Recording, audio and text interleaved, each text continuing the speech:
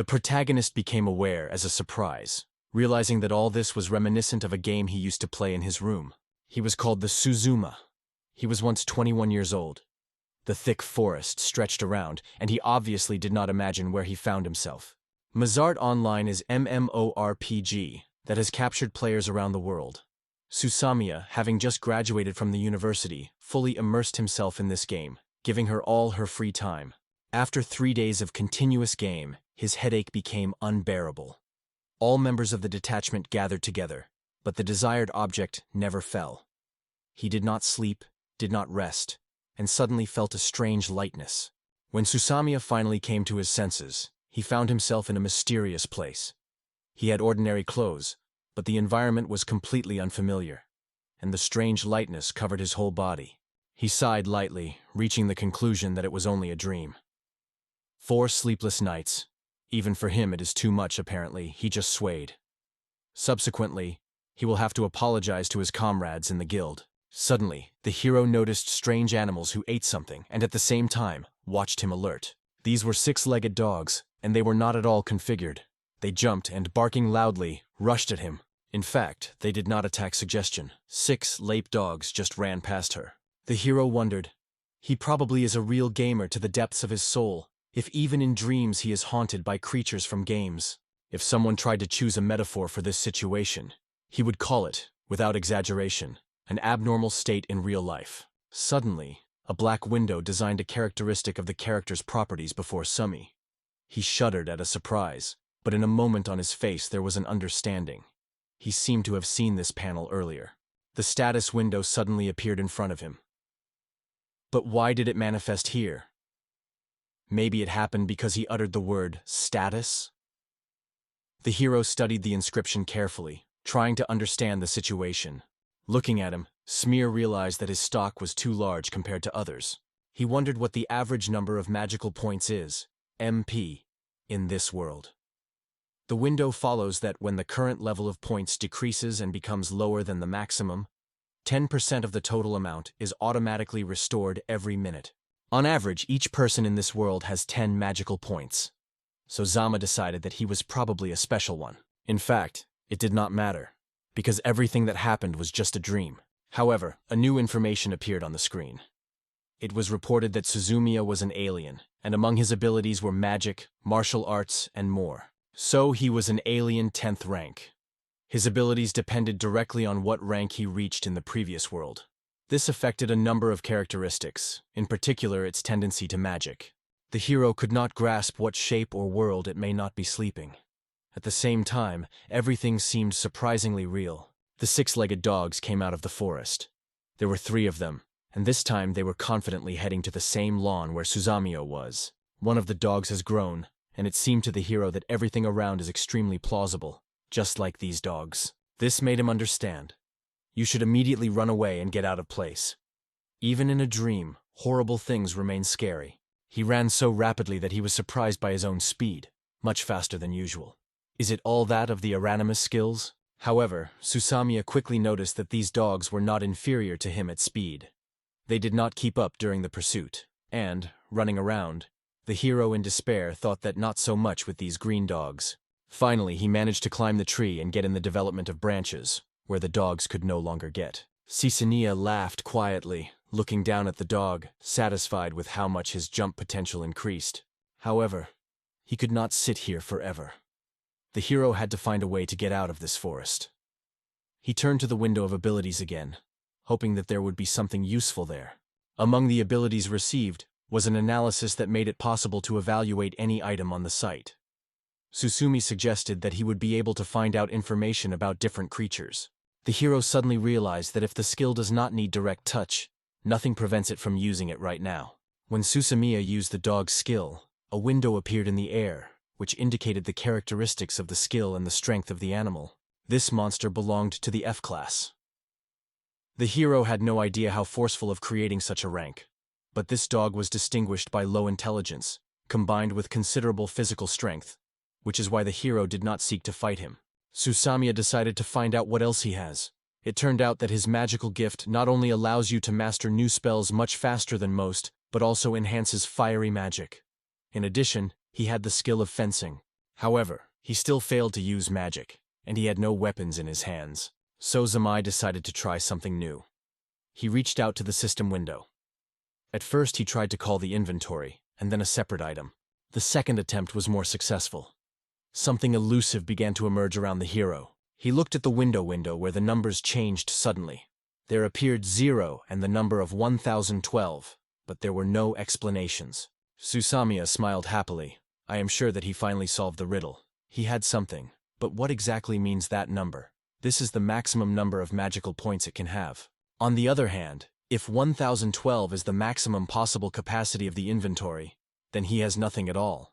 In addition, as in the case of status and inventory, there are probably hidden teams that he still does not know. For example, to use magic, you may need to make a spell. Susumiya reached out to the dog, trying to call a fiery ball. It didn't work. The hero noted that it would be much better if the flames came straight from his palms. And at the same moment, a fire broke out on his hand. He leaned sideways.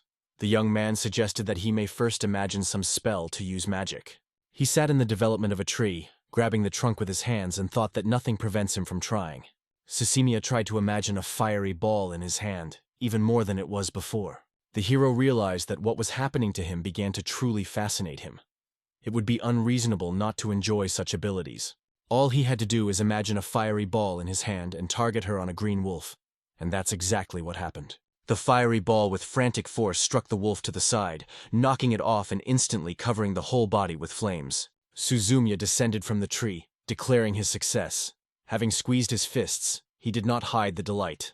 The hero exclaimed that he was wonderful, and even seemed to hear some melodious music. However, suddenly his attention was attracted by something else. The boy's window came up before the guy, and he realized that the sound of raising the level had just sounded. Its maximum magic energy has increased by 500 points, and the ability to possess fiery magic improved by another one. Suddenly he looked at the green wolf again.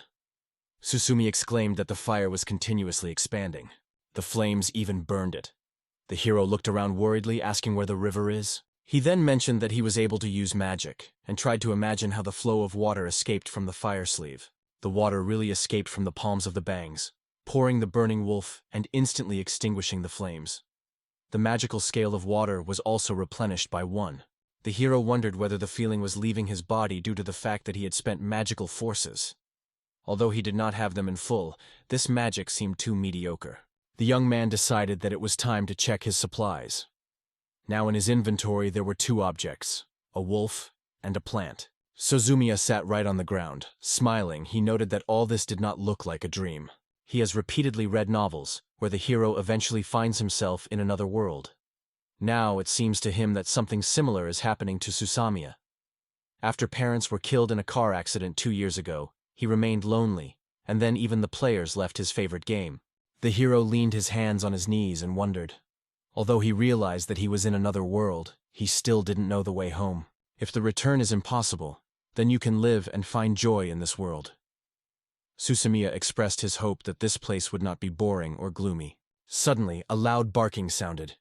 The hero immediately jumped and moved to the other way, thinking whether someone else was nearby. When he got to the place from where the cries were heard, he was surprised. 6-legged dogs attacked the caravan. 2 men were reflected from dogs with a spear and a sword.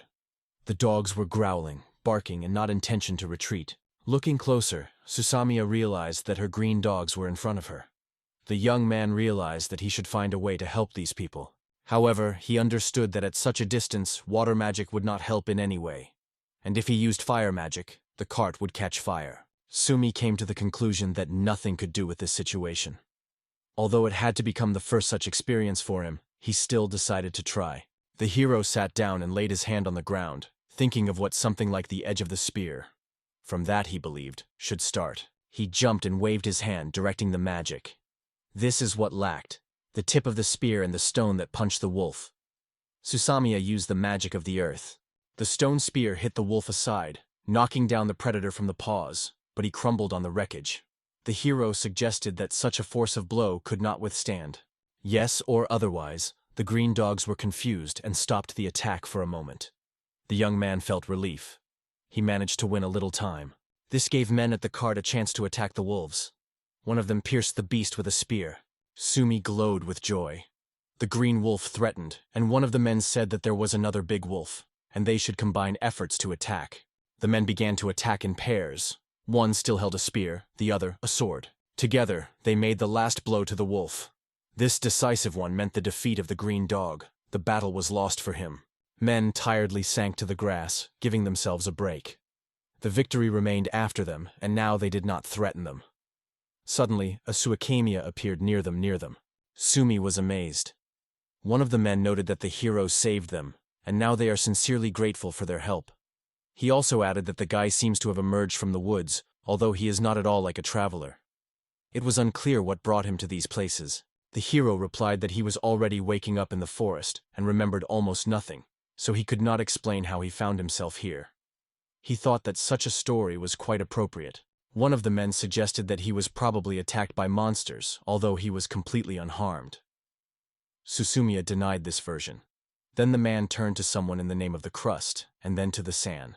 A man with brown hair and mustache came out of the carriage. Turning to Sumi, he asked if he saved their caravan, and sincerely thanked for the help. The man introduced himself to a punishment, and added that he was engaged in trade.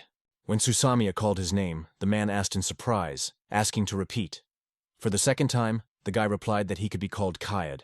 The merchant assured that in the case of amnesia, the hero can help. He added that if there was money in Susumiya, he would be able to confirm his identity. However, the hero did not have money. The girl just started to turn to the boy as he interrupted her, noting that he should explain something. The protagonist assured that he would not leave her himself, and asked not to worry. Ria felt true joy. Looking at the bag, Susumiya realized that she was filled with shiny silver coins. The young man wondered if it was silver coins, but the merchant only skeptically shook his head. He was not enough. However, this is not the ment of Sumi. In the end, it became obvious that the young man himself forgot about the local currency. A girl in a dress of black and white colors came out of the carriage. She wondered whether he was Katie-san. The girl introduced herself by calling her name, Sale. She reported that she was holding the post of administrator of the Guild of the City of Ain, and advised to contact her simply, Sally. The receptionist noted that she did not want to leave the suits here, and suggested that she take it with her. The merchant did not deny. As soon as the young man sat in a cart, Sally began to tell all over. She explained that they are now moving the forest road near Ain. In view of the further course of her story, it can be argued that they approached the forest south of the city of Ain. Because the monster often appeared near the forest, Sally and the merchant traveled accompanied by guards. Susumiya also learned about the currency of this world. It turned out that iron coins have the least value, followed by silver, then gold, and the most expensive are large gold coins. Sally told him everything in detail. Quickly reaching the conclusion that this is all, Susumiya thanked the girl for the explanation. Suddenly something has fallen next to him. The hero wondered. There seem to be many things in this cart. Why bring all this good with you if there's an inventory in the world? He addressed the merchant with this question. He explained that only people with magical abilities can be used by this skill. Time stops, which is very convenient for traders, but magicians usually belong to the highest ranks among adventurers, so their services are very expensive. Susumiya mentioned the analysis of the analysis that allowed him to hide his abilities and other important information. He decided that it would be wiser to hide his rare skills in order not to attract superfluous attention. Finally, the car stopped in front of a massive gate. On the plate that stood above the entrance, capital letters were written. This is the city of Anne. They were met by a security guard in armor with a long spear in their hands. While yawning, he asked to present a certificate.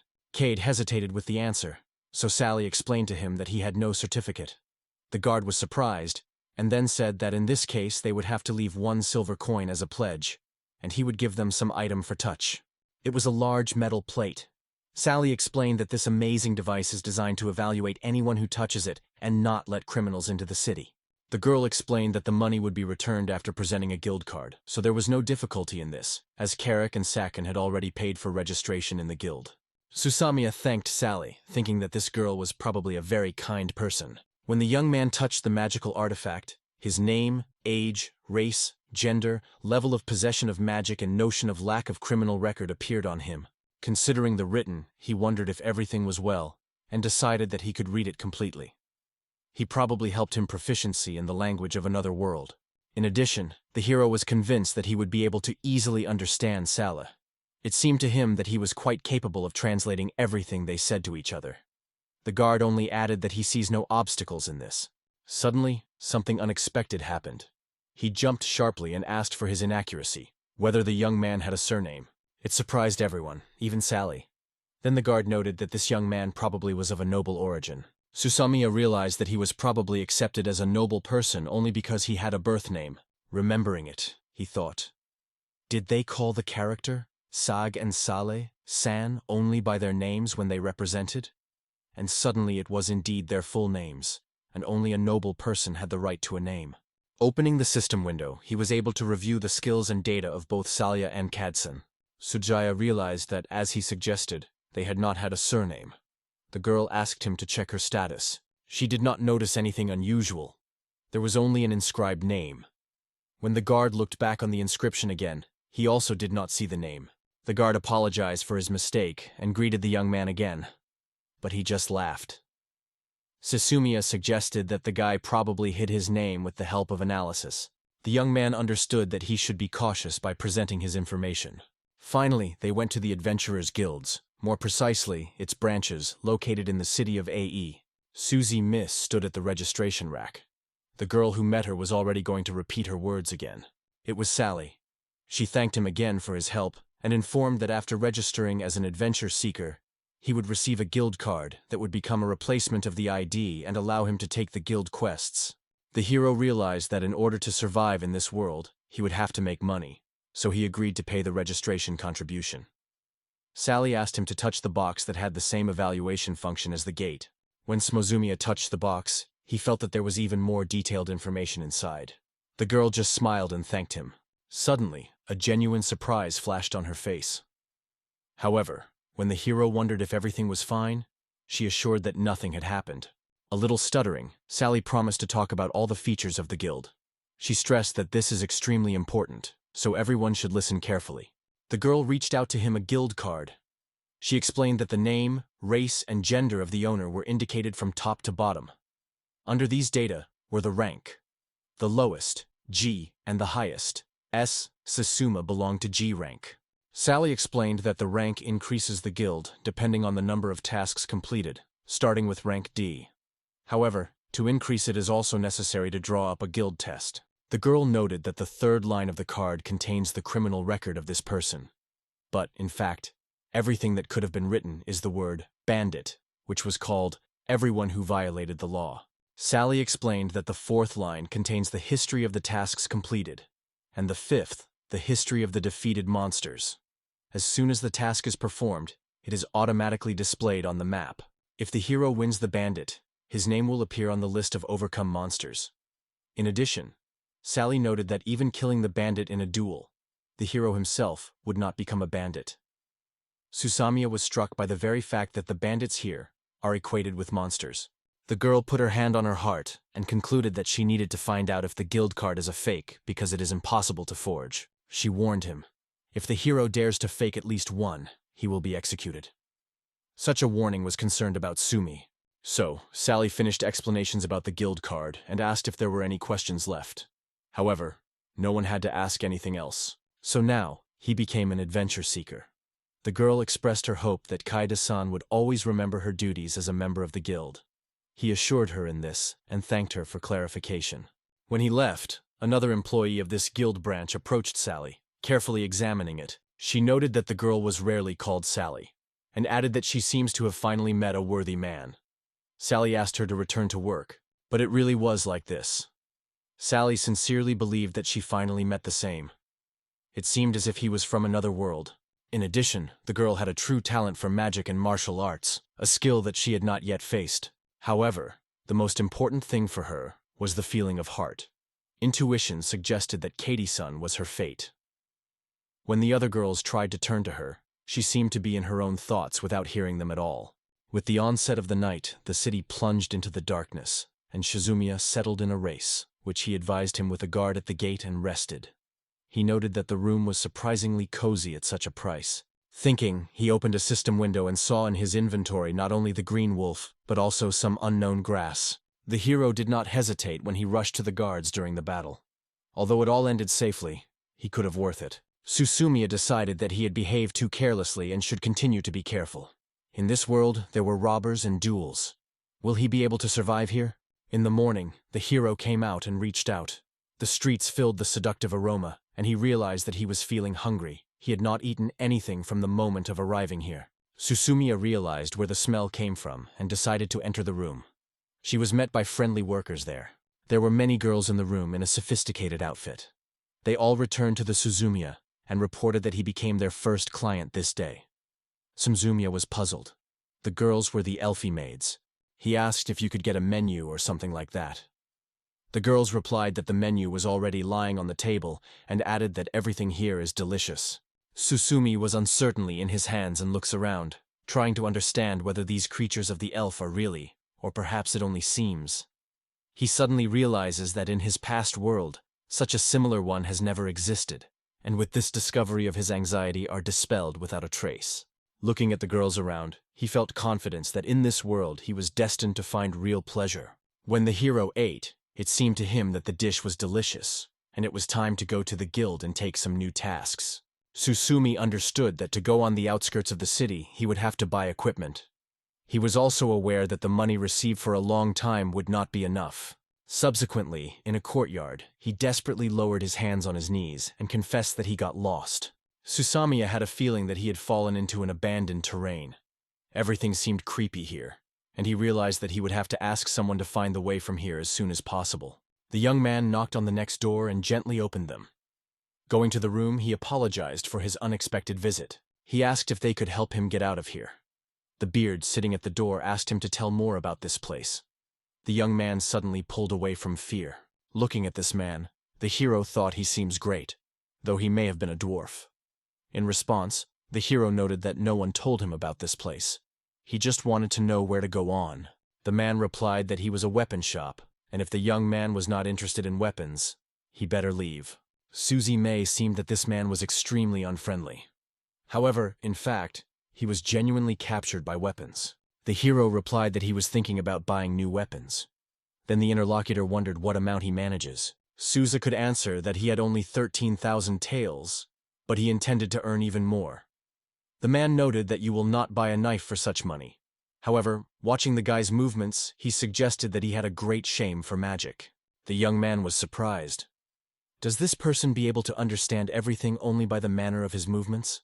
He replied that, waking up in the forest, he found himself without money and without memory. But the man interrupted him, noting that other people's problems are not interested in him. The only thing that really matters was the guy survived in the forest, and it just quenched him. The merchant noted that Sudzumi seemed to come a one-handed sword and a shield. If he is really interested, he can buy them for 15,000, but only if he does not tell anyone about this place. The man noticed that he did not expel the boy immediately because he considered him quite capable, so that he could later become a skilled sword. Susamiya believed that he was treated with some attention, even despite his rudeness. It may have been a feature of all the dwarves. He promised to return as soon as he earns enough money. However, he had to turn back halfway. The path remained for him still unknown. He eventually managed to return to the guild. On the threshold, he was met by girls who carried a stack of books. The hero asked Sally to give him some tasks, and she promised to help. The girl with a gesture invited him to follow her. She explained that to take the task, it is enough to remove the appropriate request from the ads board and bring it to it. She advised to choose only the tasks that meet the existing rank. Since there was a rank E, he could collect herbs, work as a loader, or a hand. Roy among the options stopped at the collection of herbs. Sally told him that an extremely important grass called Zunin should be found. She served as a powerful remedy for bleeding. This healing plant was sold only for 30 phones apiece.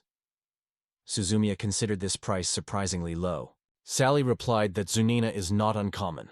On the contrary, it is the most common grass. It just grows scattered, and it is usually poisonous around it, so it is not easy to collect it. Sally noted that the prices were low, because most brought herbs that she found.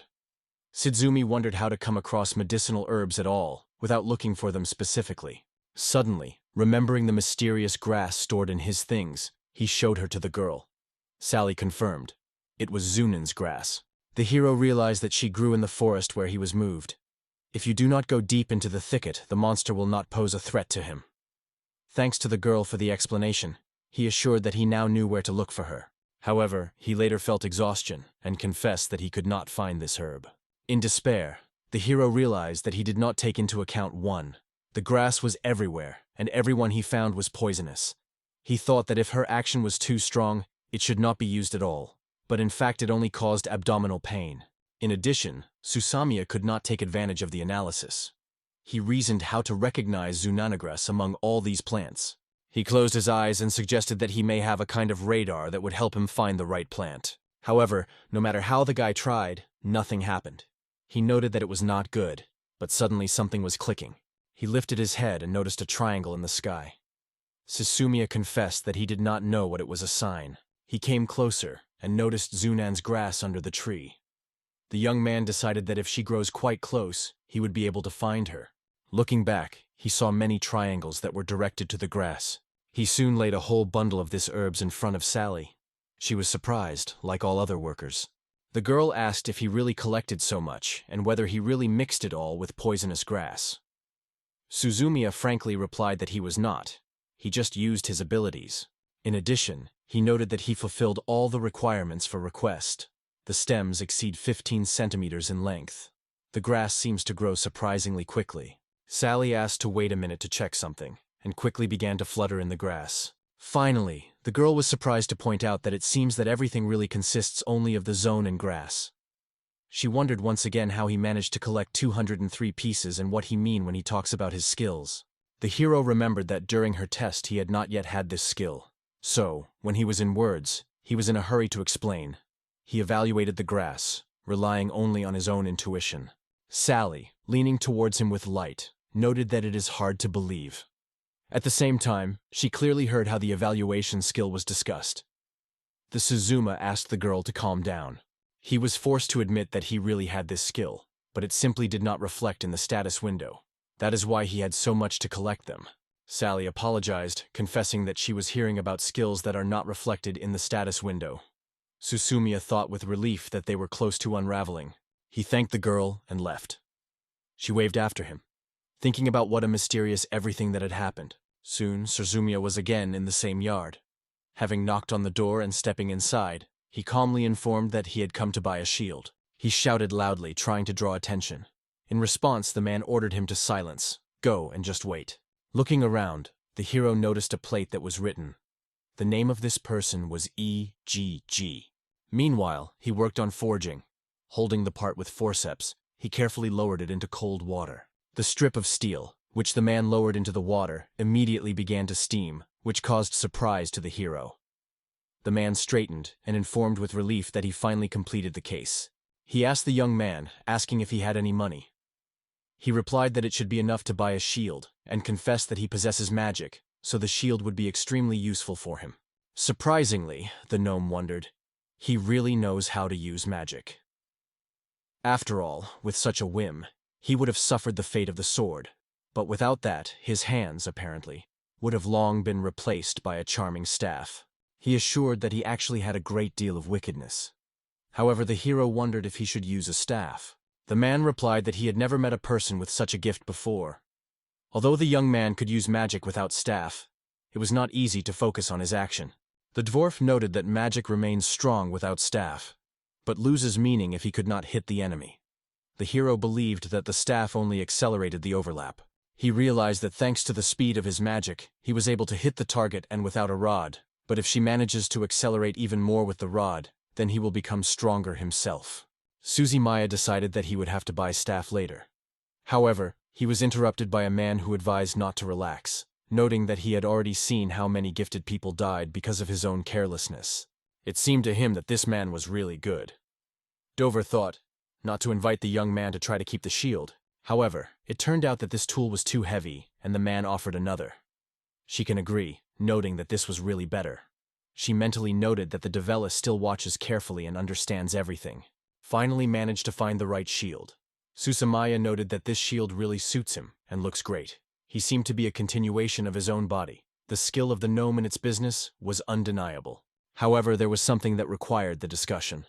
The hero turned to the dwarf regarding the sword. He wondered if the hero had any special wishes. The hero just wanted to ask if that man really hardened the sword. He was interested in the process of creation. This question was frankly surprised by the gnome. He suggested that he heat the sword after the stroke and then quickly cool it. It was such a decision that Sumi. However, the shape of the sword was curved.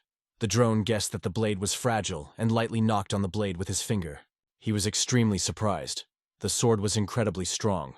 The man noted that this is a real miracle. The Devori explained that he understands the principle of operation of this mechanism. The distortion can be eliminated by releasing the sword correctly. However, he noted that the excessive hardness of the blade is anxious. In this condition, the sword can easily break. The hero suggested that he heat the sword at a lower temperature and let him cool slowly. Maybe so the cry will be softer. At the same time, he confessed that he did not know the exact temperature. The door replied that he understood everything. He added that he did not imagine where the young man could learn it, but it seems interesting. He reported that he is now closing his store because he intends to test.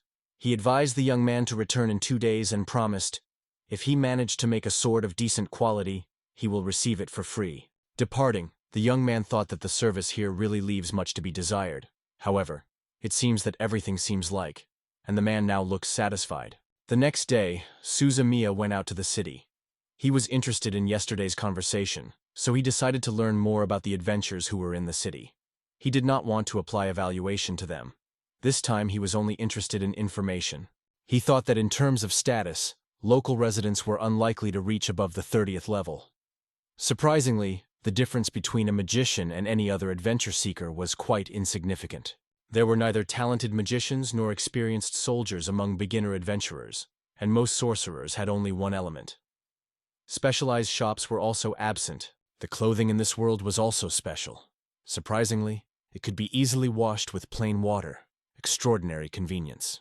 Suzumiya thought that it would probably be easier for him to wash his clothes on his own. In addition, he wanted to swim very much, and this thought made him a longing to remember the past world. Collecting Zunin grass, Suzumiya suddenly noticed that she would be evening and darkened outside. He lowered his head, thinking that he was too fond of gathering this grass, and probably it's time to return home. But suddenly, something attracted his attention. The young man barely had time to dodge the green wolf, who suddenly jumped to meet him with a low growl, as if appearing from nowhere. Squeezing his fists, the guy looked around. It seemed to him that the green wolf had gone too far into the forest thicket. He thought mentally. It was necessary to shoot immediately as soon as the beast appeared. Suzumiya decided to use a fiery ball and struck it with a wolf just in the target. But there was a surprise on his face. 2 more wolves ran from afar. They were growing up and behaving aggressively. It was me. With a shield in my hand, I watched the side by side. Looking back, he realized that he found himself in a dense ring of dogs. There were at least 4 animals around him. They were growing low and rushed to it on all sides. Sesame used a fireball. Immediately after, he heard a characteristic sound of raising the level and realized that he had to cope with only 2 dogs. However, when he saw that only 1 wolf was attacking him, it seemed strange to him. He did not have time to think where the second wolf went, as he had already jumped on him from above. The young man barely had time to put a shield as the wolf had already pounced on him, tearing his paws and leaving bloody traces. At the same moment, the second wolf rushed into the attack. The hero laughed quietly. It seemed that for the use of magic, it was enough to imagine what he wants, and it would immediately become a reality. He mentioned the stone spear and decided to take advantage of it. At the same time, all stone spears, directed by his will, flew all the way, striking each of the wolves. The wolves flew to the side and, raking the ground with claws, tried to stay still. Suzumiya rose and exhaled. It seemed to him that he was not careful enough, and everything could end much worse. Soon the young man surprised everyone again.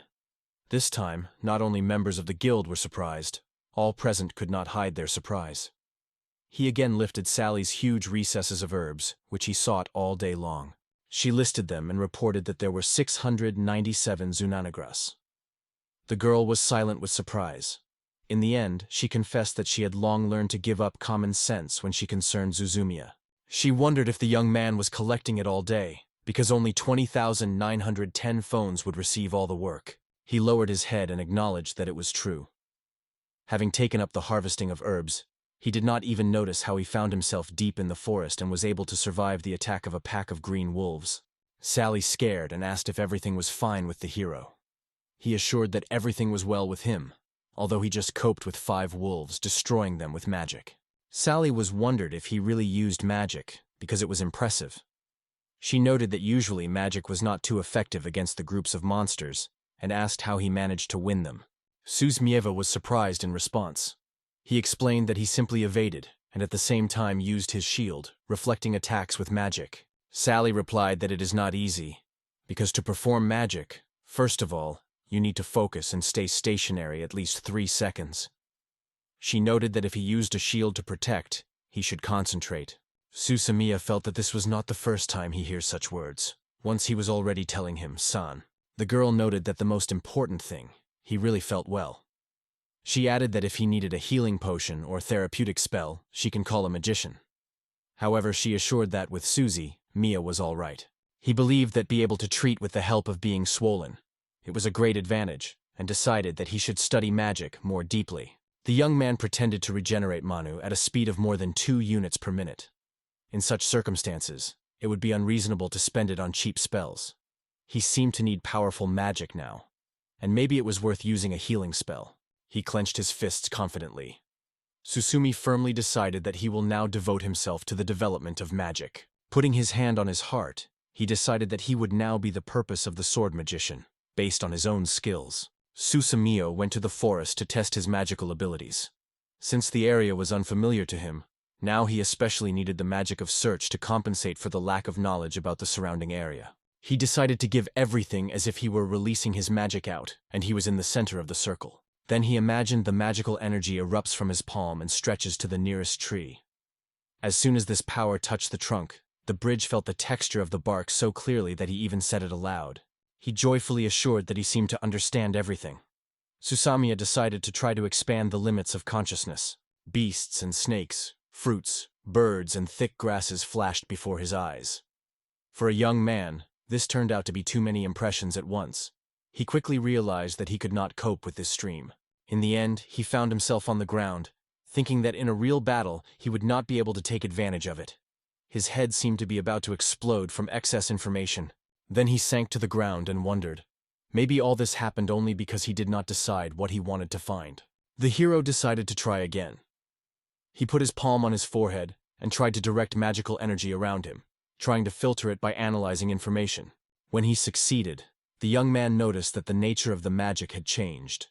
Before his eyes, there was a window like a round map, but only one and only one desired place was displayed. The search range was limited. He put cards on one to identify different objects, and everything coincided. He was satisfied that the primitive radar was ready. This magic seemed to be called the magic of perception.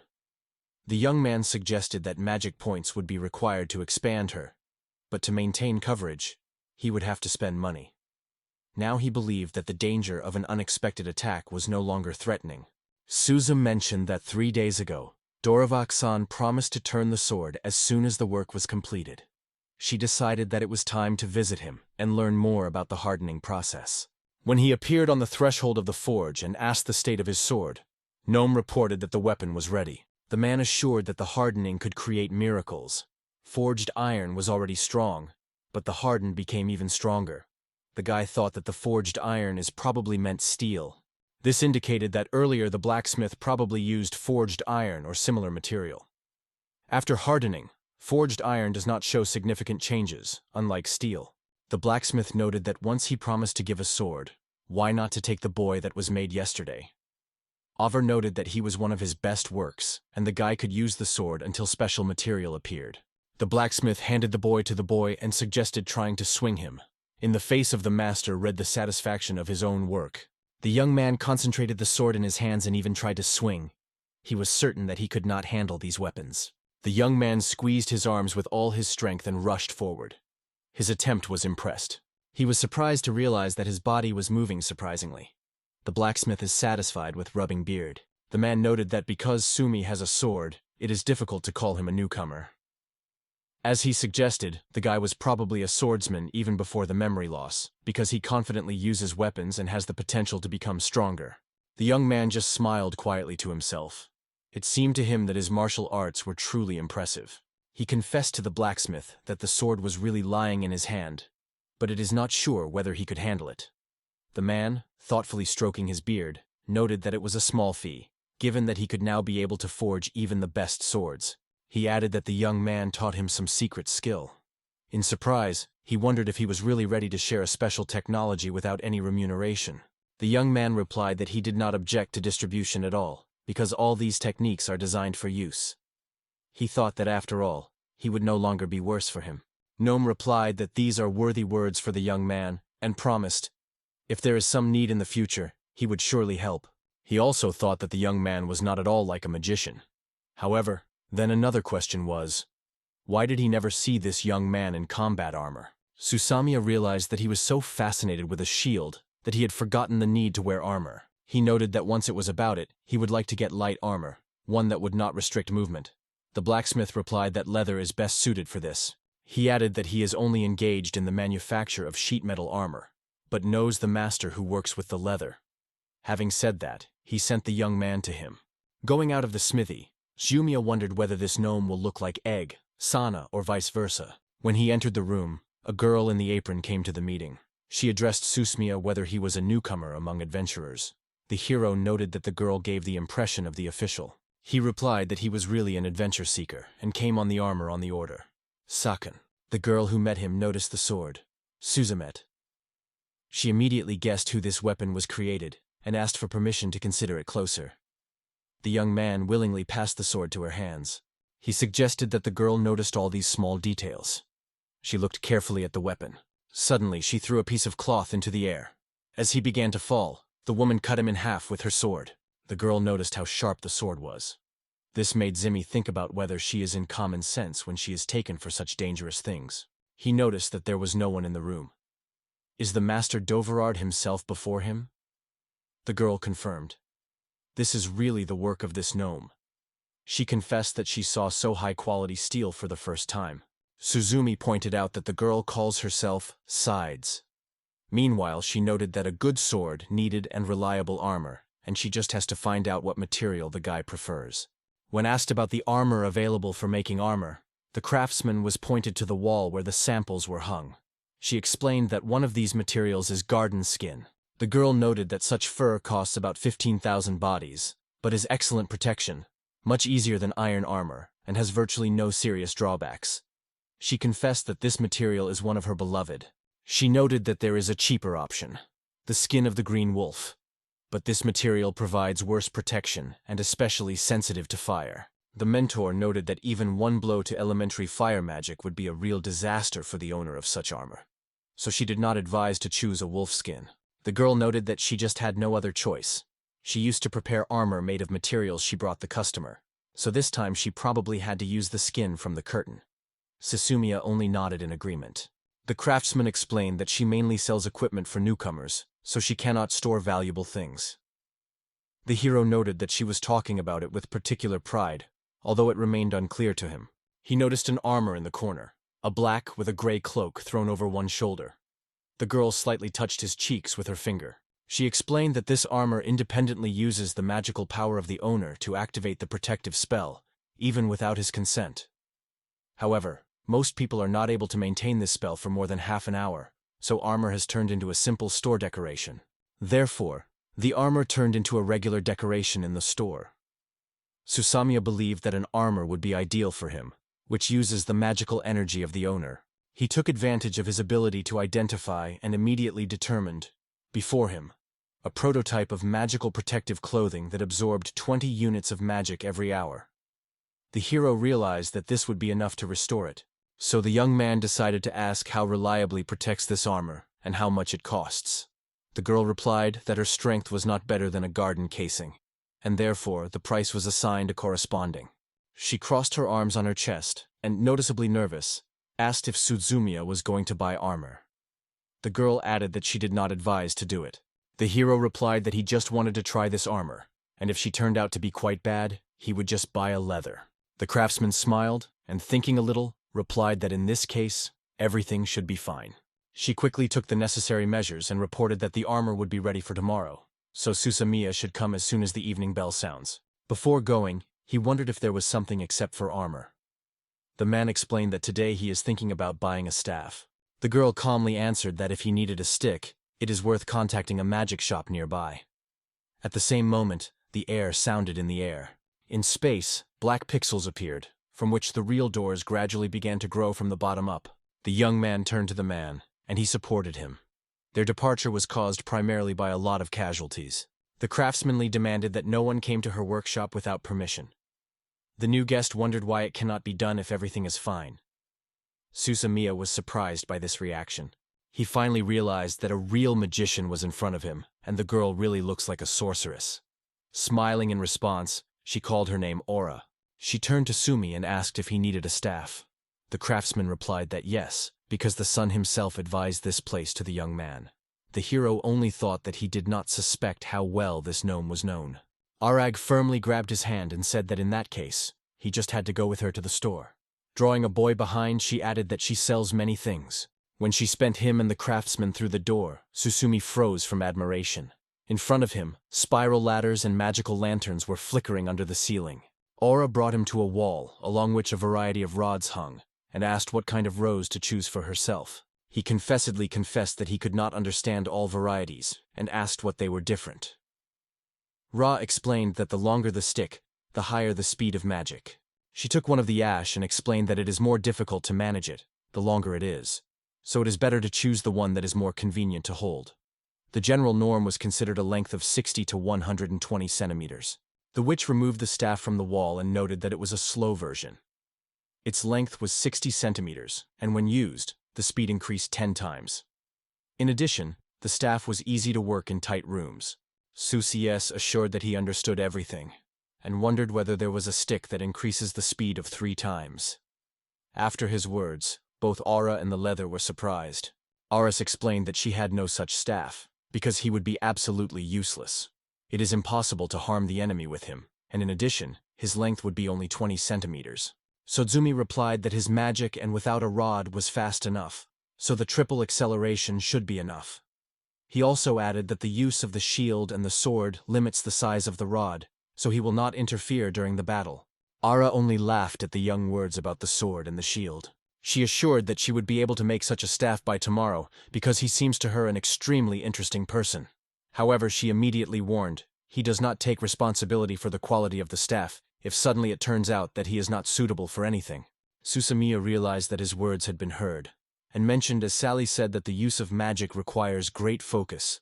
So it became clear why magical swords in this world happen so rarely. The hero was convinced that it would not happen if the aura could make a staff for him. He would be happy. Shemiya pointed to one of the sticks and wondered whether it should be cut off 20 centimeters from it. In response, Ara laughed loudly. Laughing, she barely said that different parts are responsible for different parts in the pursuits, so they could not be reduced. The young man did not understand anything about this answer, but decided that it is probably quite natural to not understand such things. Aura could not calm down, and Susumiya believed that tomorrow his equipment would be ready. He did not suffer to wait for this moment. Soon Sally approached the hero. She intended to discuss with him the rank. When the guy again raised the issue, she explained that she wanted to find out about Zonana's grass, as well as about the case with green wolves. Sally noted that the contribution of Kayate to the guild is already considered sufficient to increase. However, it has been found out that for the first time, travelers need to have a certain level of experience and be sure to complete at least one of the usual tasks. Sally noted that if Kaysen seeks to get up, he should think about taking the duties of a loader, cleaner, or nanny. Susumiya replied that he had understood everything, and turned to boards with tasks. As for his title, he was entrusted with tasks such as garbage or cargo transportation. But suddenly, something attracted the attention of the hero. He chose the task and reported Sally. She noted that his choice is quite unusual. The ship was transporting iron ore. She noted that this should not cause difficulties, because the task was quite familiar. However, he was not too happy. As well as the collection of Zonanagars, this case was also considered unpopular. Sally noted that, given the weight and the necessary distance, this task was more suited to other assignments. She wondered if the hero really wanted to take up the case. The judgment seemed not to be effortlessly, but he replied that Appropriate had a stock in his inventory, so everything should be fine. He asked Sally if she knows how the inventory capacity changes.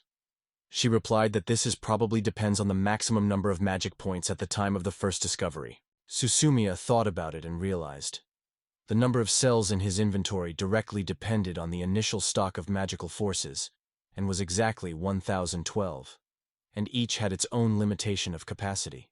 The hero thinks that he may be able to return to the stairs if you pass through the destroyed door. However, he does not leave anxiety. If he begins to disassemble the rubble and stones that were at his hand, he will have to evade the blows of the Esno. Soon Susumiya was already breathing hard, running, and some long-haired animal barely had time to jump away from him, frightened by a sudden appearance. He thought that at that speed could even get around the Olympic marathon. Currently, the hero rushed, developing 20 kilometers per hour. Susumiya realized that after increasing the level, he would be able to run without stopping all day, although he had no desire. Here he met a man who had something, and turned to him, explaining that he was executing the assignment from the guild. He asked him to show a map of the guild. Having examined everything carefully, the man noted that it looks quite probable. After that, he gave the young man to the young man, allowing him to pick up as much as he could carry. At first, a man with a paddy thought that this young adventure seeker looks too weak. It even seemed to him that something could happen to the young man. But in his eyes, fear and surprise flashed. He wondered how much Susumiya can be placed in his inventory. He replied that about 1,500 kilograms. The man wondered in surprise whether his equipment was really so large, noting that even he was not able to carry more than 200 kilograms. So Susumiya realized that it was a common indicator for inventory. He noted that his own inventory probably exceeds standard sizes, and he does not even imagine how many more things he could place in it. The man replied that he was currently lacking in loaders for several reasons, and he would be grateful if the hero continued to help transport ore. Susumiya would be satisfied. Finally, one of the cells was filled, in 2,012 kilograms. The man noted that it was really a lot. However, Susumiya was still able to get ore. The man was very surprised by this result. The hero replied that it was only one fully busy cell, and more than 1,000 others remain free. The man asked if he was the epitome of a chest or something like that. But he seeks to remain a person. In the melting shop, someone called the chief, asking to pay attention to Sumi and the ore that he brought. He unloaded all the ore that he brought, and eventually it turned out to be about 10 tons. The man who met the hero was impressed so much that he was surprised. The repository was already filled. He was interested in asking how many times the hero made walks there. He calmly replied that it was only one attempt. Susumiya believed that he could carry even more, but the man stopped it as soon as they filled the 5th cell. He was explained that if the hero takes something else, there will be no space for storage. In the end, when the guild completed the evaluation, the young man was awarded the rank of F. Sally could not believe the documents stating that he had transferred 10 tons. The next day, Susumiya went to merchants. The armor sat on it perfectly, but the aura remained convinced that short staff is unlikely to find some use. So, Susumiya noted that this is more than enough. Finally, all his equipment was completely ready. The archer laughed and stretched the staff. He easily fit in her palms. When the hero noted that the staff is quite cute, the girl did not restrain laughter. So, the Tsutomiya was completely equipment, and it was time to try it all in a real battle. He was going to go into the forest. Here the young man slowed the course because he heard the signal of his radar. Looking around, he noticed a flock of green wolves. In fact, there were not 2 of them or 3. A whole large flock covered with their backs all the lawn. Suzume estimated that they could be more than 300, and perhaps even 500. He doubted that he would be able to cope with so many. On the other hand, if they accidentally follow him, he can accidentally lead them to the city. The hero realized that there was no other road, so he turned to his own strength and abilities, preparing for battle. He decided to take advantage of the acceleration of the recovery of magical forces, which has long been dust in the wizard's shop. Its action is that within 3 hours the natural recovery of magical points accelerates 10 times. For ordinary magicians, this item had no value, but Susumiya was not a simple magic, and could have a significant benefit from it. He waved his hand, and the wolves flew the drain of stone spears. Their muzzles flashed a surprise. Susumiya exclaimed that it worked. During his magic research, he discovered 5 important facts about it. He understood that he could direct more magical energy into a spell, increasing his destructive power, although the radius of action was not so significant. The hero believed that the spell should only be used more often. He released a fiery ball. Flames and abysses were divided by green wolves. and Suzumiya was tirelessly poured into them with stone spears. The wolves were tired, being under a blow, but did not stop and persistently broke into the Suzumiya. The young man immediately created a sword in his hand and raised a shield for protection, rapidly rushed. He swept through the bench of green wolves, causing the sword once to a time, and managed to overthrow several of them. At the end, his clothes were shabby and covered with dark spots. The hero noted that this was what had to expect from the green wolves. Sitting on a stone among the fallen monsters, he noted that everyone was moving right to him. Susumi ran his finger on the scratch on the cheek, noting that only 3 minutes had passed. The hero noted that these 3 minutes have not passed in vain. In this short time, a lot of his skills have increased. The young man noted that there were really a lot of wolves, as many as 513.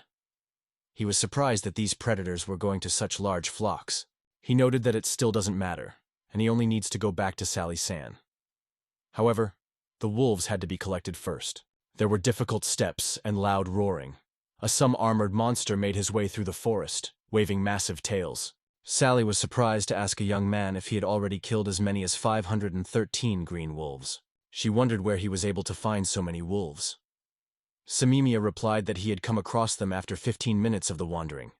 Then he asked if it was strange to meet such a pack. Sally noted that green wolves are usually not gathering such large flocks. She added that the packaging of 100 units is still considered usual, but 500 is not. The hero thought that he was probably not lucky, and maybe, on the contrary, was lucky, because in this way, he gained a lot of experience. Sally, with relief, noted that fortunately, the hero remained unharmed. She wondered if she wanted to sell her prey, because she could buy a whole 100, so Sally impatiently suggested that he immediately agree to sell her 100 pieces. The next day, he visited the blacksmith again, asking to inspect the condition of his sword and shield. The blacksmith smiled to help. Looking at the sword, the man noted that he was immediately visible. The guy was hunting for green wolves and seemed to do it for more than 2 days. In addition, he noted that the scratches on the shield clearly testified that it was a matter of green wolves, and the traces on the sword spoke for themselves. He had to overcome a lot of monsters. Moreover, the sword looked as if he had already defeated hundreds of monsters. When the blacksmith saw the young man for the first time, he did not think that he was capable of such an act. Suzumiya also noted that he did not even imagine how amazing shells could be. He replied that, in his opinion, he whetted the sword correctly, and thanks to this, his situation increased. The blacksmith noted that even so, it is unlikely that the guy would reach such a level to own the sword more skillfully. Having repaired the sword, the blacksmith handed him to the hero, noting that he took up this work only because the shield was still in good condition. He advised the hero to protect the shield and treat him with care. Many added that he still advised to replace the sword with another. Suzuki surprised it. The blacksmith explained that although this sword is strong enough, it is still not made of iron, and is significantly inferior to the durability of a blade expelled from special metal. Given the ability of the hero, the blacksmith advised to always have a spare sword with him. Suzuki replied that he had understood everything, and suggested that the material of rare monsters was probably something like a dragon. He wondered how much a dragon sword would cost. The blacksmith replied that if it was a dragon sword, the price would be at least 4 billion phones. Suzumiya was genuinely surprised. The blacksmith explained to her that the dragons have only 5 parts of the body, from which you could expel the sword. He noted that the dragons are so rare that they have long been considered legendary creatures, and it is simply impossible to estimate their value. If a dragon appeared somewhere, whole countries would be at risk of destruction, and the world would be immersed in chaos. Suzumiya realized that it is not easy to get the material of the dragon, and wondered what it would be best to make a sword. The blacksmith replied, "If the first thing is the sharpness, it is better to choose the metal of the iron lizard." Suzumiya wondered who it was. The blacksmith explained that before them, the B-Rang monster is a large lizard covered with a strong metal shell. He noted that the metal that covers their skin is the substance from which swords are made. At the same time, these creatures are extremely strong, and the usual sword has no chance of resisting them. He noted that if a young man wants to have a sword of such material, his price will start with 5 million. In addition, the level of physical stability, metal lizards exceed even dragons. Suzumiya believed that the lizards were really strong, but it did not have any importance, because it was still not destined to find them.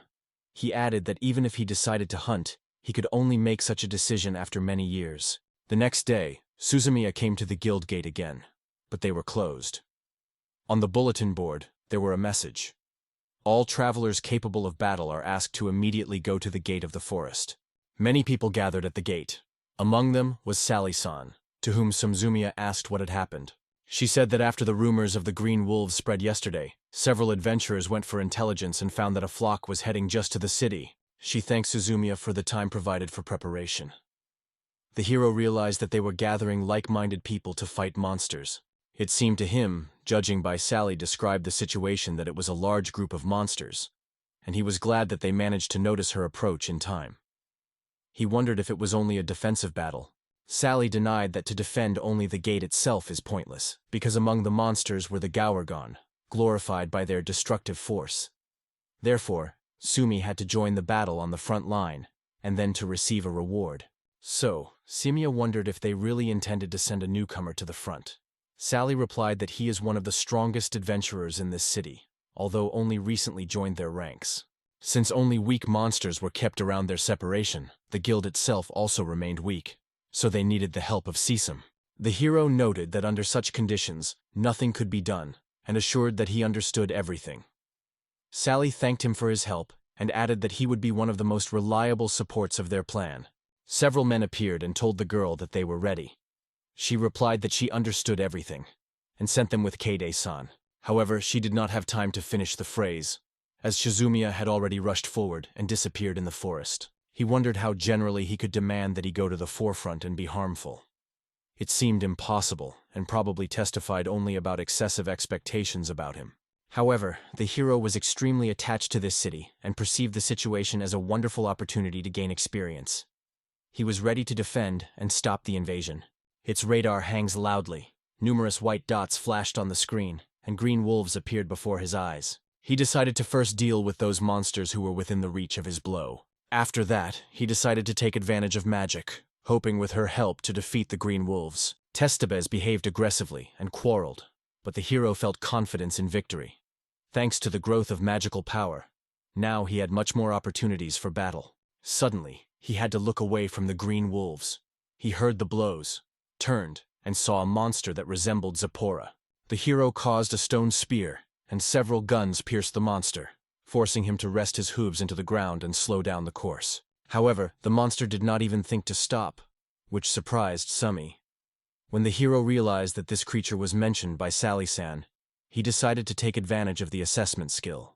As he predicted, 7 stone spears were able to reduce the health of this Gorgon by only 30%, while the same spears could easily cope with 10 wolves.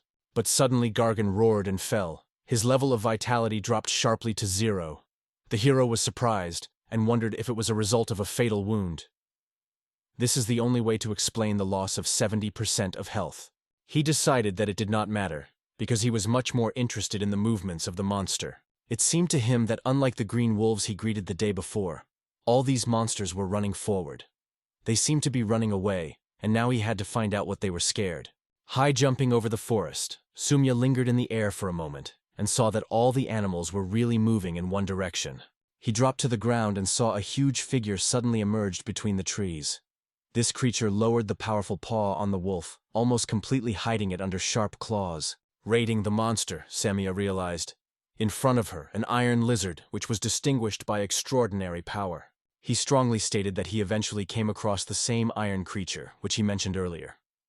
The vital force of the iron lizard was weaker than that of Gore, but was protected by a strong iron armor. Therefore, Suzumiya decided that under no circumstances he wanted to beat on his own, and should be returned to inform others. However, the lizard noticed him and threatened. Suzumiya immediately realized that he was discovered, and tried to estimate the speed of his pursuer. He thought whether he could escape from her. Suzumiya flew into the air, sharply turning around. Noticing that the lizard was rapidly catching up with him, he thought about escape as a possible way out. This lizard was called the killer of the swordsman. Her shell was so strong that even a stone spear did not hurt her. Suzuki lifted the staff and reflected. The forces he could direct to enhance magic were 10 units every second. If he supported this concentration for a minute, he would be able to create a huge fireball. The fireball hit the lizard, but he did not cause any harm, and, as if nothing had happened, continued the offensive. Suzumiya was stunned with this, and the hero barely had time to escape from the attack. The lizard rushed into the attack, slamming with his scaly tail. Susami tried to evade, but the blow still came to his leg. The hero grabbed his leg. He immediately felt the lizard touched it and broke the bone. It is good that he used to master the magic of healing before. At the same time, the hero understood that it is impossible to relax because it is only necessary to lose consciousness. And this will end. He mentioned Cavalli, Aru, Sally, elves, and realized that he had no right to allow this monster to enter the city. He was finally dealt with the monster, but due to the lack of magic with the punching action, he had nothing left to invent a new spell using lightning power. However, when he reached out with the shield, nothing happened. The young man wondered if there was another condition for the unusual imagination to be real. The lizard again slammed the tail nearby, and the hero realized that things were bad. But suddenly, he was illuminated. He remembered. Unlike fencing, magic can be accumulated to increase its strength. He heard that it is a projectile designed to increase permeability. Its main characteristic was not the great power of the explosion. It was important that it flew at high speed and penetrated at the expense of pressure. The hero understood that this is the only way to punch the hard armor. It was necessary to use magic, mastered during the exercises, the one called pressure. Suzume turned to several swords and wands at the same time, thinking that it would be a real adventure. He decided to put all the remnants of his forces into this spell. He had to wait 15 minutes to do the plan. The traveler believed that it is only necessary to understand the behavior of the lizard. How to avoid its rapid attacks would not be difficult. As for tail blows, he was able to predict the motions of the monster in the martial arts, to calculate in which direction it will swing, and to turn off the attacks in time. It was finally 15 minutes. All the preparations were completed. It's time to attack. Suzumiya believed that it was only necessary to determine where the armor had the weakest place. He concluded that a place that was rarely hit was probably the back of the lizard. It was there that he decided to strike a hero. With a fighting exclamation, he rushed to the attack on top. The hero said it was his decisive blow. Magical energy focused on his hand. It was a witchcraft of pressure. It resembled a funnel that narrowed down and forced the lizard to bend your back. Falling on the ground, Suzumiya wondered with surprise, did he really do? His radar gave signals, and lizard lay on the ground. The hero was certain that the case was completed. He managed to overcome the monster on his own. Returning to the city, Suzumiya looked around carefully, checking whether everything is calm. The radars were silent, and it seemed that the monsters, conquered by the iron lizard, retreated. He hoped that everything was fine with Sally and others. The girl exclaimed his name with relief, noting that thank God, he is alive. He wondered why they decided that he had died. Sally replied that it happened because he rushed forward, and after the disappearance of the monster, it was not visible anywhere. She wondered where Sumi was, and confessed that she was worried about him. He apologized, noting that it seems as if she had become too vulnerable because of some adventure seeker. The hero wondered if she told him to go to the front. Sally replied that she actually asked to join others on the front, but did not urge to be in danger. The young man realized that if you think, everything really looks like that. Sally wondered what he did when the monster retreated. Suzumiya replied that after meeting with the iron lizard, he surveyed the environment. The girl heard. She noted that it was bad and that the sorcerer should be reported. However, despite the fact that there were only 5 in the city, the hero assured that he should not worry, because he has already managed to defeat the lizard. He noted that, in his opinion, the monster retreated precisely because he dealt with her. The girl was so stunned that she could not utter a word. In the end, she replied that she just forgot. He was a magician who owned a sword, so it was not surprising. Then she wondered if code sign was used by the magic of the wind. The girl explained that most often, a group of magics not lower than C is needed to win the lizard. So everyone was interested in how Sumi was able to win. The hero replied that he only punched her armor with magic. The girl did not believe this explanation. At that time, Suzumiya suggested paying attention to the lizard contained in his inventory. Sally was surprised to see the size of the lizard, and wondered what really was stored in the hero's inventory. He replied that his inventory was greater than others. Then the girl asked if the lizard had a hole on her back. When she just started looking, Suzumiya picked her up, offering her help. On Mount Sally, she expressed surprise. She has never heard of spells that could create something so huge.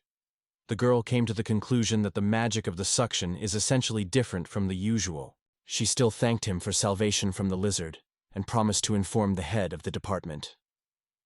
Susumi replied that they would still see, but the girl suggested to go with her. Suzumiya was sitting at the table, when suddenly the man hit his head against the tabletop and exclaimed that he was experiencing severe guilt. The hero was confused and did not know how to react properly. He asked the interlocutor whether he was the chairman of the department, adding that the situation was not quite understood. In response, the man noted that they have long been aware of the suspicious activity of monsters. He stated that it was a sign of the emergence of a mighty monster, but no one took any action. Therefore, the leader is responsible for this event, and if Suzumiya did not find himself here, many people would have died. The young man believed that it was extremely difficult to overcome the Iron Lizard, and they probably did not have much money to solve this problem. He sighed and said that nothing could be done. Guild leader wanted to ask. He needed the guy to keep the event secret. He did not want to sow confusion among others. Susumi wondered what he implies. The man noted that, although the guild before or later would make an official statement, enough rumors will be spreading to sold people. However, it is unlikely that anyone would believe that only one adventure seeker was able to defeat that lizard. In addition, the leader of the guild suggested that the hero leave the lizard's body, and even allowed to declare it if Sumi wants. However, the hero strongly rejected the proposal. He wondered if it was possible to tell about it, the dignity, so that he could make a weapon from the lizard's body. The man was surprised that the hero knew this master, but he noted that it should not be a problem, because dwarf rarely communicated with people. However, the guild did not have the equipment required for the processing of an iron lizard. It will have to be sought in other cities. This message was a surprise for Supersum. Guild leader assured that in the southeast is the Gnome Shakhtar town where you can find the equipment needed for such work. It was the town of Kovaliv, Erera. Suzumiya has repeatedly argued, saying the monster that they settled there, in fact, the gardens were looked after. But despite all, he decided to go there himself. The hero wondered. In the journey, this world is probably safer to move at night and rest in the afternoon. Since the departure still remained time, he decided to say goodbye to those who helped him. In addition, it seemed that the Doffer had already guessed. The young man would soon go on the road. Susama smiled Sally and put a bundle of herbs with Zunan. She turned to him and waited in response to his response. The girl wondered if there was something to happen with the head of the department. In response, he assured that nothing special happened. He just decided to leave the city. The young man sought to go to Herrera to create a new weapon. He wondered whether travelers were infrequent. The girl replied that this is quite familiar. However, Suzumiya noticed that when he mentioned Katie and moving to another city, she was sad. Then Suzumiya assured her that it was not necessary to worry. The invasion of wolves is caused by an iron lizard that he has already overcome, so now the city is not threatened, even if it is no longer around. Sally replied that she understood everything and wondered if he wanted to sell the grass. Susumi thought that he was truly lucky to get into this world and meet such a good person as Sally-san. The hero thought that one day I would like to get the task again from this girl. He thanked her for everything. Passing Sally-san a branch of the Zunan grass, he expressed his hope that their paths would intersect. She smiled happily in response, accepted a branch, and agreed that they would certainly meet somewhere else. On the 5th day after departure, Susumaya looked at the radar and noted that he heard. The road from Ain to Herrera on horseback takes about 10 days. However, noticing the valley among the mountains, he thought whether it was where they were heading. Maybe it was Herrera. Judging from the distance, he will take about an hour to get to the place. Surprisingly, it moves twice as fast as a horse, perhaps thanks to years of hard workouts. The radar announced the alarming signals, and Susami realized several people were moving through the forest, although the road was near. Susamiya decided to see these people personally. He saw a child lying on the ground with his arms tied, and several men sat nearby. He suggested that they were most likely robbers. These here are those who have committed sins. They reported that in the case of a meeting, you should immediately inform the guild, or, if you can, cope with them yourself. It turned out that these people stole a child from the Herrera. It was urgent to act. First of all, carefully check everything. The hero took advantage of his ability to recognize people and became convinced that all 6 were really bandits, as he assumed. Susamia confessed that it would be the first battle with people. At this point, one of the robbers stood up, going to go, and asked where he was going. But suddenly they all raised their heads. They began to ask what the sound was. One of them sent the other 2 to find out what was happening, and they had to agree. A man in a fur cape noticed a stone spear in the tree, and on the branch above him sat and as soon as the opportunity appeared, she jumped down straight from the height. Directly in the jump, he applied the magic of pressure, easily knocking down his opponents from his feet without even touching them. Other robbers did not even have time to understand what happened and looked around. Seeing Suzumiya, they began to question who he was. In response, he only rode, thinking that he wanted to catch them. However, he overdone. His magic was too powerful. For some reason, he did not feel reproached, because this world cannot be called safe. That girl was more important than everything. He checked her system window and saw that she was under the influence of power type. Even with the help of magic, the young man could not understand what forced hypnosis was, but hoped that it could be healed. He entered the city, carrying it in his hands, and all passers-by wrapped up with him. A man with a beard, braided into 2 braids, suddenly exclaimed that Suzumiya had caused him to be his daughter Sazumpa. Noticing the alertness of the interlocutors, he asked to wait for their suspicions. The hero explained that he had just saved her from robbers in the neighboring forest, and also noted that she was probably under the influence of forced hypnotic suggestion. Young men assured that in this case, let Azumiya entrust it to them, because the action of forced hypnosis is easily removed with herbs. The father rushed to her daughter, full of anxiety for her. The young, dark-haired man asked for this impulse, explaining, his father was extremely worried, because his daughter went to the forest in the morning and still did not return. And, he added, the dwarves are known to the hot Nor. The man with a beard apologized for his outbreak and called the sum of Jew. He sincerely thanked her for the salvation of her daughter, and promised to do everything possible to help Suzumiya if she once needed something from the city. The hero was delighted and immediately asked him to take him to the workshop where the iron lizard could be processed. However, Gnome proposed to start celebrating the event and invited Suzumi. The dwarves were covered on the table and raised the glasses in honor of the return of the soups. The hero realized that no one was listening here. However, it did not surprise. It was this man who had just returned his daughter. The girl was distracted by the hero from food, reporting that her name is Sumis. She confessed that she didn't remember anything. But I am grateful for salvation. Samimia wondered whether it was worth returning to work immediately after such adventures. But the girl assured that she was feeling good thanks to him. She wondered if he was a traveler, because his appearance clearly gave him an adventure seeker. She was sorry that the hero had to interrupt her journey through her. The young man replied that she was not guilty of anything because he went to this city. He heard that there was a way of processing an iron lizard. Summary assured that he could take advantage of this workshop. Suzumiya gladly replied that he would only be happy to help. At the same moment, Sumids appeared and stated that if the hero needs a sword, he can safely rely on him, although the making of the sword will cost as much as 1 million. However, in gratitude for the salvation of his daughter, the man was ready to give a discount of 50%. Suzumiya sought to give the full amount, but realized that he would still not be enough money. He wondered if he could sell the materials, because he had a corpse of an iron lizard. Samos did not believe him, noting that it was a bad joke. The hero realized that in such a situation it would be easier to demonstrate everything. The yards almost did not believe their own eyes. They really lay the body of the iron lizard. Sumarks noted that the placement of something like this will need a very large composition. She also instructed him to inform the accounting department. The accountant assured that the quality is maintained in full, and the final price will be determined after the metal is removed. He offered 3 million units per kilogram. The man noted that although he had enough money to buy everything at once, this offer is still much more profitable than those that give the guild. Suzumiya was surprised how much he got and agreed with him, as soon as he stated that in this case the case was decided and it was time to take up work. As he immediately noticed, the hero has fire magic. Then Gnome stated that it was time to disassemble the iron lizard. Miyasusa had to help him, although such a course of events was quite surprised. The young man was forced to use fiery magic, so that only metal remains from the outside. The Devori noted that, given the size, the hero will effortlessly finish 1/2 ton of metal. So Winter began to count how much money he could help for it. Gnome noted that the speed and intensity of this magic correspond to the level of B. Suzumiya replied that a single warrior should be prepared for melee. Simidza noted that he had never heard about such style. In addition, 20 centimeters are a rather short length for a stick. When Suzumiya said that he had purchased staff in the store, Dwarf suggested that he was made of iron core and copper shell. Similar options were suited to beginners.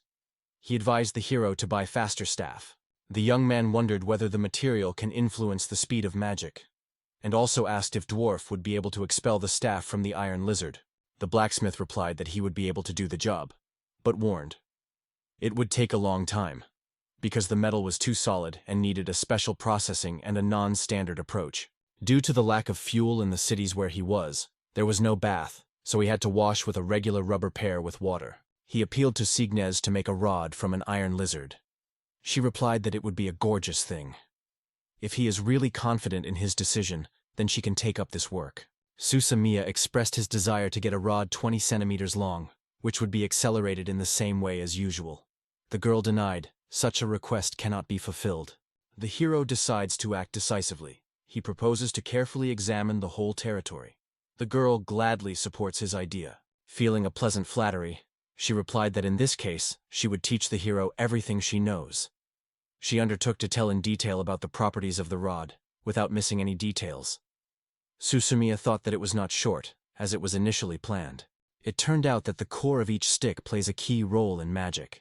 The part that accelerates the flow of magic consists of 2 layers.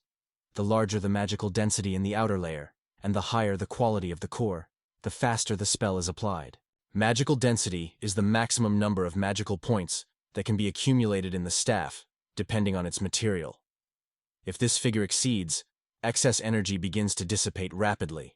In other words, the use of high maximum density material for the outer shell, as well as improved materials for both layers of the accelerating section, allows to increase the efficiency of the system. So Winter inspired to create a staff that would retain the magical speed of the usual, but at the same time could serve as a sword. The girl looked at him with no confidence, saying that she does not understand what was talking about. The hero returned to her and asked to explain in more detail. Susumiya tried to explain that he needed a staff with an outer shell of the metal lizard metal, to which the blade would then be attached so that it could be used as a sword. In exchange for points, he gained extremely high speed.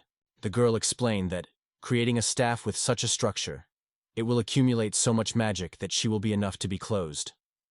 According to her, this is responsible for the mana of 3 ordinary magicians. Susumiya believed that its current level is 500 times the possibility of a regular magician, just like its ability to recover. The hero noted that he would know how to take advantage of it and asked, unless he was fascinating. The girl was confused and lost the gift of language for a moment, and then said that such things distinguish in it a real adventure seeker. She agreed to fulfill this interesting order and assured that the hero would receive the title of a magician, whose magical forces would be exhausted before the end of the spell. Susumiya replied that in this case he would increase the number of magical points to avoid such situations. Thus, all weapons were finally resolved. The production of staff took 3 days, so in order to fill this time, the hero decided to accomplish several tasks in the city. The clashes with the iron lizard raised his rank, and now he was able to take the task of the appropriate level. During this mission, he again faced the wolves, who had already learned without hesitation to drive away stone spears. But these were not green wolves, but red were smart so much that they were able to evade even magic. It seemed time to really speed up. Any tree did not grow around the city, and Susumiya believed that it was for this reason that the monster almost never came close to the Herrera. Suddenly, the radar called for alarming signals, and looking back, the hero noticed at the entrance to the cave of 2 people. Both unresolved were recognized as robbers, and Susumiya decided to find out whether they had to do with the same gang that had abducted the Sumark. 2 were chatting at the entrance, and several more figures were hiding in the grotto. The young man suggested that he had come across robbers, but there was something strange in this cave that did not fit into his idea of the shelter of criminals. Suzumayo appealed to Gilder Herrera to inform him. He was able to find a gang hiding place and tell how the cases were being moved. Guildmaster in response noted that he now understands why the work was progressing so quickly. The guards at the entrance indicate that this gang is quite large. The guild head reported that after checking the words of the hero, he would pay a reward for the valuable information provided. This should remain a secret, as it was impossible to exclude the possibility of spies in the city. At the same time, the guild was going to hire adventure seekers to create a shock group. The likelihood that it is a pronoun to be called the pioneer was quite large, so he was offered to appear the next morning. He soon visited the Soon, asking whether the rod was ready, and he reported that the work was still ongoing.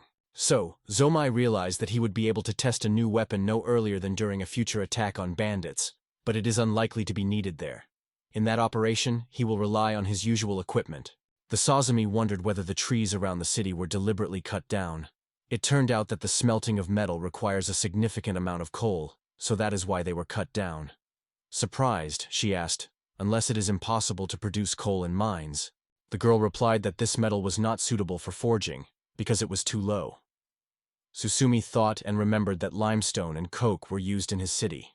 He explained that it is enough for them to produce coke fuel from coal. Sumisa did not understand what meaning, so he told in detail about the mechanism of work of the furnace capable of producing more efficient fuel. The girl noted that her peculiarity was the production of stiffs. She does not quite understand the essence of the plan, but you can try.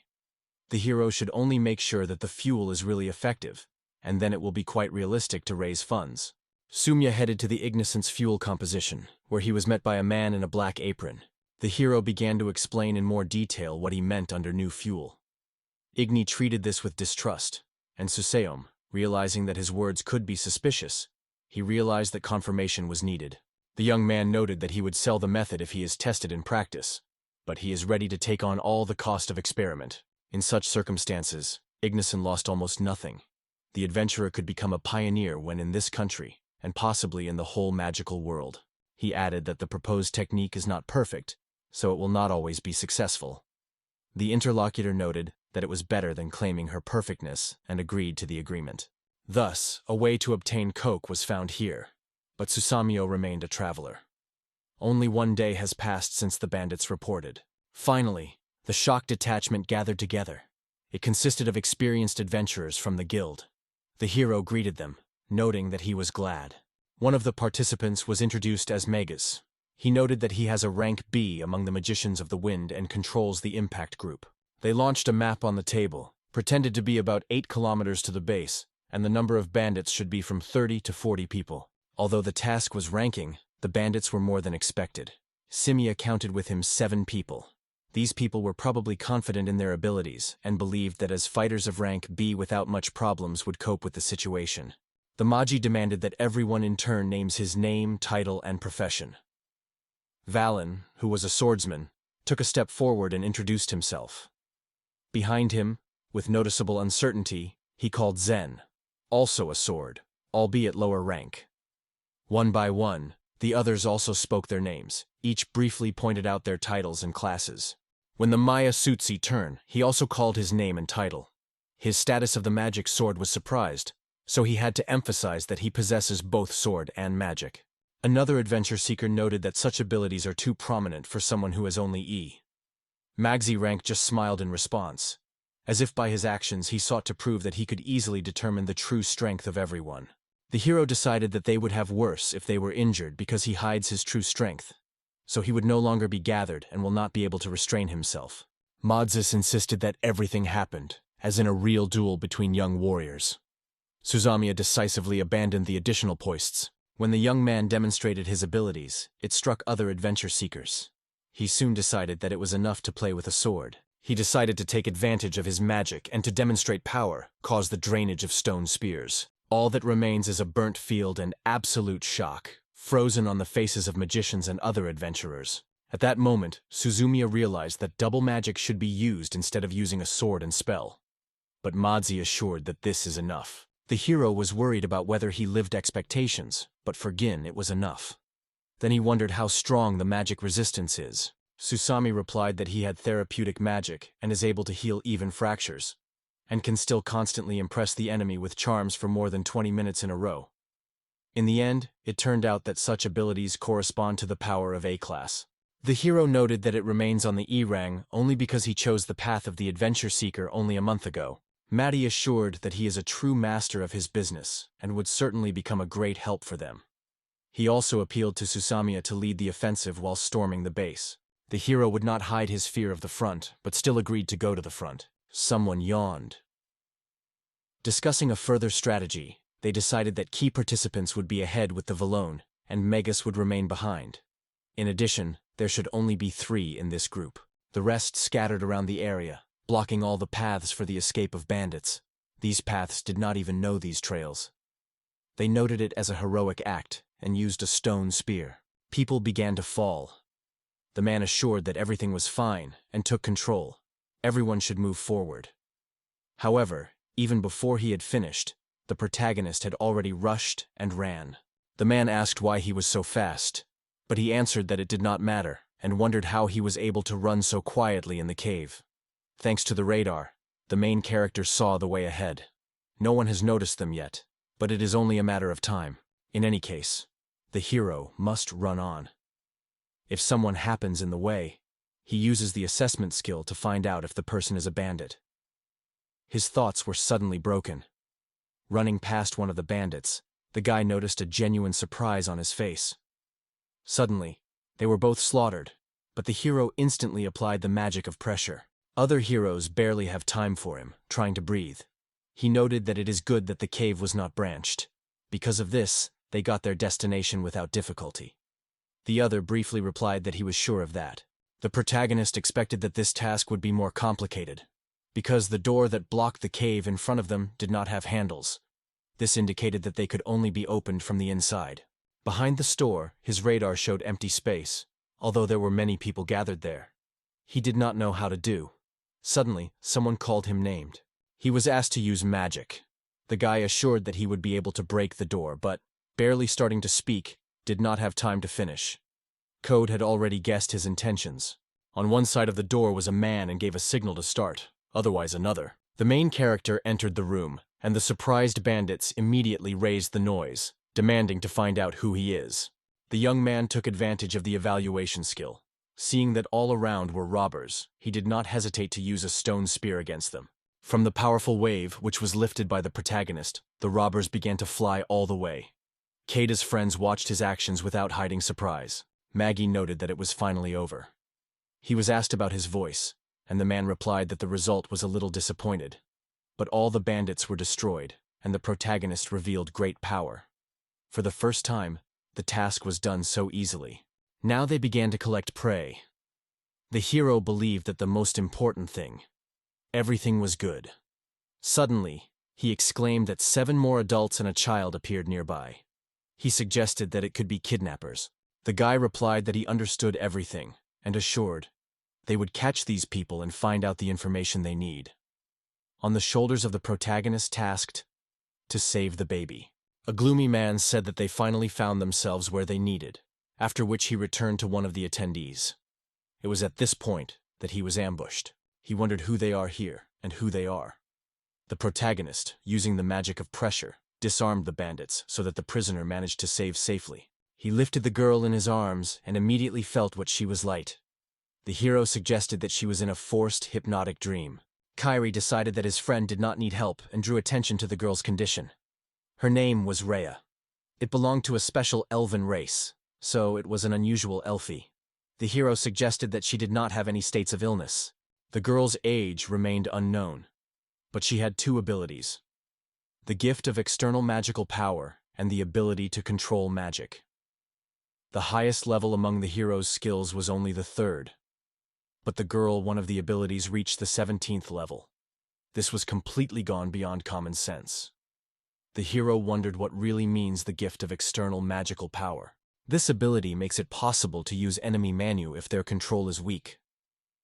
The characters did not fully understand what was meant under the weak control of mana, but the idea that she could control another's magic, depending on the power of control of its owner, seemed truly amazing to them. The girl shuddered. The guy thought of how the bandits managed to grab her. Waking up, she immediately began to question the hero, who he is, and what amazing magical power. He introduced himself, asked if she was fine and what happened to her. The girl smiled, repeated the name of the protagonist once again, and approved that his assumptions were correct. The protagonist wondered what is wrong with this girl. A young man approached him and asked if everything was fine with her.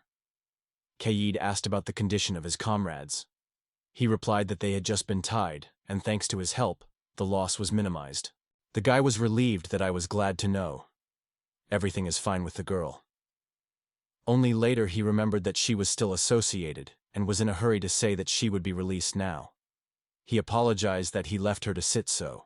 Unexpectedly, the girl herself untangled the rope and assured that she was fine and needed with her. At the same time, she thanked the boy for his willingness to help.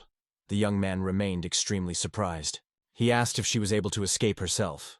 The girl replied that she did not have any magical power, so she would not succeed. The protagonist suggested that if she managed to solve Put, then he is probably hidden by magical power.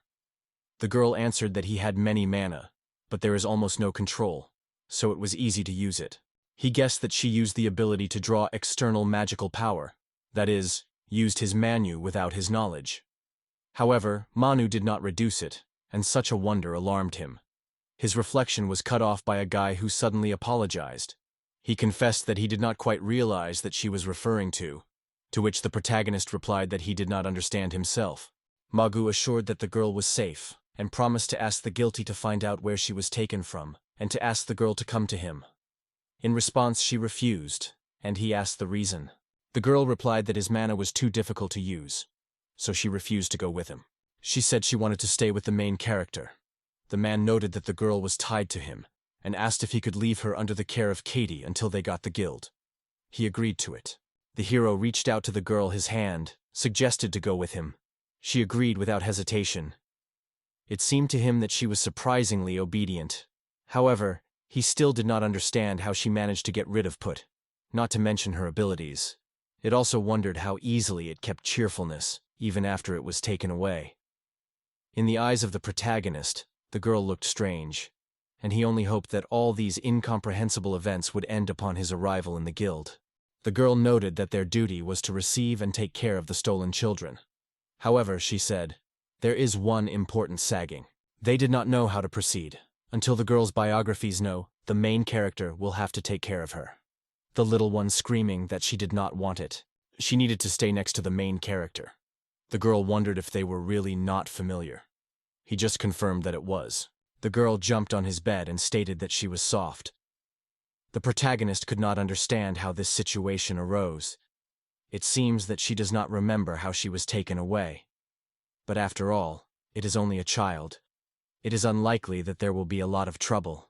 The guild search will last for 5 days, and he decided that he could withstand it.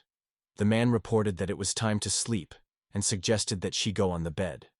The protagonist lay down and began to think about tomorrow. He understood that he would not be able to travel with a little girl nearby and perform extermination tasks. The hero wondered that it was worth checking both staff and the course of production. Many things have accumulated. Slowly opened his eyes. He met a new day. A little girl lay in front of him, and he wondered why she settled on him. She wondered if he had already woke up. The guy replied that he had just opened his eyes. The girl said she woke up, feeling the man's husband wished her a good morning. She answered him with a mutual greeting, and in the meantime he thought he was wrong with her. The young man greeted her husband and asked how to work with production. He assured that the experiment is going well. However, he did not have time to finish the last word as he said, "They say, the hero is too young to become a father." Cade explained that the girl was taken away bandits, and then she lost his memory. Now he took care of her while Guild tried to understand her past. The man sympathetically noted that this is an unpleasant situation, and wondered if Cade is now resting with work on the guild. The girl began to convince that she was able to fight, and along with the protagonist would be able to become stronger than the green uncle. The man wondered who this person is. In response, the main character noted that it was a magician. He is the adventurer of the rank B. However, when he had to evaluate her, she did not have combat skills. The protagonist replied that, as he noted, the man decided to take a vacation for some time, and it cheered him. The girl began to explain that when she says so, it means that she was able to fight. The man showed the hero the stove. The grip was lit, and he began to look carefully at all sides. However, something was wrong. He wondered if the gas leak had occurred. In response, he heard that the project was still in the experimental stage. In part, this is due to the fact that he used the abandoned old mountain, which only a little rebuilt. If the experiment is successful, the master will ask the blacksmith to make a real furnace. He strengthened this temporary structure with mithril, the strongest of known materials. The main character has already invested a certain amount of money to start the experiment. He wondered if this budget could still be handled, because he did not know how much the material really costs. In response, he was assured that Muriel was here everywhere. The girl turned to him and pointed her finger on the material. Mithril was everywhere, even in the walls, but he denied that it could not be used. However, after the check, it turned out that it was really a mithril. The man said that a third of these stones are ore mithril. However, it cannot be completely clean. Usually only half is ore itself, the rest is impurities. He was told that his knowledge was not distinguished by a special depth, but he was able to create exactly what was needed. The protagonist thought that mithril is unlikely to be of great value in this place. He still has some savings. The guy and the girl stood in front of the stove. The characters said they need to do something with gas leakage. Ray stated that she was going to do something and asked her to watch her. The young man tried to stop her, trying to keep it. He warned that the stove was very dangerous and said to stay away. At first the girl hesitated, but eventually agreed with the boy and added that she would do it from her place. She stretched her hands forward. Suddenly, repair work began. The pipes began to recover one by one. Cracks gradually disappeared. The main character, along with her husband, watched it with surprise, and the girl just smiled quietly. Raya, glowing with joy, lifted both thumbs and proudly reported that she was her. The protagonist was amazed that the girl used magic, because she does not have supernatural abilities. He wondered how she succeeded. In response, the girl explained that she melted mithril with magic and used this metal to cover the cracks. She gladly replied that it was quite easy. The guy thought that the girl did not even realize how incredible things he had just done. The strange feeling that swept it when he saved it, mixed with understanding. Common sense seemed to have gone by the girl. The protagonist felt powerless in this situation and decided that it was time to teach her logic. He asked the girl to pay attention to mithril. When she looked at him, the guy suddenly began to bend the metal. It surprised the girl. He noted that, unlike cases where the material can be bent with effort, it is usually impossible to cook something from afar. The girl was delighted. The man, surprised, said that it is impossible to bend mithril with his bare hands. The young man finally mastered himself. The protagonist asked the girl what her thought about it. The stove was good, and suddenly a new person appeared in front of him. He said he was glad to see him and heard a lot about him. He was responsible for accounting. Removing the hat, the man introduced himself. His name was Mother. The protagonist replied that he was glad to acquaint, and the man greeted him in response. He noted that he had many issues for discussion. Without spending time, he moved to the main thing. When it comes to the organization of production, MIES wondered what amount he plans to receive as a technical fee. The young man was glad that everything was carefully considered before they turned to him, and this news was comforted. He noted that production has not yet begun, the process stabilized, although it happened quite unexpectedly. In response, the man explained that the reason is that their products are truly quality fuel. Due to the high temperature that this material reaches, mithril purification becomes much more effective. According to its calculations, the use of charcoal accelerates production 20 times, and if you replace it with their material, the process will accelerate another 10. This means that if they manage to adjust the mass production of this material, they will be able to effortlessly get rid of existing mithril mines, simply clearing the rocks in that area. He persistently convinced that one such stove would pay off in just 10 days, and added that he personally strives for its speedy production. The boy became awkward, so he just agreed. He clarified and wondered if the man came to talk about his share of the profits, because in fact he knew almost nothing about it. If he succeeds at least 10% of his profit, he will already be satisfied. Muse answered him that he really was paying a technical collection for the first time. He also added that he turned to an experienced merchant. He noted that, obviously in this situation, 50% of profit was considered the norm, and asked how the protagonist treats. The main character again asked about the percentage, and immediately appreciated him as quite significant. He sees no reason to suspicion from merchants, but still remains in some doubt. In any case, it was a high level of technology. He suggested that 50% was not enough. The guy decided that he again caused misunderstanding. Although he considered this share too big and planned to pick up everything, the hero replied that it was even more than necessary for him. The man calmed down and gladly agreed to continue for this amount. He added that Kata will be able to get his interest in any other city. It was a little thing for him, a little concession. He replied that he understood everything. The events unfolded so rapidly that he was engulfed, and in his thoughts he already imagined what their next meeting would end. The girl stood next to the main character, smiling happily. She turned to him in the name and wondered where they were going on. The young man thought he was credited to find out more about his spear, but the work would be needed all day. If he turns to her just like yesterday, she can decide that he is adjusting her, so it would be better to wait. Suddenly, he was without any business. Turning to the girl, he wondered if she wanted to go somewhere, thus attracting her attention. The girl assured that she was a real adventure for her, and she seeks to fight the monsters. The guy considered her too incendiary for such things. He noted that fighting monsters is dangerous. He explained to her that, although she knows how to wake up, she was asked to wait until she learns to defend herself. The girl in response assured that she is a sorceress, and as long as the protagonist is nearby, nothing threatens. He wondered again if she was really a sorceress. In response, she only pointed to the decoration in her hair. The guy looked carefully, trying to solve what it was, because it was clearly not ordinary. Relying on its own magical power, this creature turns away any blows that could harm its master. For those who have evil intentions, this item remains invisible. It is activated if you pour in it. The guy wondered if this strange magic was different from the traps they had already encountered. The girl thought for a moment and replied that she was not sure. But this magic seems rather weak. She asked if the guy wanted to step on her. Fiona Lee. A few minutes after the girl left the guild building, she was already sitting on the ground, collecting plants. At some point, she exclaimed joyfully, encountered an interesting find. This time, he agreed to collect Fiara grass, ordering rank F. Among all the guild proposals, it was the least dangerous task. He decided to act the same as when looking for Zunin grass, to use an analysis of information to find all the necessary types. However, at first he needs to find at least one example to understand what to look for. The boy's gaze stopped on one plant that immediately attracted his attention. He wondered if this herb really was needed, and used the recognition skill. It seemed to him that it was a grass brev sky, a plant that was just imitating a fiaro. In fact, she was not a real grass. The girl wondered if he found what he was looking for, but in response the guy said no. Finally, in his hands, he was so needed by the grass, a fiaro.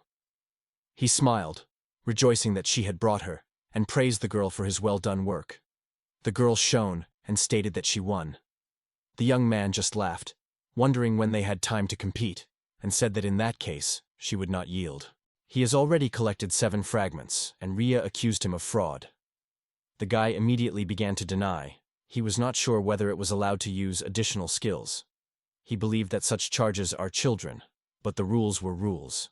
Suddenly the grass split in half.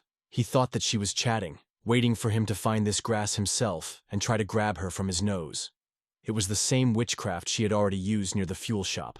The girl just learned where Fiaro's grass grows, just as he analyzed the previously received data. The man wondered if she could specify the exact place where the plant they need. The answer was negative. Ria explained that she simply finds the place where the main character's magic is concentrated. He thought that she used his ability to detect and was extremely surprised. At this point, something attracted the girl's attention. The main character asked what happened. She began to spell in response. The guy noted the appearance of a stone needle. He turned to Rial, asking what was the case because there was no monster nearby. The girl raised her hand and denied that the guy was wrong. There is really a monster. She pointed out needles forward. The weapon hit the wolves. These were reddish wolves of a special kind. The boy struck that the girl is able to feel the enemies from such a long distance, at least 100 meters. The guy asked how the girl found them and asked if he was one of his abilities. She explained that Manumansk and the main characters could be revealed due to her special properties, which is why she managed to find them. However, due to numerous obstacles, the search became more and more complex. He inadvertently came to think whether the girl had a radar in his pocket. It turned out, did she just compare him with the monsters?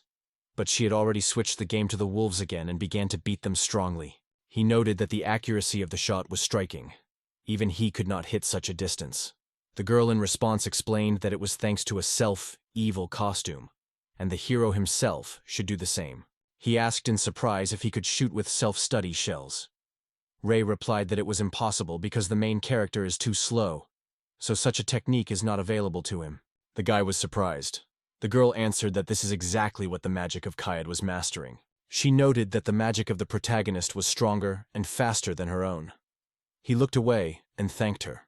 Kaidi wondered why she immediately opened the fire. She replied that she did it because the protagonist behaved strange and could not shoot himself. It seemed to him that, using his privileged position, she had the right to call him a muzzle. At the same time, he did not leave the feeling. If she is able to master only one magic, he should check something. The young man lifted a huge needle up and asked the girl what she was thinking about such magic. He was convinced of her power. Ray answered that it is absolutely impossible. The girl replied that it was chaotic magic, and if she used her, she would lose control over her. He understood her, but he wondered if his own possession of magic was equally careless. He thought, if the girl is endowed with numerous privileges and holds the post of court sorceress, then he probably, and he is a merit magician with privileges and, moreover, a master of materialization. He also believed that his own magic was quite chaotic, while the magic of the girl seemed weak. He wondered what would happen when he created powerful magic, and the girl would be able to use it and shoot it with the same impeccable. A flock of red wolves paid attention to them and began to growly. Ray turned in their direction. Ray told the protagonist that a crowd of monsters was approaching them. The girl wanted to ask him about magic, but he was busy with completely different thoughts. She noted that he was happy and wondered if something special happened to him. He smiled with joy and noted that he was already beginning. The girl fully supported his opinion. She began to circle from side to side, releasing needles, and noted that she also got a great pleasure from it.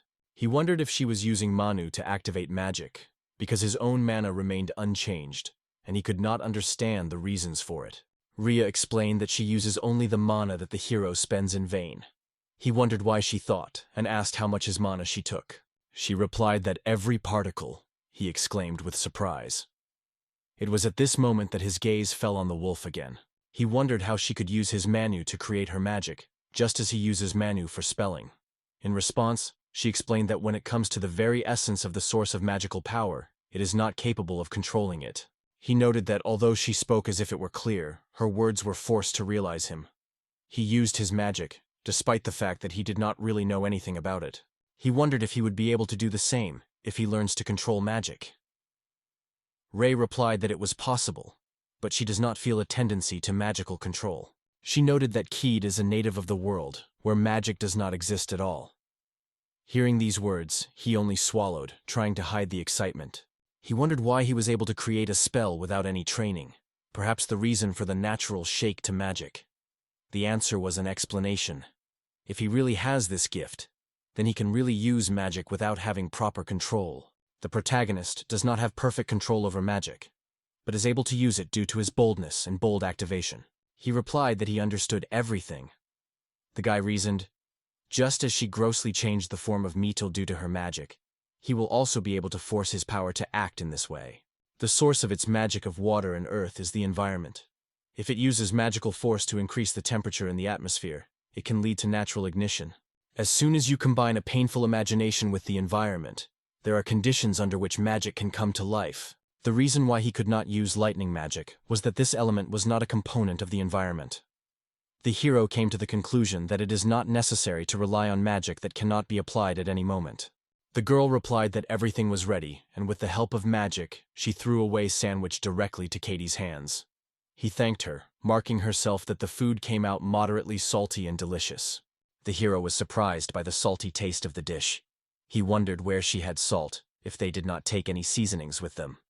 The girl replied that she had taken her from the ground, and from this answer, he froze for a moment. The young man brought with him all the killed wolves, asking to confirm the task and pick up the prey. The girl exclaimed with surprise, listed by the prey. The protagonist brought 4,000 Fiatreva stems and more than 300 mascara of the red wolves. She was stamped.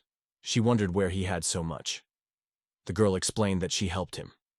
The guy thought that such a reaction would soon become a habit. The girl, turning to the main character, apologized to him. She noted that they need to discuss something about Ria. The girl with a gesture invited the heroes to sit on the sofa. Then she asked the guy asking what they wanted to talk about. The guy was confused and did not find words to explain everything to her. The young man suggested that they may have found a girl's hometown, but watching how good he was getting along with her, it was not easy for them to tell her. If so, he should start a conversation. The man wondered if the girl's parents arrived to pick her up. The girl replied that her parents had not yet come, and she was inconvenient to explain the cause. She reported that she could not find her relatives or parents anywhere. The guy asked once again if it was true. In the area where the robbers came from, there is no city that could be native to this girl. However, the robbers themselves claimed that they found the baby in the middle of the forest. This means that its hometown is very far, but there are probable cities from which it could come. Theoretically, it is possible, but they came to the conclusion that the probability was too low. First of all, the guild did not find any references to races with approximately the same characteristics as Rai. The young man approached the girl, apologized, and noted that she was better not to hear it. After these words, he covered her ears with his palms. He asked if it could have happened because it was left because of the peculiarities of her character. He was told that she did not seem to be left. The girl was not aware of details but confidently claimed that this was not the reason. He did not understand what she wanted to say.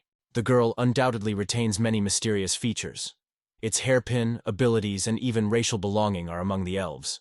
He, of course, reported to the guild about what race she belongs, but was not surprised that there was no word about representatives of this species in their archives. The guy turned to the girl and noted that he was aware of her memory loss, but asked if she had at least some mention. It may have been a place where she was, or the landscape itself. Something like this came to her mind again. She said she remembered how she was in the forest, but she failed to find any trace of magic. The forest was somewhere very far, perhaps even on another continent. She has now answered all his questions. Her answers were no longer like the words of a little girl, and this was another of her numerous mysteries. He thought that Ria was obviously much older than maybe even older than himself. The man wondered what to do with River now. The girl replied that she was looking for a man who was ready to take care of her. However, it was not easy to find such a will. She reported that if they could not find anyone, she would have to leave the girl in the shelter. ROO was stunned by horror. She suddenly screamed that she wanted to become the main character and grabbed him by her hand. The young man looked at her in surprise. The girl asked if the hero could take her under her wing, though she realized that the traveler was not easy to take care of the young child. In other circumstances, this would be quite possible, but Ray has lost memory. When she met him, a person with similar abilities, her consciousness has become clear. And if he repels her, it will be a betrayal not only of trust and kindness of all around, but also a girl who reached out to him. Everything would be good if you only had to fight weak monsters. But what? When it turns out that he will have to spend all his manu, because it uses his mana. If this happens and adding spells is not possible, will it be able to escape?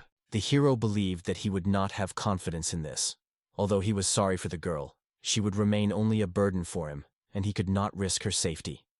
He was doubted in his gaze. However, he still managed to answer. The main character asked the girl to postpone this question for later.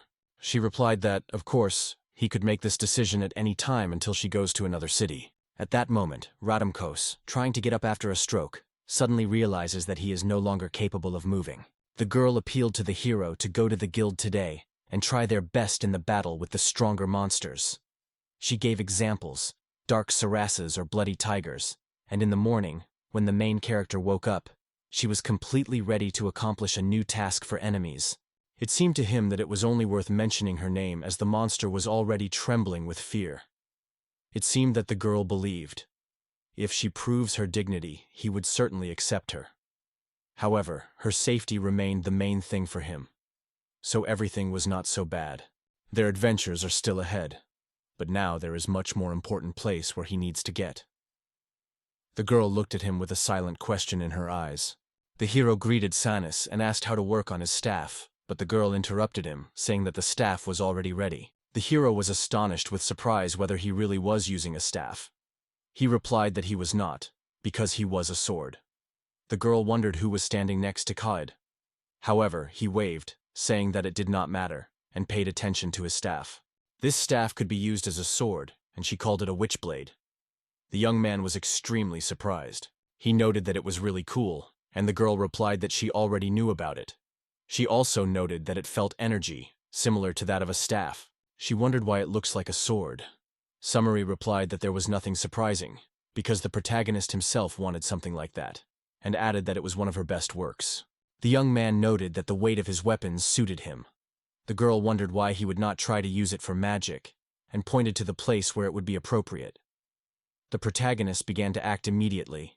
The girl laughed, saying that she already imagined how he would be spell with her. The young man confessed that he was looking forward to it.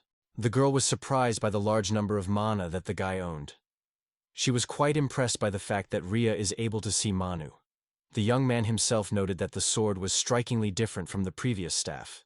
Now it seemed to him that the power was steadily leaking from him.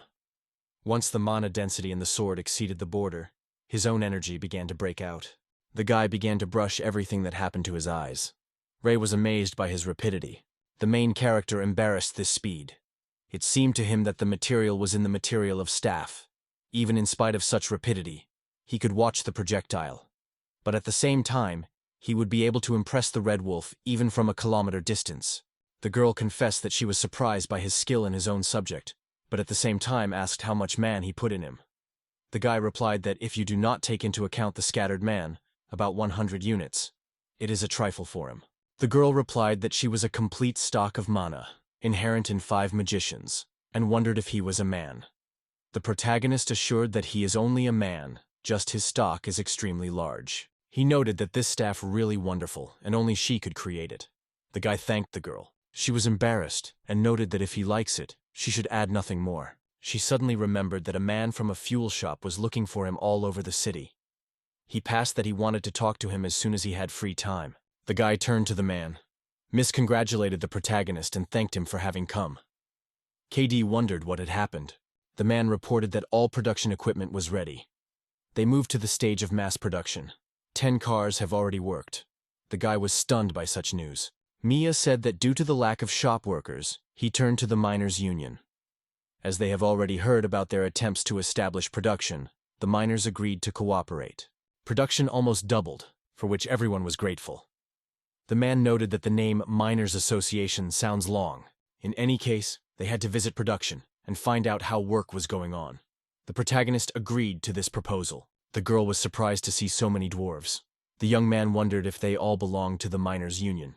Mi replied that most of those present were indeed its members. A man approached them and introduced himself to the chairman of the miners' union. He called his name. The guy expressed joy about dating. The girl also attracted attention, announcing her presence. The man smiled in response and called her a bold girl. He reported that he had a serious conversation, and first of all expressed his gratitude for salvation. The protagonist wondered what he means. The man replied that because the hero is not local here, he would explain. Recently, a strange illness has spread in the minds of people. It could be combated, but it significantly affected the speed of any work. After learning about him, people felt how their thoughts found a safe shelter to work. The guy thought that the disease could have occurred in the mines because of a large number of poisonous gases. So he asked the man that it was for illness. Here he was, explained that it is common nausea and migraine, the same symptoms that occur during a slight magical overload after eating violent meat. He noted that they were lucky. No one had complications, and no one died. However, it was not possible to work at full force. The guy tried to keep all the information received in memory. He asked how they were fighting this disease. The man replied that everything is simple enough. You just need to stay away from the mines. However, patients can work for no more than 3 hours a day, and the rest of the time should rest so that the ailment does not exacerbate. The profit from such work is barely enough to pay for workers. The young man came to the conclusion that he should rest almost all day, and that is why most are now unable to work. Obviously, the cause of the disease is not gas, and with the help of evaluation, it will be able to find out more. In addition, if he manages to reveal the mystery of this ailment, production will accelerate even more. He turned to the man and wondered if he wanted him to take the disease and destroy her cause. The man assured that they would be able to help them significantly. He sent a request to the guild. No one dared to go so far before. But if the protagonist takes up the case, everything can work. The girl wondered in the boy if they would be able to defeat the monster. He answered negatively. This time, the real danger was not in the monsters, so the guy asked her to stay still. The girl would definitely be offended if he was directly insisting on it, but he simply could not allow her to go with him in the mine, filled with gas or some other danger. The RO was upset because they did not want to fight. Her interlocutor wondered if it was concerned. In response, she pointed towards and asked if the coal mines were in that direction. The young man turned to the man, and he supported him. Their departure was caused primarily by a lot of casualties. The protagonist asked the girl where she feels the leakage of magical power. She replied that the magic itself changed a little. According to her, the source of this change is in a boyfriend, to whom she pointed. The guy did not understand what the girl was saying, but the face of that gnome was surprisingly pale. Then the guy decided to use the skill of identification. It showed him a negative status, magical overload. Magic energy is an element that is launched in the atmosphere, and in many aspects it is similar to mana. Probably the glow she saw was the magical energy caused by all these events, and the girl suggested that the source of this magical energy is likely to be monsters. The man gradually began to understand what was the case. He asked his subordinate about his state of health, to which he replied that he had just returned from the mine. His health left much to be desired, but despite fatigue, he can still work. The man asked him not to overstress and give himself a rest. It seemed to him that, despite the girl's young age, she showed great abilities. He wondered why he did not take the girl for investigation. If he really suspected that there was a monster, you could always retreat. The disease has been much less affected by children than adults, so no problems should arise. The girl assured that everything would be fine with her, as with the main character. He decided that if Ria believes that everything would be good for both of them, then it would probably happen. However, he was more worried about the monster. He believed that in the event of failure, they could just retreat. The hero agreed to take the girl with him. It was sincerely pleased. It seemed to him that she seemed to be in the air, and he wondered if it was one of her abilities. If it is really capable of such, it will be easy to retreat if necessary without any difficulty. They approached the entrance to the mine. He was in front of him with a reservation about the danger of mine disease. The guy asked the girl to inform him if she noticed some monster. She willingly agreed. It will be more difficult for her to find them through the walls, but she will still try. The guy forgot that the walls reduce the efficiency of its search.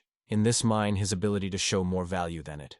The young man noticed the girl and wondered if there was nothing underground, which she asked him in surprise. Raya noted that underground she was experiencing a special lightness that had previously remained invisible to her, and it surprised her.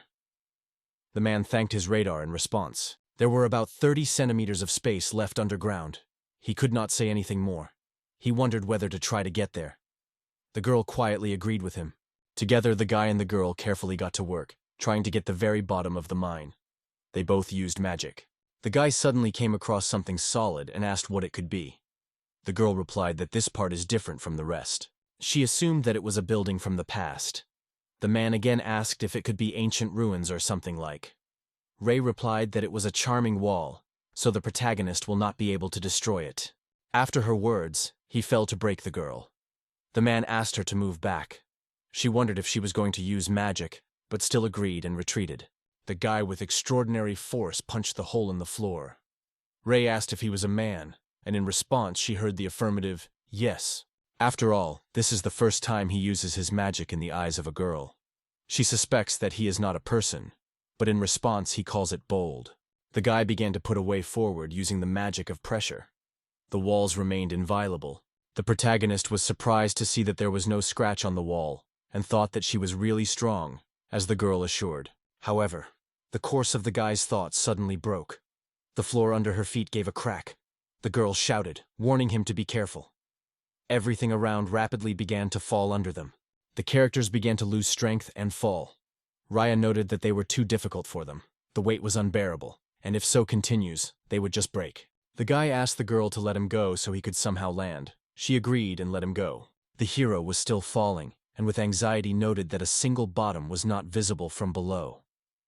Only 15 meters remained in radar to Earth. He needed to collect all the stones before they touched it. There were only 3 seconds to land.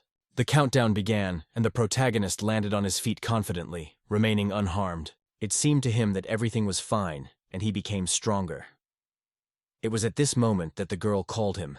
She wondered if she was all right, and hurried to meet. The guy answered in the affirmative. It was very dark around, so he asked the girl whether she had magic capable of illuminating space. The girl assured that she had such power. They walked through the room, and the guy noted that the space seems extremely large and empty, with the walls themselves. The girl assumed that they could be inside the editorial board. The protagonist wondered that she was aware of this building. She admitted uncertainly that she did not know for sure, but noted that this place was pervaded by indifference. He wondered if this place was a source of magic. Ria could only assume. The young man believed that they were extremely lucky, but now the main thing was to get out of here as soon as possible and report what they saw. He reasoned how to get out of here. The protagonist asked the girl if she could fly. She replied that she could not fly too high. Kay seemed that she was moving through the air with the help of jet thrust, but its flight height remained limited. He wondered her thought that he possesses magic. With his considerable magical power, he could easily lift it. The girl did not agree. She noted that the protagonist did not control anything, so lifting her too sharply can cause her death. The protagonist suggested looking for another way to salvation.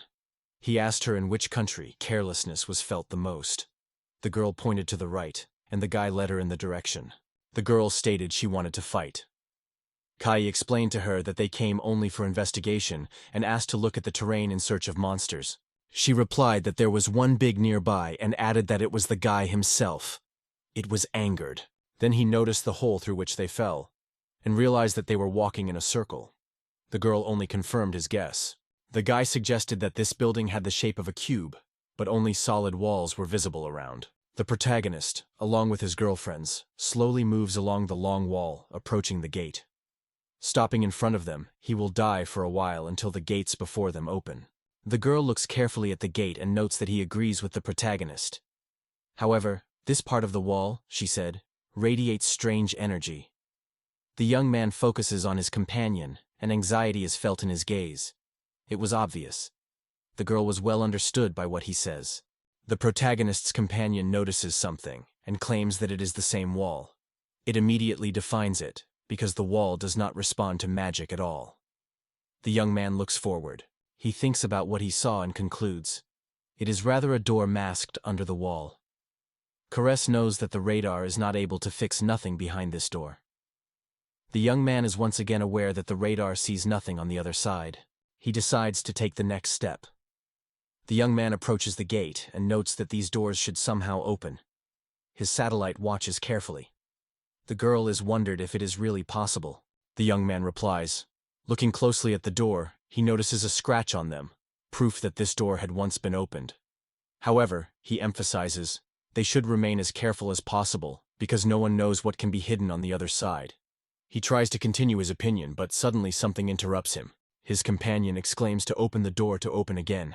However, her loud voice can call them serious trouble, and the protagonist is well aware of it. He is surprised to ask whether the girl does not joke with him. But the door really opens. Suddenly, the protagonist hears a strange, unusual buzz. The guy presses his palms to his eyes, trying to focus his eyes, and looks into the darkness that stretches behind the open doors. It is from there that friends are rapidly coming to a huge flock of unknown monsters. There is a loud buzz in the air, and the creatures themselves behave extremely aggressively. The monsters resemble the buds of the kidney strength. Motionless, hang in the air, instilling sharp stings simply on the heroes. They direct all their complaints simply to the main character and his companion. The young man instantly realizes the danger that he will happen and cover the girl with himself. With horror, he turns to Rias and Chan. Suddenly the sting fades and stops just in the air. The protagonist cannot believe what happened, but continues to protect the girl with her own body. The wedges with a roar fall to the ground. The young man is surprised to follow this and asks himself whether his friend is not involved in it. Maybe he did something with opponents? The monsters are moving again. The protagonist understands that now is not the time to think. The young man decides that first of all he should destroy these monsters. He rushes to the enemies rapidly, squeezing a witch sword firmly in his hand. The young man waves weapons, cutting his opponents into small pieces. Understanding the monsters who have caught the horror of even the characters, the young man approaches his companion and asks whether everything is fine with her. The girl replies that everything is fine with her and apologizes to him. He replies that I am glad to see her unharmed. The main character is wondered if she stopped those needles. The girl shakes her head, claiming that she was not her. Her satellite nods towards the main character and notes that he himself did it. The young man, surprised, once again asks the girl. The main character replies that the magical power of these things is extremely weak, and as soon as they approach the main character, this energy is simply dissipated. The young man smiled, noting that it was a truly pity. The girl replied that her companion was really very strange. Then Code Suzumiya again asked the girl what she said. Suddenly the heroine is serious and notes that these monsters seemed strange. She feels that she knows much more than the main character. Comrades pay attention to the wreckage that lie under their feet. These are the remains of a monster cut by a young man. They resemble mysterious magical tools. The protagonist considers these details carefully. From his point of view, these creatures are magical mechanisms designed to destroy invaders. These guards are known as the Flying Eye. The doors that are nearby are called low-level magical insulation doors. All these magic devices are called artifacts together. So, this building is an ancient ruin? Realizing this, the protagonist understands that they are here. Unknown guests.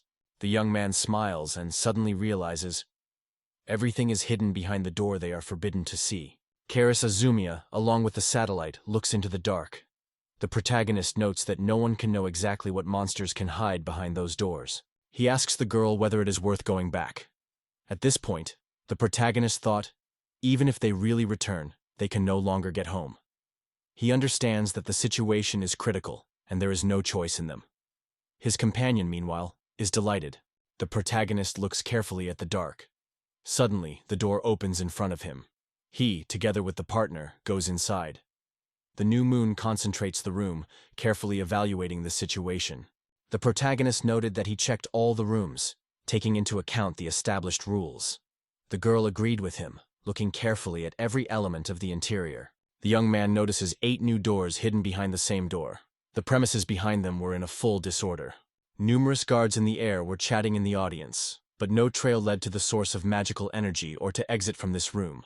The protagonist approached the inscriptions. They stated that it was a research center. The young man looked around and suggested that he finally found himself in the right place. The young man asks what they do now. Suddenly, a bright ray of light flashes in the darkness. The girl rushes forward, and the first descends the spiral stairs. The protagonist follows, inspecting the surrounding environment slowly. He has already decided for himself. In this fight, he will stand near the girl. The stairs are extremely long, so they have to descend for a long time. When the hero falls, the young man suddenly notices something unusual. He looks forward and reports that another door is ahead. Only one question is written in capital letters. Who are you? The hero is approaching to see the inscription and reads a warning stating that outsiders will be destroyed. The protagonist understands that your presence is a warning. Smiling, he notes that there is even more danger behind this door than here. He wants to drink potions to overcome fear and gain courage. The girl asks if there is a sense. They say, "What is the difference? What monsters can happen here?" In her opinion, all of them are only a sad fate. The protagonist decides that his goal is not to give people to monsters, but to find the way from this trap. To gain courage, he sang a spell over herbs. It seems that they are unlikely to be able to get out of here without a fight. The young man warns the companion that she is extremely careful, and the girl agrees to follow this advice. The main character touches the door. The doors dissolve, and the characters find themselves on the threshold of the room. A few blades fly rapidly towards the couple. The protagonist cannot believe that another security guard is already chatting. The main character again becomes a shield for the girl, reflecting the attack and covering her with himself. In his thoughts, he asks whether the enemy struck him. The young man recalls that when the attackers approached, their needles fell next to him. But now everything has changed. However, the girl claims that there are others among the monsters. The protagonist fades with horror. There are voids around it. They suddenly emerge. Among them was a new look, similar to the wolves. The young man looks closely at them and notes that now the spreading guards have changed color, and mechanical jigs are scaring it even harder. Among the new monsters is a flying snake, a creature that much exceeds the size of all other opponents. The protagonist is preparing to stand up for his partner. The girl confesses that she feels neglected on her part. However, this is not the most significant problem. The monsters start their offensive. The protagonist exclaims to his girlfriend, urging her to run and escape at any cost.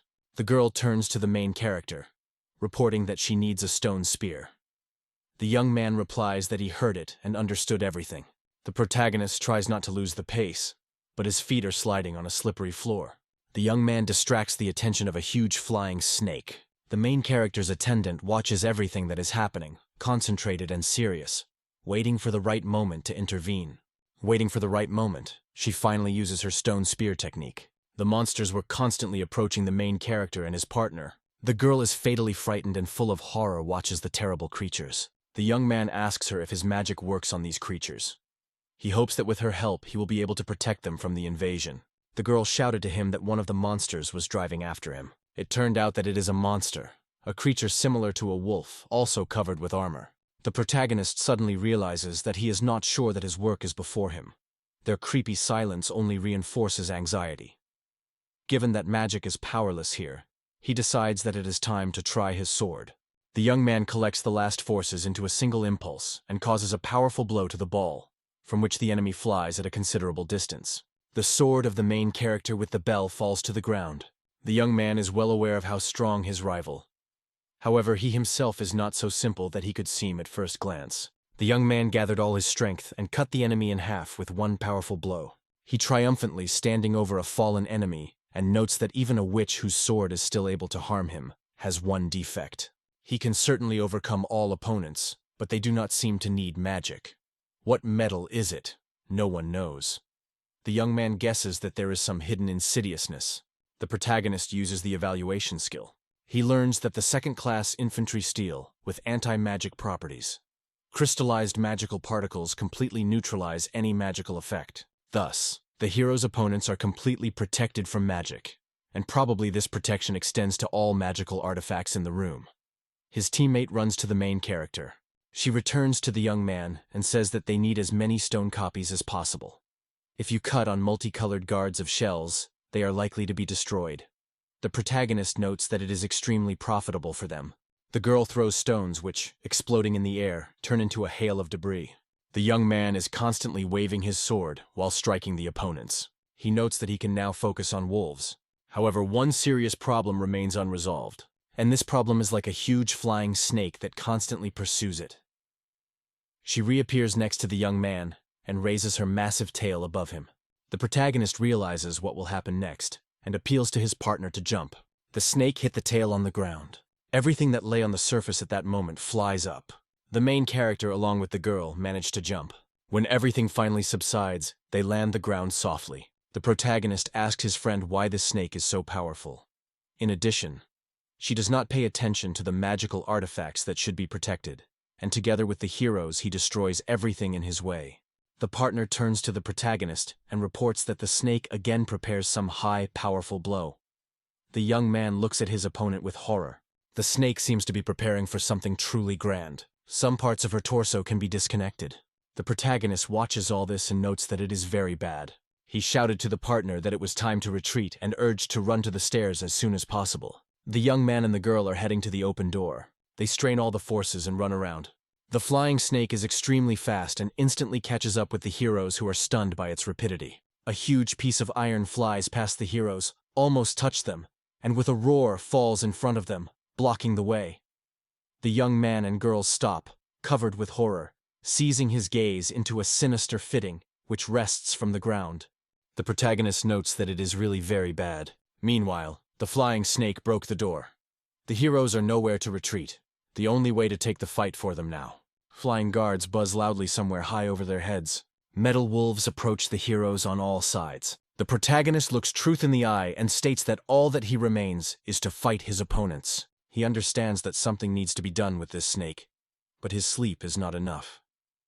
The young man turns to his partner and asks whether she will not be able to lower the snake back into the ground with the help of his magic. But it replies that it is impossible. It is too powerful. Suddenly the girl fades, staring around. She claims that the snake also has wings.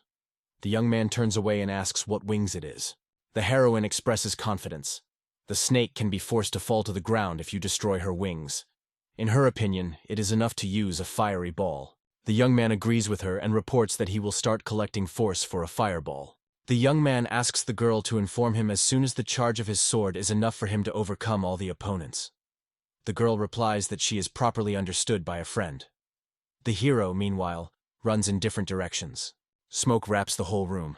The protagonist tries to take his hands and squeezes the sword's hand. The girl sounds that this charge should be enough for Togo to strike a decent blow. In response, the young man assures that he heard and accepted his instructions. The protagonist causes opponents of a blow, who deprives him of 700 points of mana.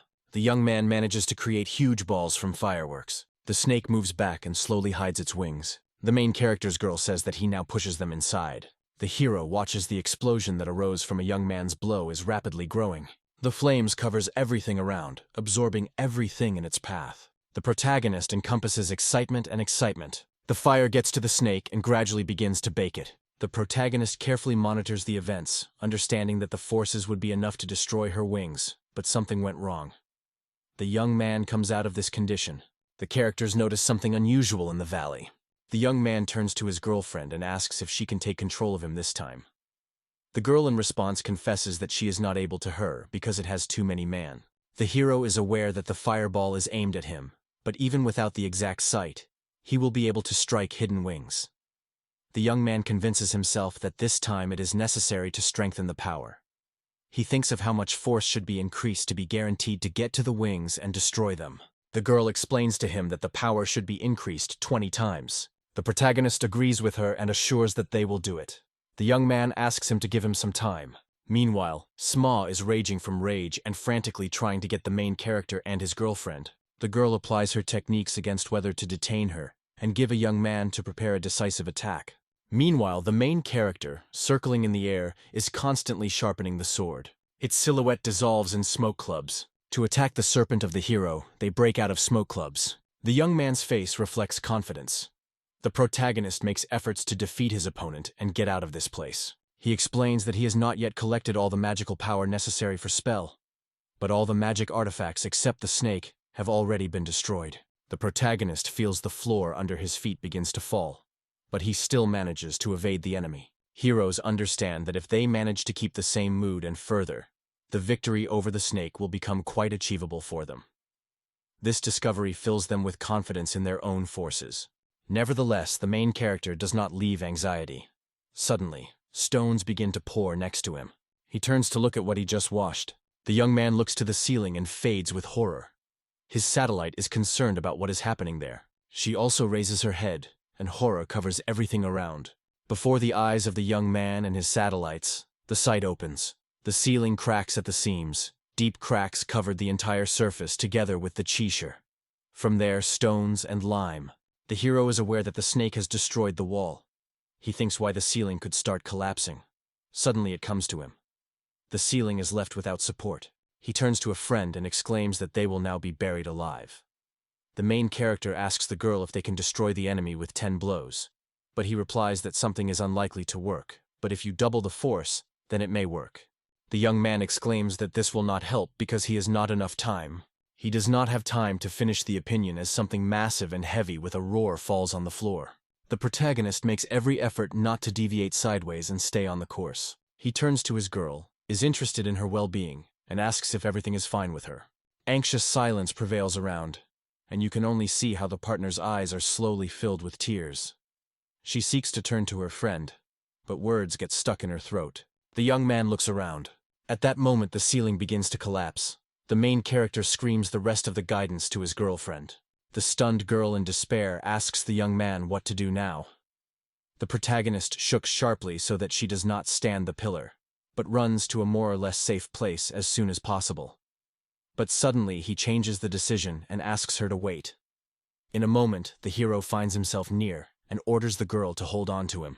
He says that once it comes down to it, they have no right to lose their chance. Now you need to run to the other end of the room. Maybe there will be another way out there. Here the girl is no longer arguing. He unconditionally agrees with the young man. The snake does not quench, and in anger throws a blow just next to the main character. The young man rushes forward, cleverly maneuvering and avoiding the snakes that twist under his feet. The girl holds firmly for her companion. The young man is aware that he does not notice any interrelation. They move a straight corridor, and in this situation it seems to him an extremely bad sign. And further, everything is deeper. The young men pray. In order to come down the stairs, something awaited them. The heroine runs to the wall, holding something in her arms. The young man is horrified to be aware that they were in a dead end. Now they are really in danger. The protagonist looks around and notices that the snake crawls, moving almost at human speed. In fact, she is already rushing towards the heroes, and is ready to attack them at the same moment. The young man is about to defend the girl to the last, although he acknowledges that the situation is difficult. He notices that the ceiling is no longer asleep, and understands that if the snake continues to rage, they can really be buried alive. Trying to focus, the guy is looking for a way to win a few precious minutes to have time to charge the spell. The hero thinks that he may be able to return to the stairs if you pass through the destroyed door. However, he does not leave anxiety. If he begins to disassemble the rubble and stones that were at his hand, he will have to evade the blows of the Sen. All this time the girl looked at him with sympathy. Her face slowly fades, and she is already preparing to go to another world. The main character's girl suddenly exclaims that he immediately gives her a fireball. The guy responds with surprise to her request. stunned by such unexpected choice. He asks if she has a plan. The main character replies that she has already warned. She will not be able to restrain this magic. The girl looks at him seriously and says that even now she is forced to do as she decided. The young man understands that it seems that the heroine does not have any plan. But they have no time for reflection. Without a way out, the protagonist agrees to help his friend. The girl strains all her strength trying to release magic. Gradually, she succeeds. She tries, and eventually the magical light begins to radiate. One of the heroines in tight dress is zooming. She cannot withstand this magic. However, the pin in her hair suppresses a powerful flow of energy. The young man watches carefully for everything that is happening and understands that the girl has involved an internal magical force that neutralizes every attack that can damage her. He also notices that the stud in her hair began to absorb any harm that she could suffer. As he suspected, the situation is too dangerous, and the girl should stop immediately. He should help her with this. The young man returns to his girlfriend, but she sharply interrupts him. The hero does not smile and notes that adventures are interesting. She asks, except the main character does not seem. The young man looks at her in surprise, but no longer dare to resist. He cannot understand what happens to a girl. The main character is convinced that it is only a prominent courage, but said it only so that he no longer bother her. The young man smiles and argues, although in fact he fully agrees with her. Overcoming emotions, he decides to help a friend. Now the hero stands in front of the snakes. He is ready to meet the battle. Finally, the girl fully mastered her magical abilities and is ready to strike. The flames are raging around the heroes, devouring everything in their path. The protagonist's teammate exclaims the famous Winston call and releases a bright signal ball just towards the enemy. A huge fireball hangs in the air. The protagonist encourages his girlfriend, calling her not to stop and move forward. He sincerely believes that she will work out. Meanwhile, the snake decides to go on the offensive and rapidly approaches the characters. Her mouth is widely opened, glittering with sharp fangs. The protagonist constantly encourages his girlfriend, shouting calls for action and encouraging her not to stop. The girl strains to the limit, but does not lose control of magic. It screams loudly from overstrain. A huge fireball flies straight towards the snake. Having reached its goal, it covers it with flames and begins to devour. The exhausted girl falls to the ground. The main character immediately rushes to her. Then the young man decides to finally end his opponent. He takes off to the snake and stirs the sword in her head. The young man notices that the sword comes in with unusual effort. The reason for this is a strong metal plate that covers the snake's head. However, the protagonist remembers that this opportunity was created for him and presented by a friend, and he has no right to give it up. The young man remembers that he has no right to redeem this chance, and again immerses the sword in the head of the snake, piercing it once after.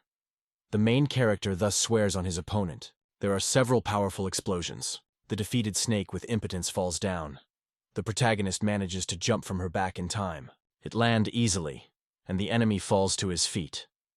The head of the snake is covered with fire and burns to the ground. Numerous wounds caused by the main character are noticeable on her body. In his eyes, a plummen hatred when he looks at the fallen opponent with a victorious look. This battle exhausted him to the edge. Barely moving his breath after a grueling clash, the young man hears a tune behind his back. A song is heard somewhere behind. The young man rotates and notices the girl. The girl, his beloved, is gently addressed to him. A young man approaches her. The girl asks if he really dined. The protagonist nods and replies that it seems so it is.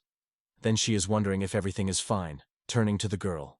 They pass by a fallen snake, and the guy asks a girlfriend if she feels careless here. The girl replies that he cannot say for sure. However, it seems to her that the room is still full of care. The girl smiles gently and assures that, in her opinion, everything will pass in a week. The young man smiles at his best and notes that they finally succeeded. He notes that it is time to get out of here. Since there is no way back, they will have to clear the blockage. If they do not do it now, then it is only necessary to return through the ceiling fragments. Realizing how much more work is waiting for them, the young man sighed strangely. The hero descends to the ground and advises the girl to rest first. Exhausted after the battle, she also sits nearby and agrees to this proposal. The protagonist turns to a girlfriend and notices a pin in her hair. It looks completely unnoticed, and it is one of the key roles in this battle. The young man noted that the girl was at risk of both of them. He expressed his hope that magic would be out of control. Inquiring her well-being, he heard in response that the spell really failed, but the hairpin hasted his action. The protagonist seemed to be too risky. The girl laughs, looking at her grades, and rejoices that everything ended well. She thinks, and with curiosity notes that it is interesting how everything will happen next time. The young man smiles and jokes that he has nothing left to pray, so that the next time he was not at all. If all their adventures continue to unfold in this way, he does not live for a long time. The heroine smiles, agreeing with the young man. Having said his name, the girl turns to him and is about to ask something. She wonders if he will take her with him next time. The protagonist barely smiles. A cunning light flicks in his eyes, and he sighs. He notes that in this case, she proved her ability to stand up for herself during a clash, and if necessary, to use her acquisition to escape from danger. First of all, he is not going to interfere with anyone who has the right abilities to enjoy adventures, even if it is a little girl. In addition, these people are fraudsters. It seems to him that they are safer to be with themselves than to stay alone. Therefore, the hero decides that it will be much more interesting. He reaches out his girlfriend's hand and offers to travel together now, as good friends. At first, the girl looks at him with timidness and surprise. Her surprise is obvious. She does not even try to hide him. A happy, childish, sincere smile appears on her face. The girl agrees to the proposal of the protagonist and gladly rushes to him. The protagonist decides to report something important. After he and his friend visited a dangerous place, their level increased noticeably. The protagonist carries a girl on her shoulders, carefully supporting her. He tells that these are charming tools that he managed to find in underground ruins during a mining study. The girl, however, does not listen to his words at all. She sleeps peacefully, putting her head on his shoulder. The main character approaches two girls. They ask him about underground ruins. One of the heroines reported that this class is called magical, and its name indicates the correspondence of Irong monsters. The other, called Blue Magic One, is equated with Diranga. These monsters resemble wolves and force the monsters of rank B. They are also called blue metal wolves. The girls ask if they really managed to defeat everyone. Due to the lack of fuel in the cities where he was, there was no bath, so he had to wash with a regular rubber pair with water. The heroine watches it with surprise. People begin to rally around the fallen snake. They are surprised to look at unusual wings, trying to understand that it is a wonder, but none of them recognizes them. The protagonist notes that these are all the charming tools they managed to overcome. Probably the largest of them became the source of the disease. Subsequently, this mention will gradually disappear from human memory. The girls ask if the truth is told that his partner also participated in the battle. They express their admiration for the skill of the hero, because the fact that for any other adventure seeker would remain an unsolved task, he was able to overcome in just half a day. They sincerely thank the hero for his harassment. As for this giant artifact, nothing like them happened before. One of the girls recalls that when she participated in the winning of the ruins of Foderic, she remembered all the artifacts she met. If she knows nothing about this artifact, then the guild does not have any information. The protagonist agrees. Guild also knows nothing about it. With new skills, he could already appreciate it. He uses evaluation skill. The protagonist learns that before him, the prototype of the middle gun destruction. Snake number 1. He thinks about it and realizes that it is really a snake. Before returning, he once again examines the ruins. The reason from which the place was abandoned was that no one could hold back the sword of snake. He decides that if girls learn about his awareness of this family, he is waiting for trouble. Therefore, it is better to remain silent about it.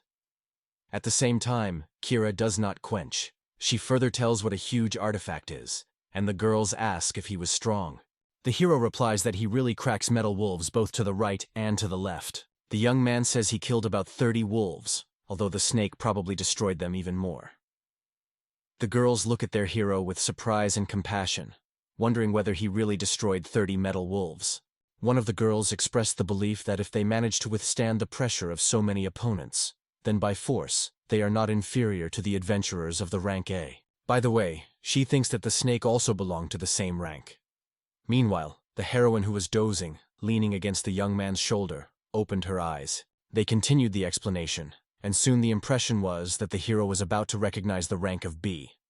As it turned out, to obtain this title, you need to have leadership qualities. Rank B is currently the highest that a young man can reach. The young man gradually feels that he had done something really incredible. The main character welcomes one of his acquaintances. The man turns back. The young man reports that the issue of a juvenile disease has already been resolved. The case was completed 3 days ago. Men look at the heroes in confusion. One of them is surprised to exclaim whether they really managed to complete the investigation and solve the problem so quickly. The protagonist says that after he reported, the topic of conversation has switched to discussing a certain substance. The main topic of the conversation was the question of how to prevent the leakage of technologies when expanding production. It seemed that the kingdom in which he is now is preparing to start sales. They paid this technical fee, and the main character is convinced that this revolutionary technology is able to dramatically change the country. Suddenly, the protagonist stops, realizing that the scale of what he thinks is too big. He had to join in negotiations with the kingdom and focus on arranging cases in the capital, but decided to transfer part of the profits and the responsibility of the Miners' Association. He is still a traveler, and his journey has not yet been completed. So the week flew. Negotiations with the Miners' Association ended with success. After the young man informed the guild about the official acceptance of the girl in their team, she was issued a guild card. The guy himself was noted for his achievement. He became the youngest and fastest experience of adventure that received this rank. Compared to the events of a nationwide scale, this story seems quite insignificant. The young man approaches the girl and asks her about the hairpin. He is surprised. Leaving the ruins, the girl was quite black. How did it happen that it became color again? The girl explains. All this is due to the magical power he released. It is completely recovered. Usually it would take about 30 years to accumulate strength. But this time, it has only enough for a few days. The young man smiles awkwardly and thinks about what a nuclear person in him inside. He thinks what will happen if you direct magic directly to it. Will it be possible to speed up the charging of the pin? The girl denies, so it is impossible, the pin will break. The unknown heroine enters the room and apologizes for the delay. The girl reports that the magic force in the iron lizard has already disappeared from metal. Now the young man will be able to handle metal anywhere if he has the necessary equipment. The young man thanks her for the help. He turns to his partner and asks if she believes that she needs this armor. The girl replies that she is too heavy for her. The girl who went into the room asks if they are going to go to another city. The young man replies that he is still thinking about it. Now, they will only go the way forward and look where she will get. An awkward pause falls. The main character's friend suddenly feels something behind his back and rotates sharply. There is nothing suspicious behind. The man quietly loads bags. The girls wondered at the young man who happened. The protagonist replied that he seemed to be missing something. Indeed, his girl wondered what happened. The girl replied that the magical background disappeared 100 kilometers from here. The main character could not believe his own ears. Who exactly came under the influence of magical overload remained a mystery. However, even he felt the powerful energy of this magic. It was so striking. However, he cannot claim that there is no person in the world capable of creating such a powerful spell. He had the feeling that an artifact, more powerful than a flying snake, had just been turned off. Does he realize that something happened behind the mountain? The young man turns to a matter and is wondering which cities are located in the direction of hundreds of kilometers. The girl begins to list the settlements lying at the foot of the volcano. She asks if the young man really wants to go there. The girl warns. On the way to him lies a dangerous maze, full of powerful monsters. The young main character smiles and notes that in this case their path lies with Ordeon. The main character has a morale, and he notes that the battle will become more interesting for the opponents. The girl smiles, full of joy from anticipation of new adventures. The stranger replied that she knew that this is the answer from him. The protagonist is the youngest of men, and his girl, a real adventure finder, flew with him. So they left the bug. The action unfolds 3 hours after takeoff. The young man, along with the girl, fly down her head, enjoying the feeling of the inverted world. Suddenly, the protagonist feels something and looks back. The protagonist turns to his girlfriend and asks if everything is fine with her. She assures him that everything is well with her. The young man suddenly points out that she does not look tired at all, but most likely she is just bored. It seems to him that the reason lies in the constant use of levitation. This magic has no side effects. He suggests that it is due to the fact that it uses its discharged magic. First of all, its flight speed is low, but if it does not accelerate itself, it will fly at about the same speed. At this speed, they will take just a few minutes to get to the assigned place. The protagonist friend notices the monster in the distance and joyfully shares this discovery with him. The young man suggests that she killed them. He was expecting to get the city as soon as possible, but it seems that he failed. They are bunned by a giant crowd of monsters. He enclosed the path of a whole crowd of monsters. The girl looks at this countless crowd. The protagonist notes that he has changed his point of view and now is time to warm up. The heroine is preparing for the attack. Both comrades rush forward towards the monsters. Among the crowded crowd, the characters are approaching each other step by step. When they meet in the middle, a bloody slaughterhouse begins. The protagonist exclaims to her girlfriend to attack enemies, but asks not to kill them. The girl agrees, but immediately asks why it is needed. The young man asks, does she not see? Monsters seem so appetizing and wasteful. Their destruction promises great pleasure. The heroine asks if these creatures are edible. She confesses that she has never seen such monsters before, so she has no idea. The man looks at her in surprise. He understands that the external similarity of the monster to the crab does not guarantee his suitability for food, and decides to take advantage of his identification skill. When evaluating, the protagonist suddenly realizes that he can still be eaten. The hero decides to act decisively. He proposes to carefully examine the whole territory. The girl gladly supports his idea. Suddenly his look changes. Meanwhile, the hero is approaching brown cockroaches. They can also be eaten, but they look quite unattractive. The young man looks at them with horror. He tells his girlfriend that it's time to leave here. The girl wondered why they were running away, because the enemy looks exhausted. The protagonist replied that these opponents finally spoiled his mood, and there was no appetite left. After a while, I do not stop, and the young man finally takes a breath. He genuinely rejoices that they managed to break away from the pursuers. The city they headed finally appears before them. The young man catches himself thinking that traveling with a child is quite unusual for him. They happen to a man in military uniform, which warns that the roads are now filled with monsters. He wondered if everything was fine with them. The girl exclaims that these monsters are actually weak. The young man replies that it is really a monster of low rank. However, in his opinion, it is not so weak. The young man notes that, judging by the guest's weapons, he has considerable power. The protagonist realizes that not only do blacksmiths can guess that his witch sword is an unusual thing. He notes that such warriors easily manage with most monsters, except that cockroaches are often an exception. He is interested in what happened, and wonders why there were so many monsters near the city. A man uncertainly replies that this city is surrounded by 4 forests, which lives with many monsters. Recently, monsters began to break out of one of the forests and tried to move to the neighboring ones. However, if you think about all the monsters that happened to the heroes on the way also moved in the same direction. The protagonist asks whether they know why the relocation is taking place. The young man confesses that they know a little, but they say that the guild has accurate information. However, since they have not sent a high-ranking delegation, the young man just laughs, believing that this is not that important event. The protagonist thinks whether the guild does not hide any information. After all, when a metal lizard appeared, or when it found a gang hiding place, both guilds also left some of the information with them. The young man addresses you with the question, is this a problem of the same scale again? While young people are talking, the main character girl jumps around them. At some point, she rushes into the arms of her friend, zooms and asks what is happening. The young man tries to reassure her, explaining that it is only an earthquake near volcanoes. This happens often. Suddenly everyone felt a strange smell. The young man decided that it was sulfur. Maybe the city smells. The guard noted that earthquakes have been a little more often, but there is nothing unusual about it. He adds that this can be considered one of the main colors of this city. He solemnly welcomes the heroes in this city, assuring that they are always open doors here. The main character, together with the satellite, examines the surrounding area. Before them lies the city of ancient ruins and hot springs.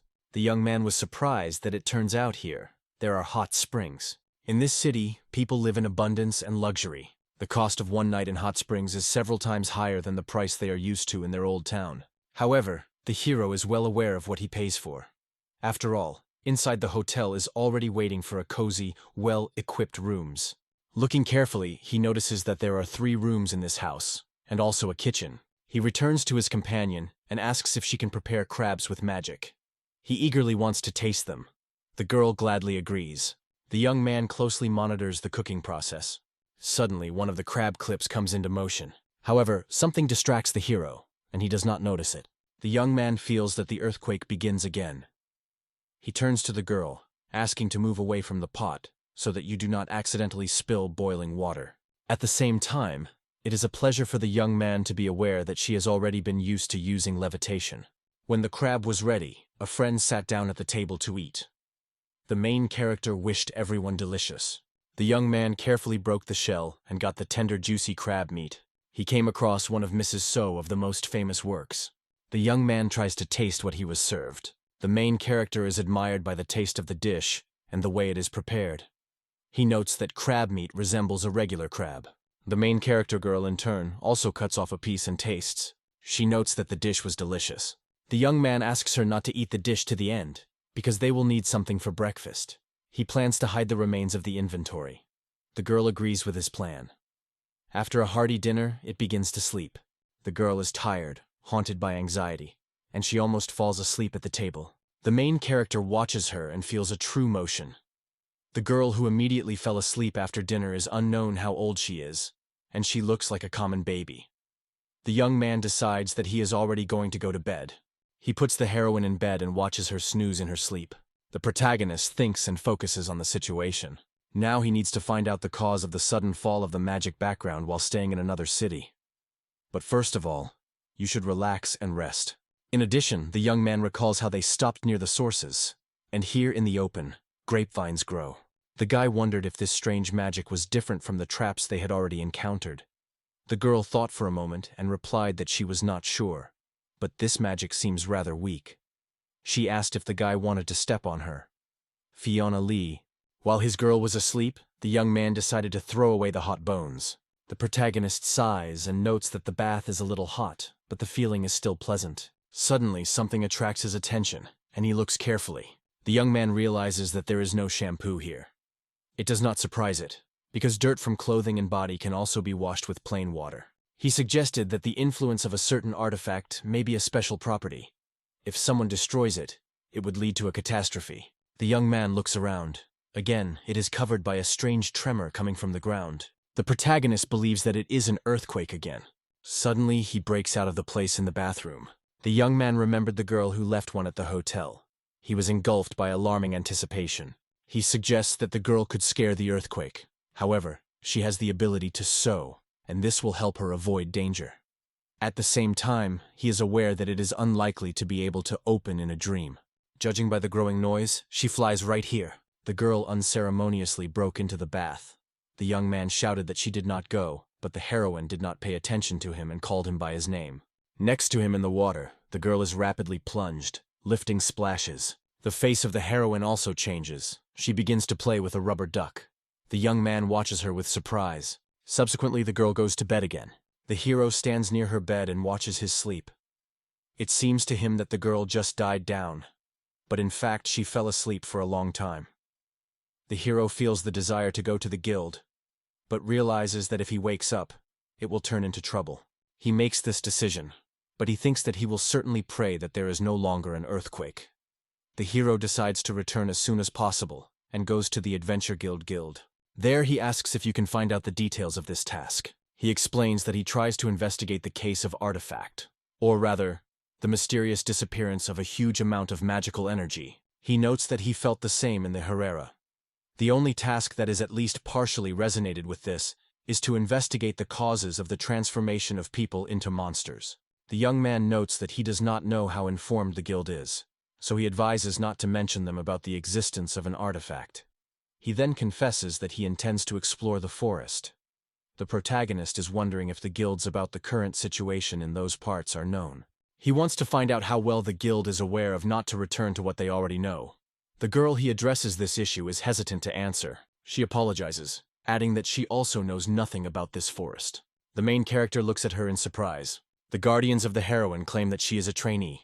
The young man turns to her disappointed, and notes that she does not even try to give a fool. However, their knowledge remains limited. According to rumors, the guilds are much more known. The young man is now convinced that all the rumors are true. The information is hidden even from their own employees. All the other workers he asked assured that they also did not know anything about it. He apologized and noted that he would be forced to press the girl. The hero stated that he intends to investigate the disappearance of great magical power. The protagonist already understands that this is related to the artifact. The girl is surprised by his speed. He proposes to move on, noting that there is probably something in the forest. Another woman enters the room and appeals to him to stop. She asks him to follow her, explaining that she needs to know about the results of his research. The young man leaves the room, leaving the International in full misunderstanding. Meanwhile, He is already at the table of negotiations near his new acquaintance. She is wondering how well the young man is aware of artifacts. The young man replies that, as he assumed, everything is related to artifacts. It seems to him that she is a high-rank official. The hero wants to share many things with her. However, he doubts whether it will not turn against him. While in the harem, he suddenly covered a strange feeling. When he turned to his girlfriend, who understood magic, she explained that the reason lies in the sudden disappearance of most magical power. Then he came to the conclusion that so much magical energy could only be created by a special artifact. The woman thoughtfully points out what it means. No information has leaked. She is interested in the name of the girl's girl, and he calls her a name. The girl repeats this name, and in her memory the name of the protagonist begins. The young man confirms everything known about Takeland. He reproaches to you for mentioning his girlfriend. He believes that he did not have to do it, and is amazed at where the interlocutor knows their names at all. The girl smiles and notes that everything happens as she predicted. She reports that a new report on adventure in the air has recently received. It is rumored that there are several unusually strong people among them. In addition, there are several additional volunteers who are able to get from the Ererera to the Arteon in just one day. In fact, the heroes needed only 3.5 hours, so the woman has no complete information about them. And yet, the news flew amazingly quickly. There are no phones in this world. Information is transmitted here with magic. In any case, it was with this organization that the young man did not want to fight. He asked if information about the artifact was hidden. The girl replied that only a few cell staff and several adventurers know about it. She notes that at first they planned to publish it, but someone advised them to postpone the idea. The protagonist guesses that the information is hidden by order of one of the management. He notes that the guild itself has significant power as an organization. If there is someone who is able to forbid them, then it is, except for some feudal lord. The hero wondered if you need to turn to external sources every time if you want to find out something. The girl replied that this is not always the case. Sometimes they choose this way when they deal with cases that do not need much urgency. The young man is wondering if the current situation is not urgent. The girl quietly confirms that it is so. She reports that the perpetrators have already been detained and executed. The protagonist believes that the problem has already been solved.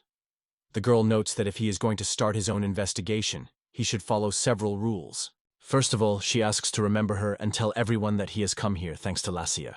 She assures that he will be happy to help him if he needs some information. The hero understands that it is probably all that he can count on, and quietly agrees with it. The young man returns home. In the end, he could not find anything valuable. She explained that the criminals had turned off the light, but the creation continued to evacuate, so the artifact had to stay there. We just turned it off and destroyed it. It seems to him that, finding the right path, he will be able to know more what he needs. The next day, the hero, along with the girl, goes to battle with monsters. The young man notes that they were already in the same forest where the magical power has disappeared. Today, they have to hunt different monsters while looking for traces of mysterious artifact. He asks her to inform her if she feels the presence of a monster or some unusual magical power. The girl agrees to this condition. She notes that a broken magic tool to feel a little more difficult than other objects. The hero believes that to detect an artifact that lost magical power is only a little more complicated than usual. It would not be impossible for the average person. In his voice, he just agrees with the heroine. He asks her if she knows in what direction the artifact should be destroyed. The girl confesses that he has no idea.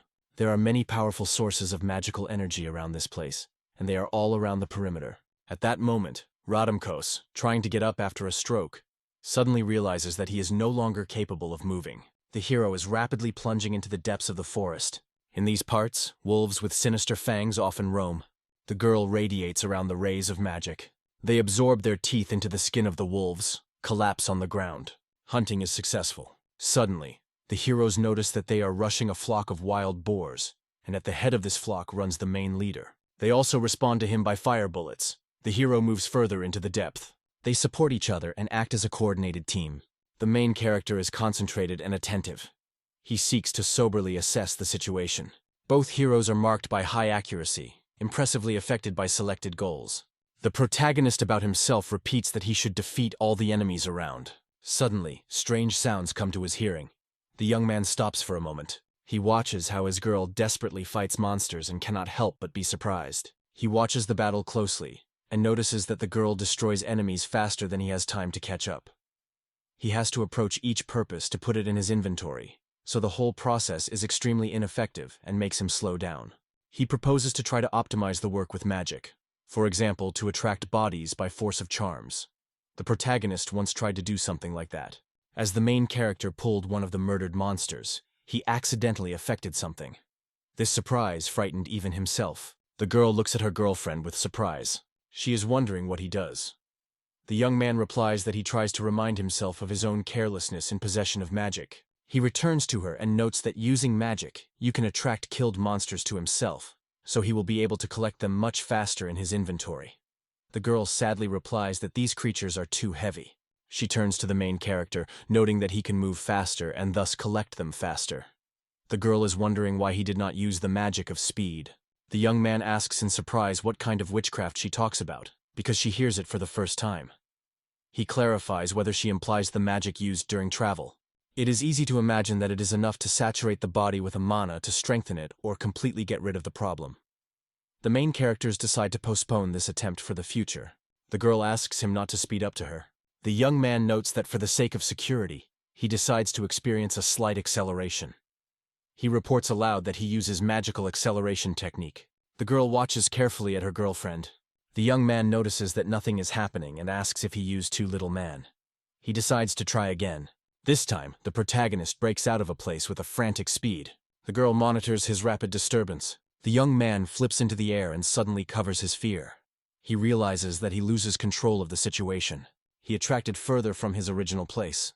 The main character crashes into a tree. Coming out of the tree, it resembles a disheveled cloud of smoke. The hero with dissatisfaction notes that it is some kind of inconvenient magic. Ray, covered with fear and a little lost, runs to Keita and with apparent anxiety asks if everything is fine with him. The young man, trying to keep a confident appearance, replies that he is all right with him. The man wondered if his clothes were so disturbing her, because he remained unharmed and safe. The young man suddenly recalls that his clothes have a rather interesting property. Protection grows at the expense of mana. Kira notes that the current level of defense can be compared with the quality of garden leather armor. Such protection would be more familiar to him and clearer. At that moment, the guy turns to Ray, wondering if the magic of the armor can activate if it is thundered by a tree. Imaging this situation, he thoughtfully awaits the answer. The girl, thinking about his question, is interested in whether magic has always acted, because there are different circumstances. Keita suggests that armor may work constantly, absorbing the released PM throughout this time, and thinks about his own feelings. The girl agrees with him, noting that the armor is really stronger with him, and this can be extremely useful in battle. Hearing this, the guy is genuinely surprised. Can this terrifying horn be even more powerful? The girl with obvious interest wondered if he knew about this feature of her uniform. The guy in response noted that probably none of those who wore this armor, he knew it. Finally, he realizes why he was here and now. Turning to Ray, he asks whether he will be able to master the magic of acceleration in this situation, because it could save him life. The girl confidently replies that he should simply continue his attempts, and everything will certainly work. The guy strongly states that he will continue training during their travels in the forest, hunting for monsters, and opening the unexplored corners of nature. The girl, smiling and rejoicing in the shackles, willingly supports him in this intention. Suddenly, the guy accelerates and crashes into a tree that causes a fun scene. The girl, concerned and excited, immediately asks if everything is fine with him. The guy, despite the adventure, confidently assures that everything is normal with him, and it reassures the girl. Gathering with the forces, Kai again accelerates and runs, once after to cut into the trees. He repeats these actions again and over again, trying to get the necessary acceleration. The guy, squeezing his fists as a sign of his determination, confidently states that he is able to do so. The girl looks at him with surprise, admiration, and at the same time with anxiety. The man, as if carefully evaluating the situation, addresses Ray to the question in which direction the closest monster is. The girl, focusing, raises her hand and points her finger to the right direction. Satisfied with such a hint, the guy is confidently moving in the specified direction, full of determination. Running through the forest, he feels that he gradually begins to acquire a new skill. It inspires hope. But if you continue to increase the speed with this magic, it will certainly cut into some tree, because it does not work during the action of spell. And this thought is disturbing him. Thinking, the the man came to the conclusion that to prevent contact, the device should be switched on and off from time to time. He understands that you need to activate it and then turn off immediately. Suddenly he happens to be a giant monster. It challenges teeth and looks carefully at his side, preparing for the meeting. The monster with big ears looks carefully into the distance of the forest, and suddenly notices a flash in front, which immediately attracts his attention. Kida moves rapidly from tree to tree, trying to sneak up to the animal as quietly as possible. Noticing him, the monster covers a sudden horror. It seems to be frightened, showing instinctive fear. A frightened animal beats with a paw, trying to attack the guy. The man is cleverly evading, demonstrating his skills and magic of acceleration. It causes a powerful blow to the belly of the monster. The guy enthusiastically realizes that his magic acceleration not only avoids attacks, but also turning his own attacks into extremely strong weapons. This opens a new advantage in battle. The monster, moaning with pain, flies to the tree from a powerful blow of the boy, and the guy at this time is skillfully landing on the ground, demonstrating his skill. The young man, smiling nervously, asked the girl that she was thinking about this speech.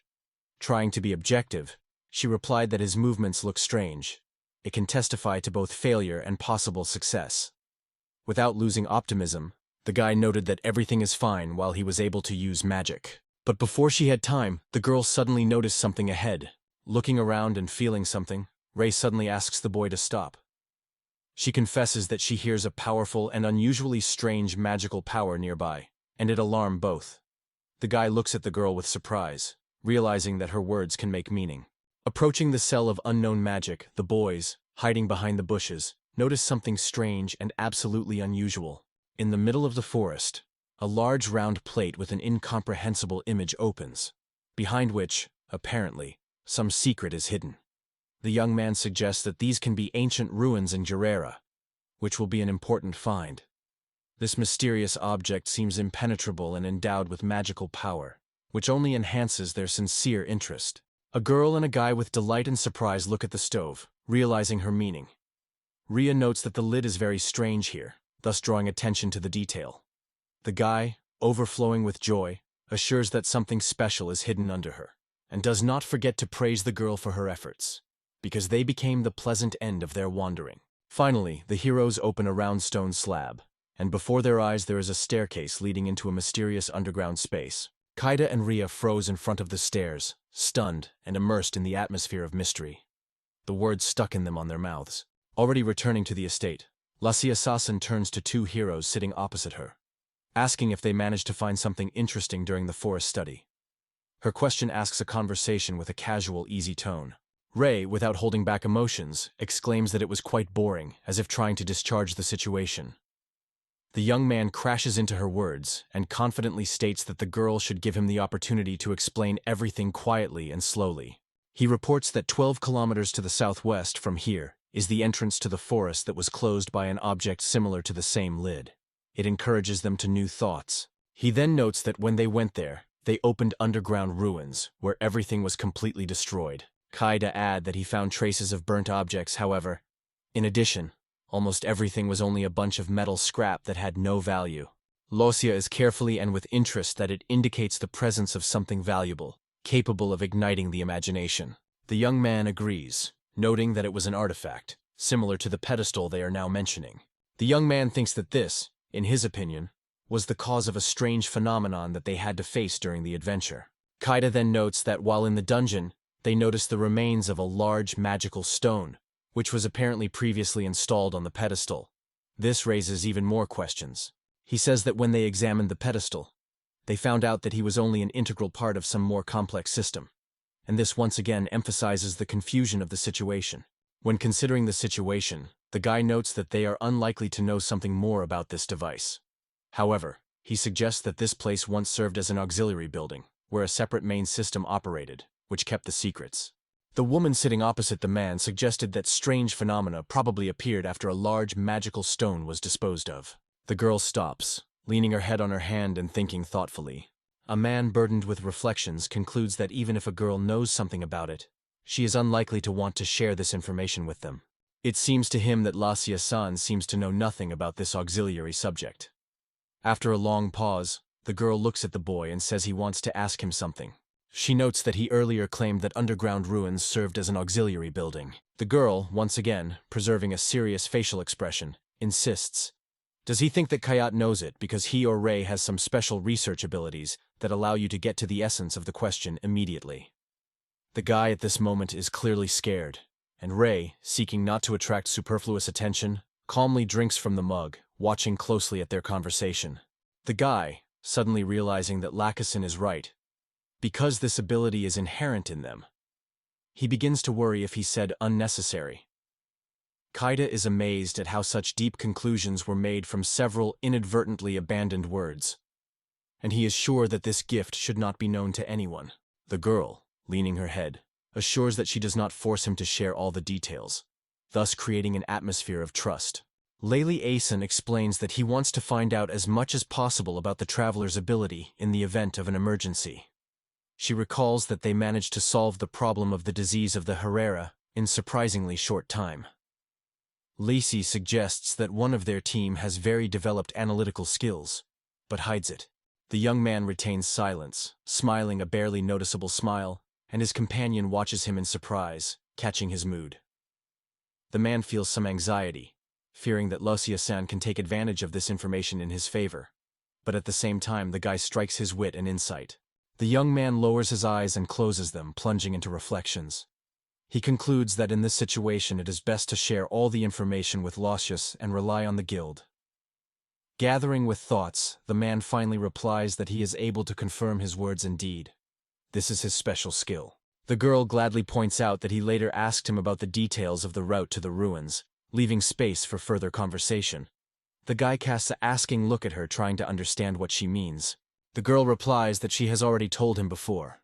Only a few adventurers and members of the guild have information about the current problem.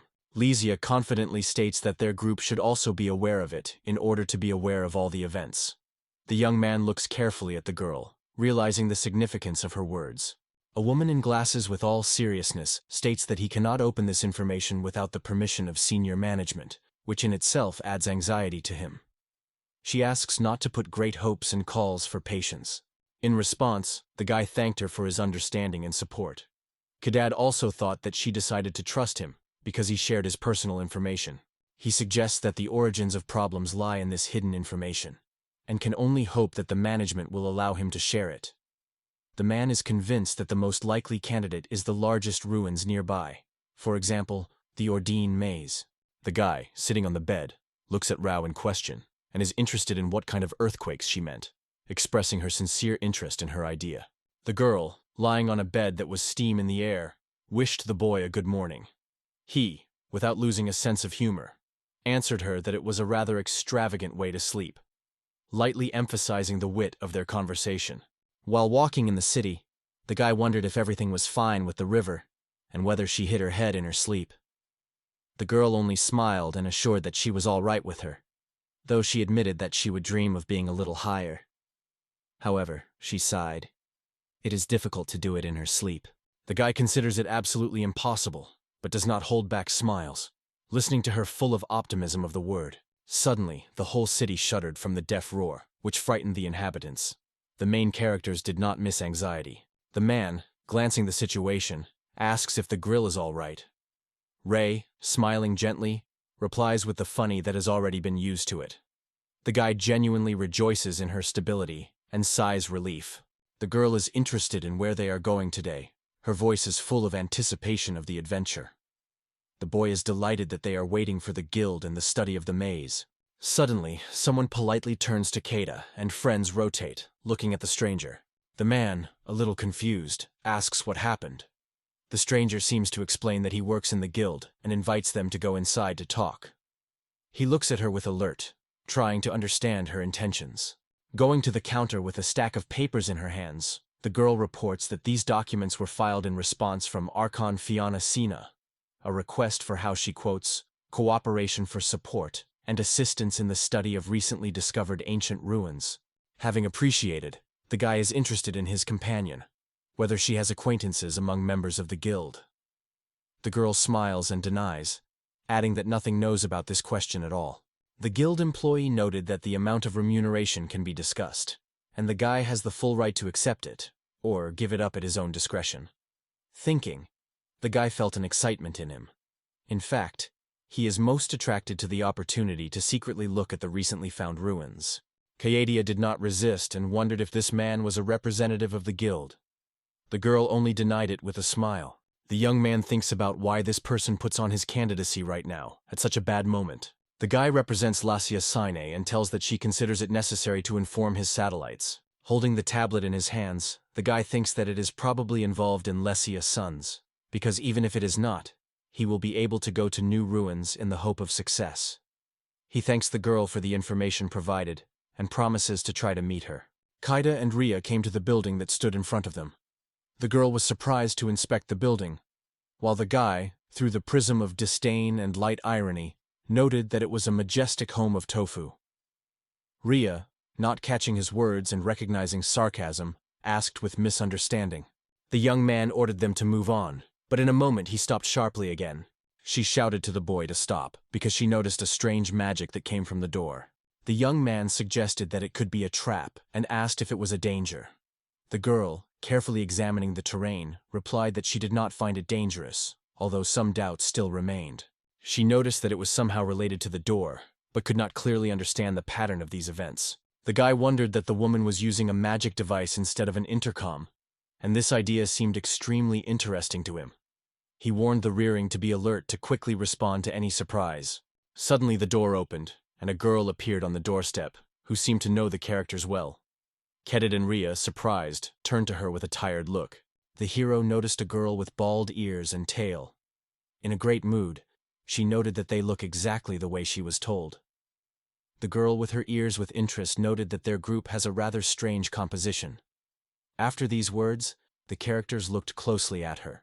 The guy immediately realized that before him, a feast, and such an unexpected meeting was caught by him by surprise. He wondered if she was really Fiona-san. The girl gladly exclaimed with joy and a wide smile that she was really more surprised by her husband. He noted that he heard. She nominated his candidacy for a private investigation into recent ruins. The fox girl, interested in conversation, alerted her ears. The girl happily waved his tail, confirming the boy's words and clarified that she was her personal request, which has nothing to do with the guild. Leaning forward, she noted that the ruins would probably not be the same as they imagined. She added emphasized that she found these ruins on her own. The man looked at her with surprise, confused with the unexpected development of events. Having erected his thoughts, the guy suggested that such a manner of communication could be related to Lucia-san. Probably, the guild stores such information with a guild card similar to a system, and Lucia-san found a detour in order to tell him these important information. The guy reached out and wondered if she could tell more about these ruins. The girl, who focused on him, replied that many scary monsters were found in those places, and a lot of dangerous traps were hidden. The licensed girl sighed and confessed that she'd already tried to pass this place on her own, but everything she was capable of was just running. Her words were surprised by the boy. The guy wondered if she really wanted to test herself for strength, even being an archaeologist. The girl smiled, lifted his compressed fist and laughing fun, assured. After all, she has no doubt about her own endurance. She convinced the guy that there was no need to contact her so officially, because she is not a big bump at all.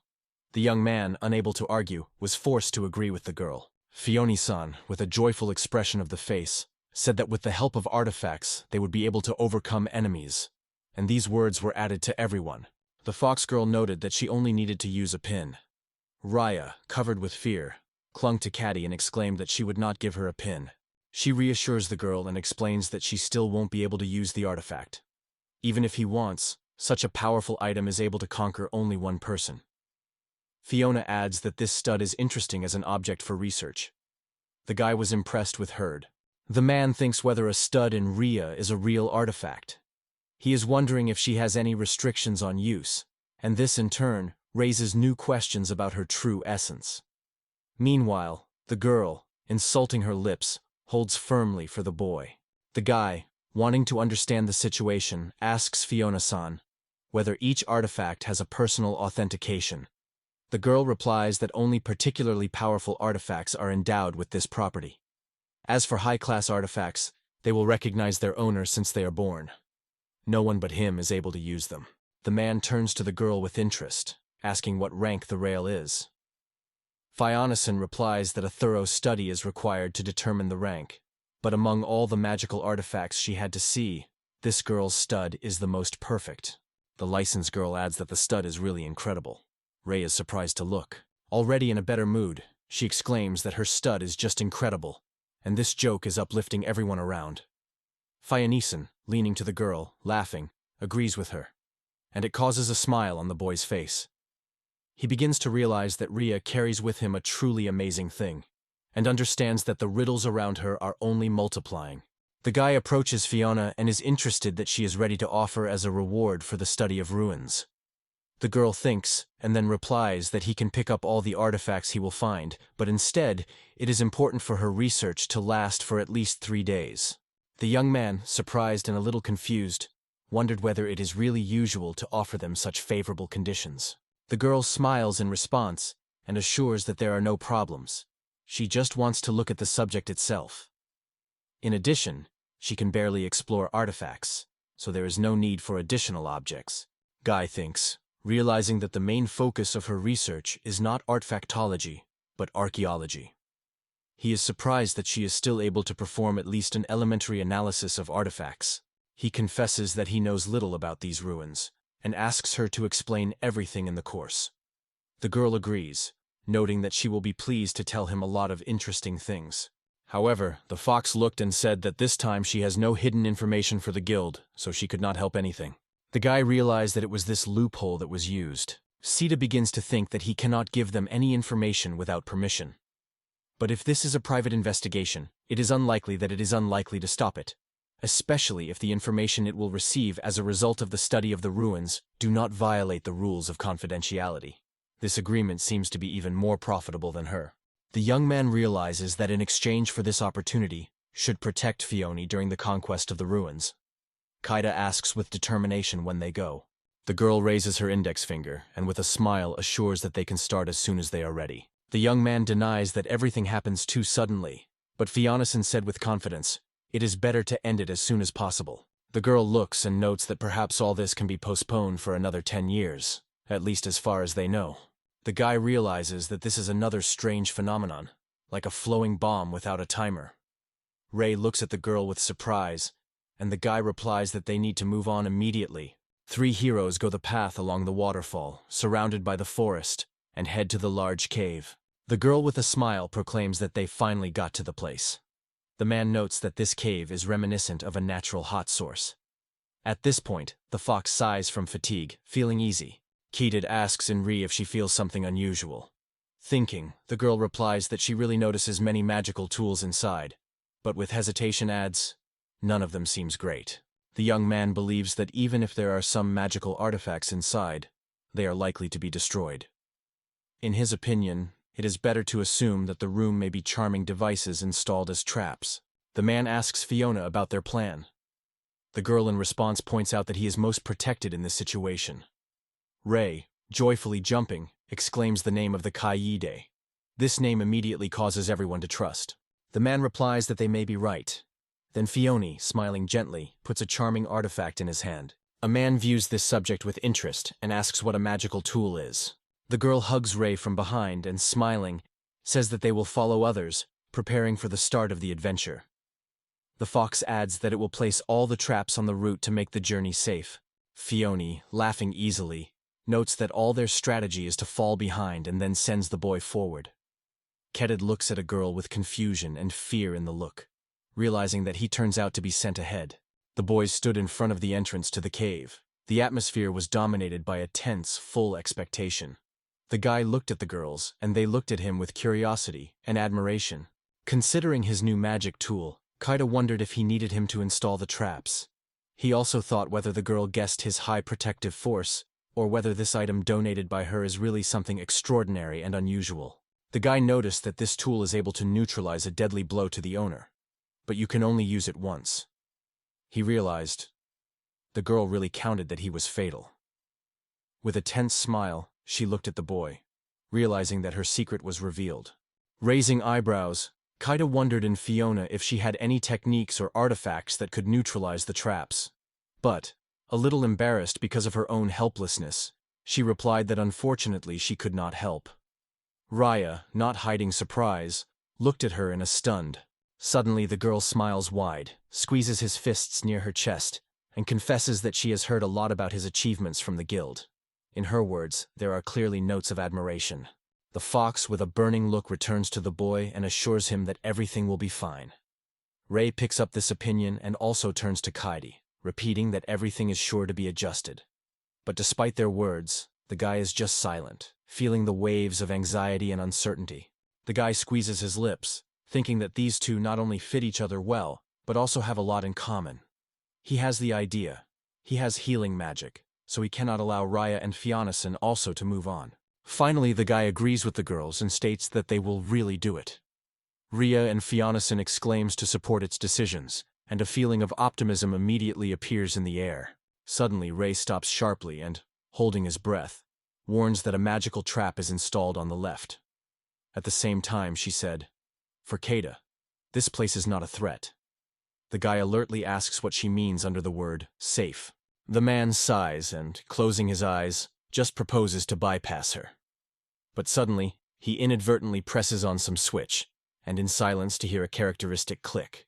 The guy looks at it and realizes with surprise that he has a real physical switch in front of him. Suddenly the name of Katie was shouted loudly. It is at this moment that the unknown mechanism produces an arrow aimed at a guy. However, he does not immediately notice. The arrow hit a man's cloak, but cannot punch him and bounce sideways. The girls look at it with confusion and fear, not understanding what happened. Taida looks around and looks at the nearest arrow. He explains the girl that it was a casual shot. The girl shrugs her shoulders and, concernedly noticing that the guy was not injured, is surprised by his incomprehensible protective abilities.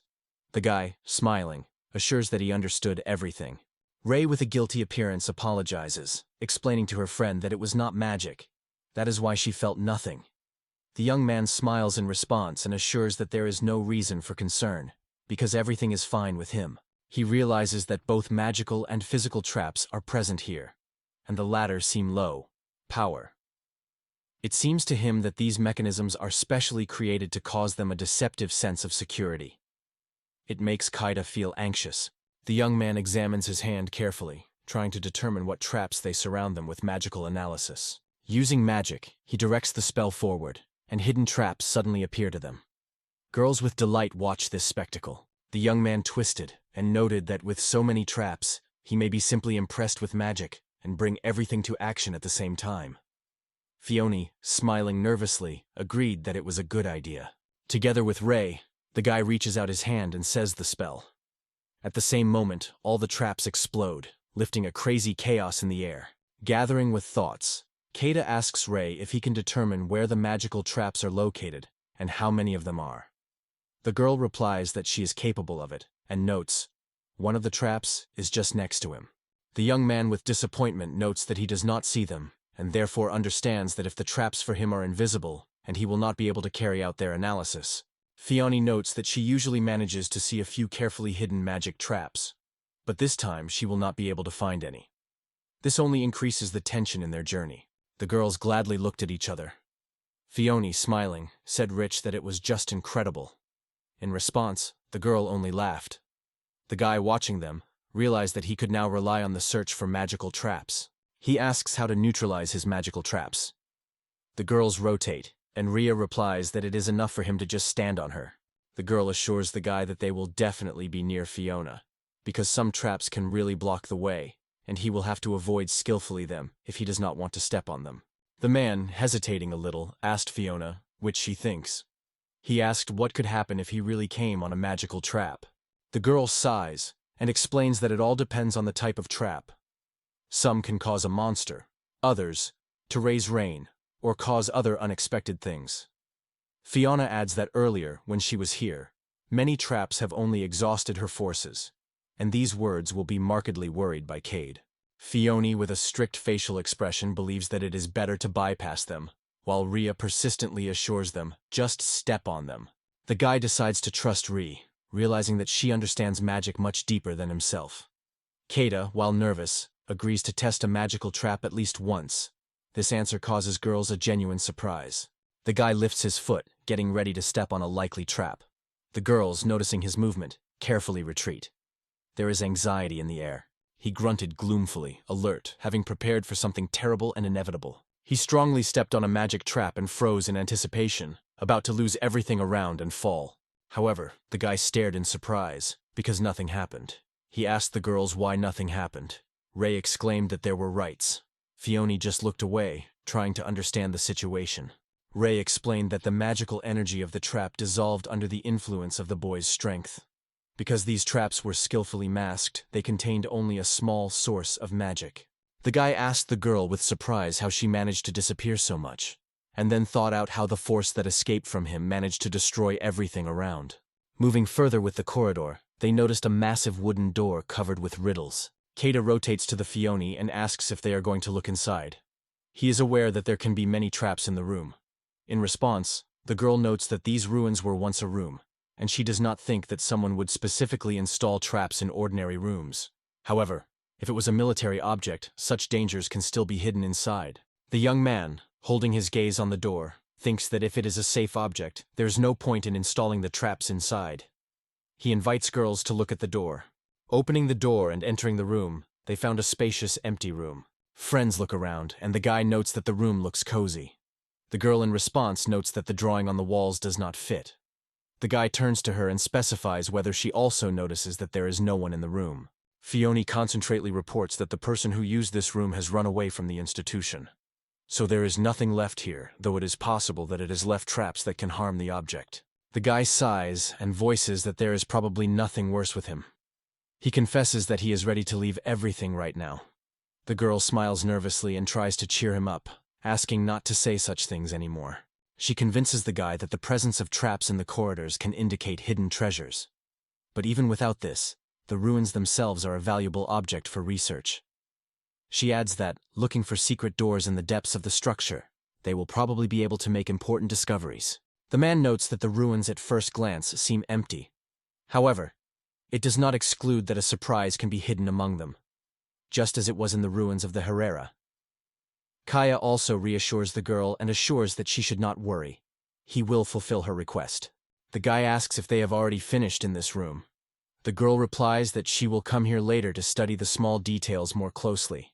She notes that food is enough if he can at least partially ensure safety among the ruins.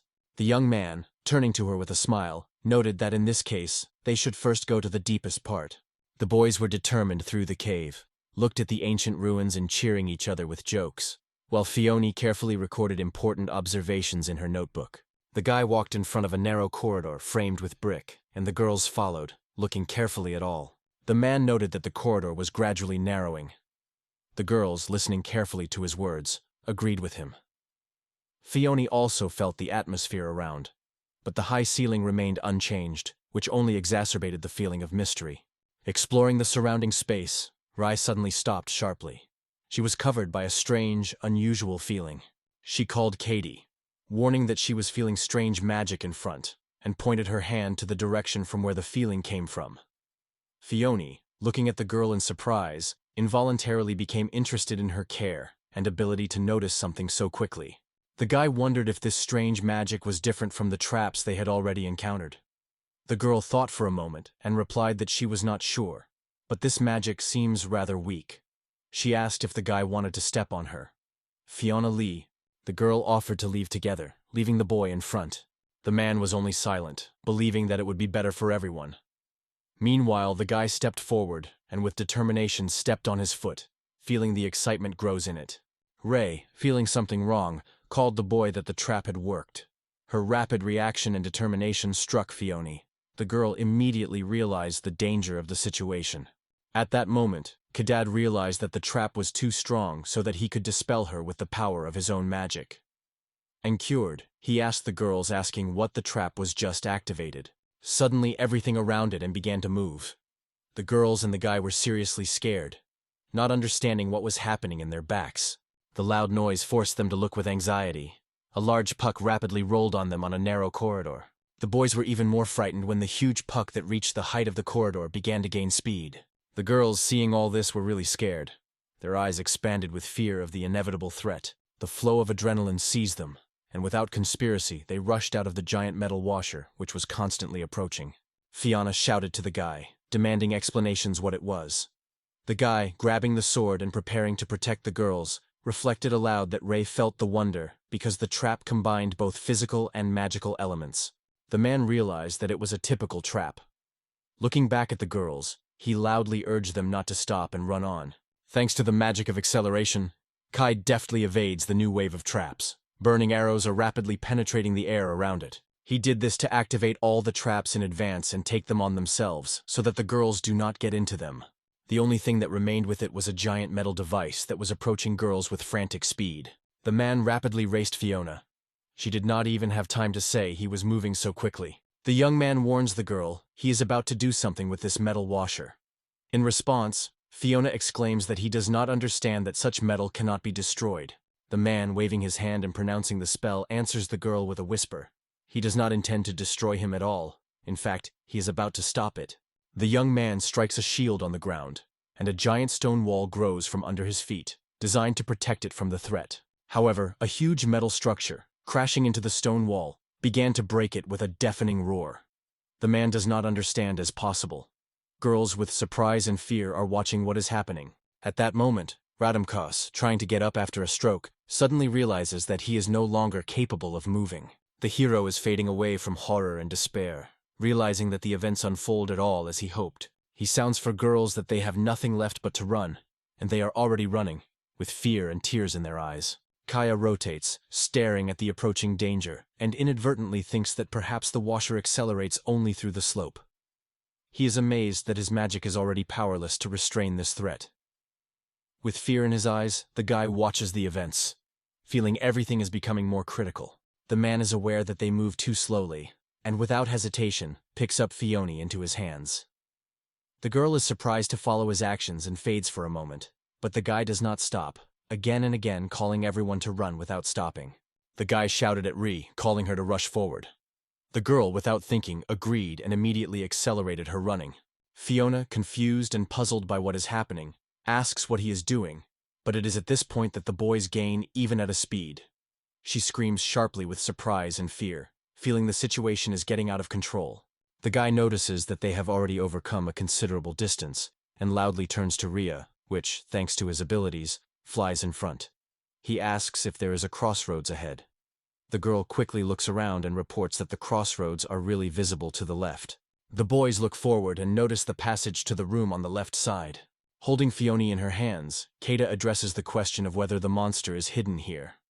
The girl replies that there is no monster, but there is something else hidden.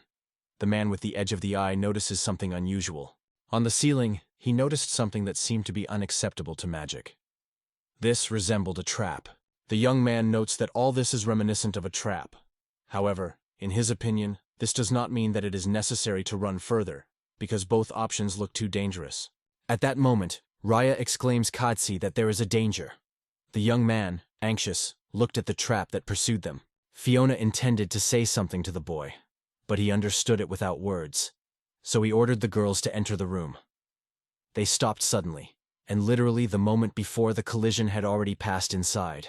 At that moment, a massive metal trap struck the room with a whistle, moving a mechanism on the way. The man safely landed on the floor of the room just past and still held the girl in his arms. At the same moment, Ray also managed to jump inside. Suddenly, there was a loud roar behind. Huge metal doors with a grill closed, blocking the only way out. The boys turned, frightened by unexpected noise. The guy carefully put the girl on the floor. Switched with confusion, she barely gathered thoughts and said quietly that they were trapped. Without spending time, the man rushed to the door, briefly ordered the girls to stay still. He hits into the metal door, using pressure magic, and in response, only minor scratches appear in response to their surface. Realizing that no attempts are resulting from the result, the man lowers his hand, and having a heavy sigh, recognizes that it is extremely difficult. Girls, surprised to watch the events, cannot understand how to find a way out of this situation. Suddenly, Ray felt something wrong. A suspicious scragging came to her ears. The girl exclaimed to her husband that something was going on. The man, wary of asking what was the matter. Meanwhile, the fox watched with interest. However, the guy also felt something strange and full of surprise and fear, turned to the source of sound. Suddenly, the metal hatch, which the guy looked at before, dissolved, and a strange metal structures that caused suspicion crashed out of it. With a roar from the hatch, a large metal block falls out, and the boys remain confused without realizing what it is. Behind him from the hatch, more and more giant metal work on caterpillars were increasing. The young man watched this spectacle with horror, realizing that it was now dangerous to stay here. When the dust was settled, the boys saw an artifact called the Third Type Crush Hider.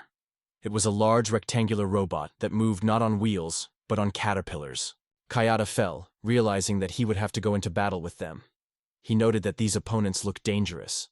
On the face of Kayad, the anxiety was clearly reflected in the inevitable fight. The man, carefully examining the robots and holding the sword with alert, told the girls that they had ancient mechanisms that they would have to overcome. Suddenly, the work was moved from the place and rapidly headed towards the heroes.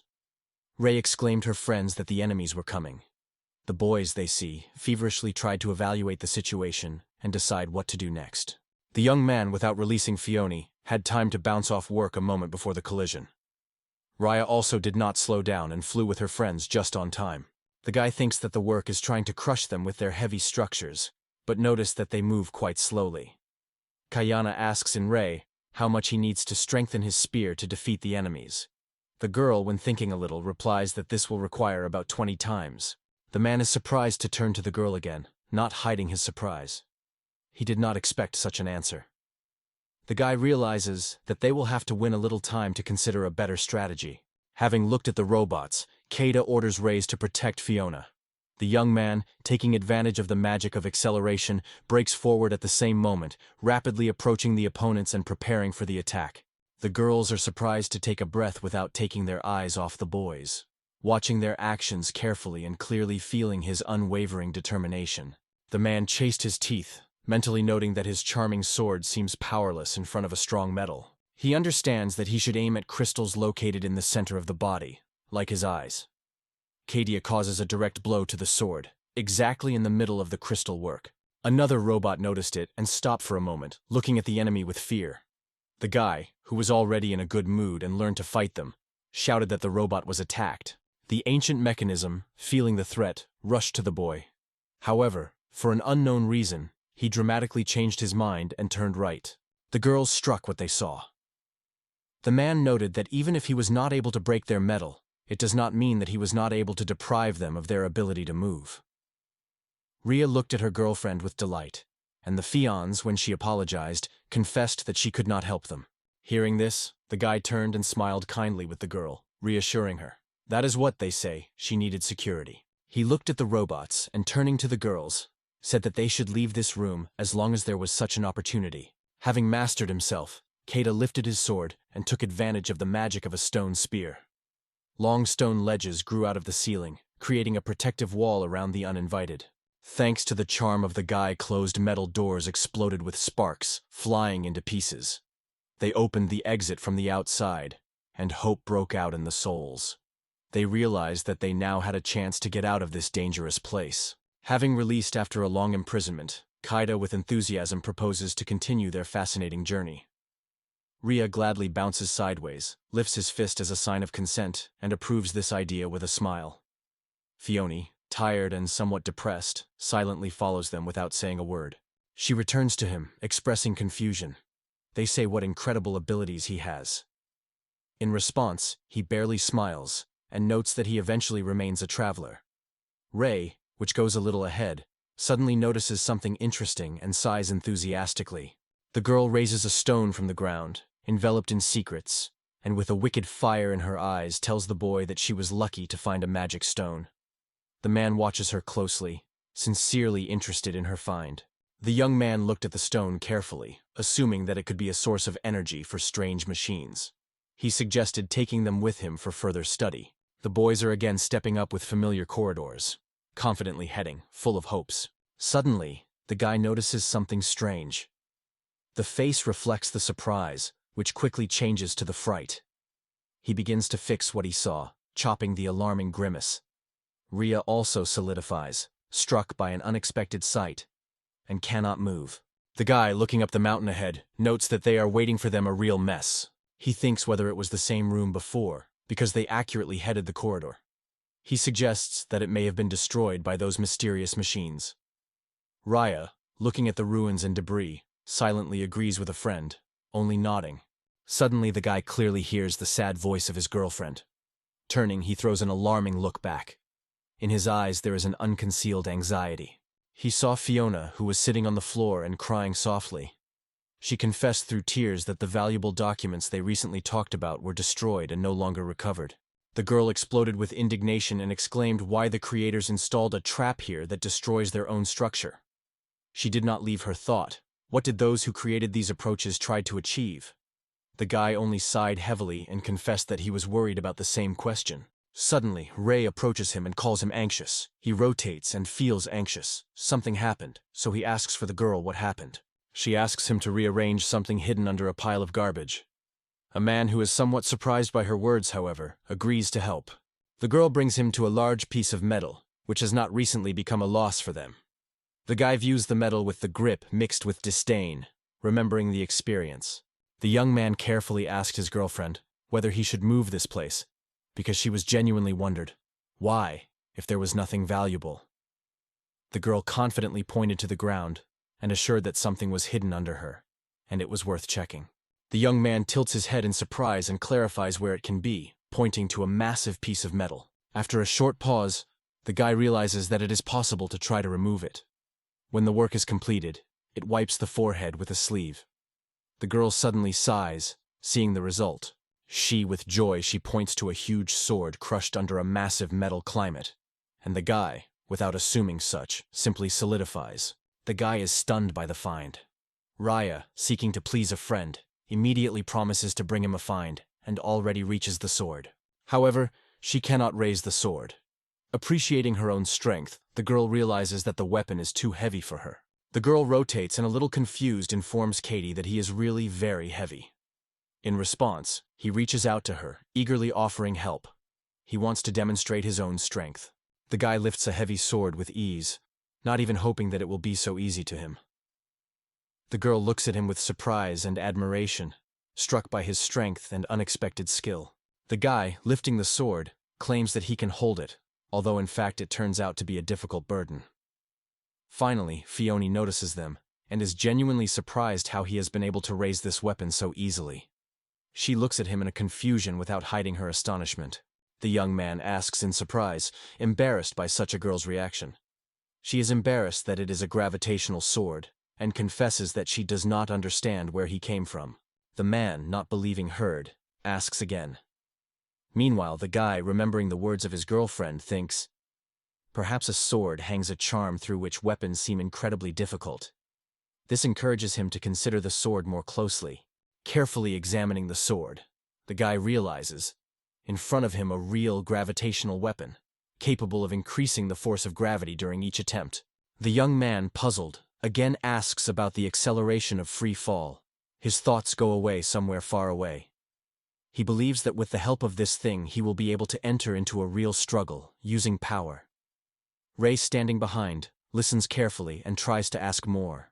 Fiona with delight notes that the sword is probably incredibly powerful, if he can own, although she had never heard of such weapons before. It is still unclear how to wear this sword at all, because it is extremely difficult. The girl thoughtfully noted that only a few travelers managed to raise this sword, but all of them already had their own weapons, so they did not need this sword. The young man, carefully examining the blade, confidently said that he understood everything. Remembering, the man wondered if the sword would be needed for further research, because it is a very valuable artifact that deserves a detailed study. The girl replied that this sword is not particularly rare, so he can pick it up if she wants. The man agreed to take the sword with him. Fiona, smiling widely, said that today they have already explored enough, and it is time to return to a safe place. The guy, just starting to feel the taste of adventure, did not notice how quickly he missed time. The girl, openly confessing to him that she needs someone who would activate all the traps, replied that a complete study of these mysterious ruins will carry out a little later. Walking along corridor, the girl delights that there has been so much everything today that she is difficult to grasp. She confesses that for the first time in a long time, everything happens as she planned, and with a wide smile adds that she really got pleasure and a lot of interesting things. Suddenly, quite unexpectedly, Fiona comes on a car, and around everything starts to tremble loudly. It seems as if the earth trembles under her feet. She is surprised and fascinated by the air, feeling the wave of adrenaline penetrates her body. The boys immediately felt that something was beginning to happen around them, and they looked around with anxiety, realizing the seriousness of the situation.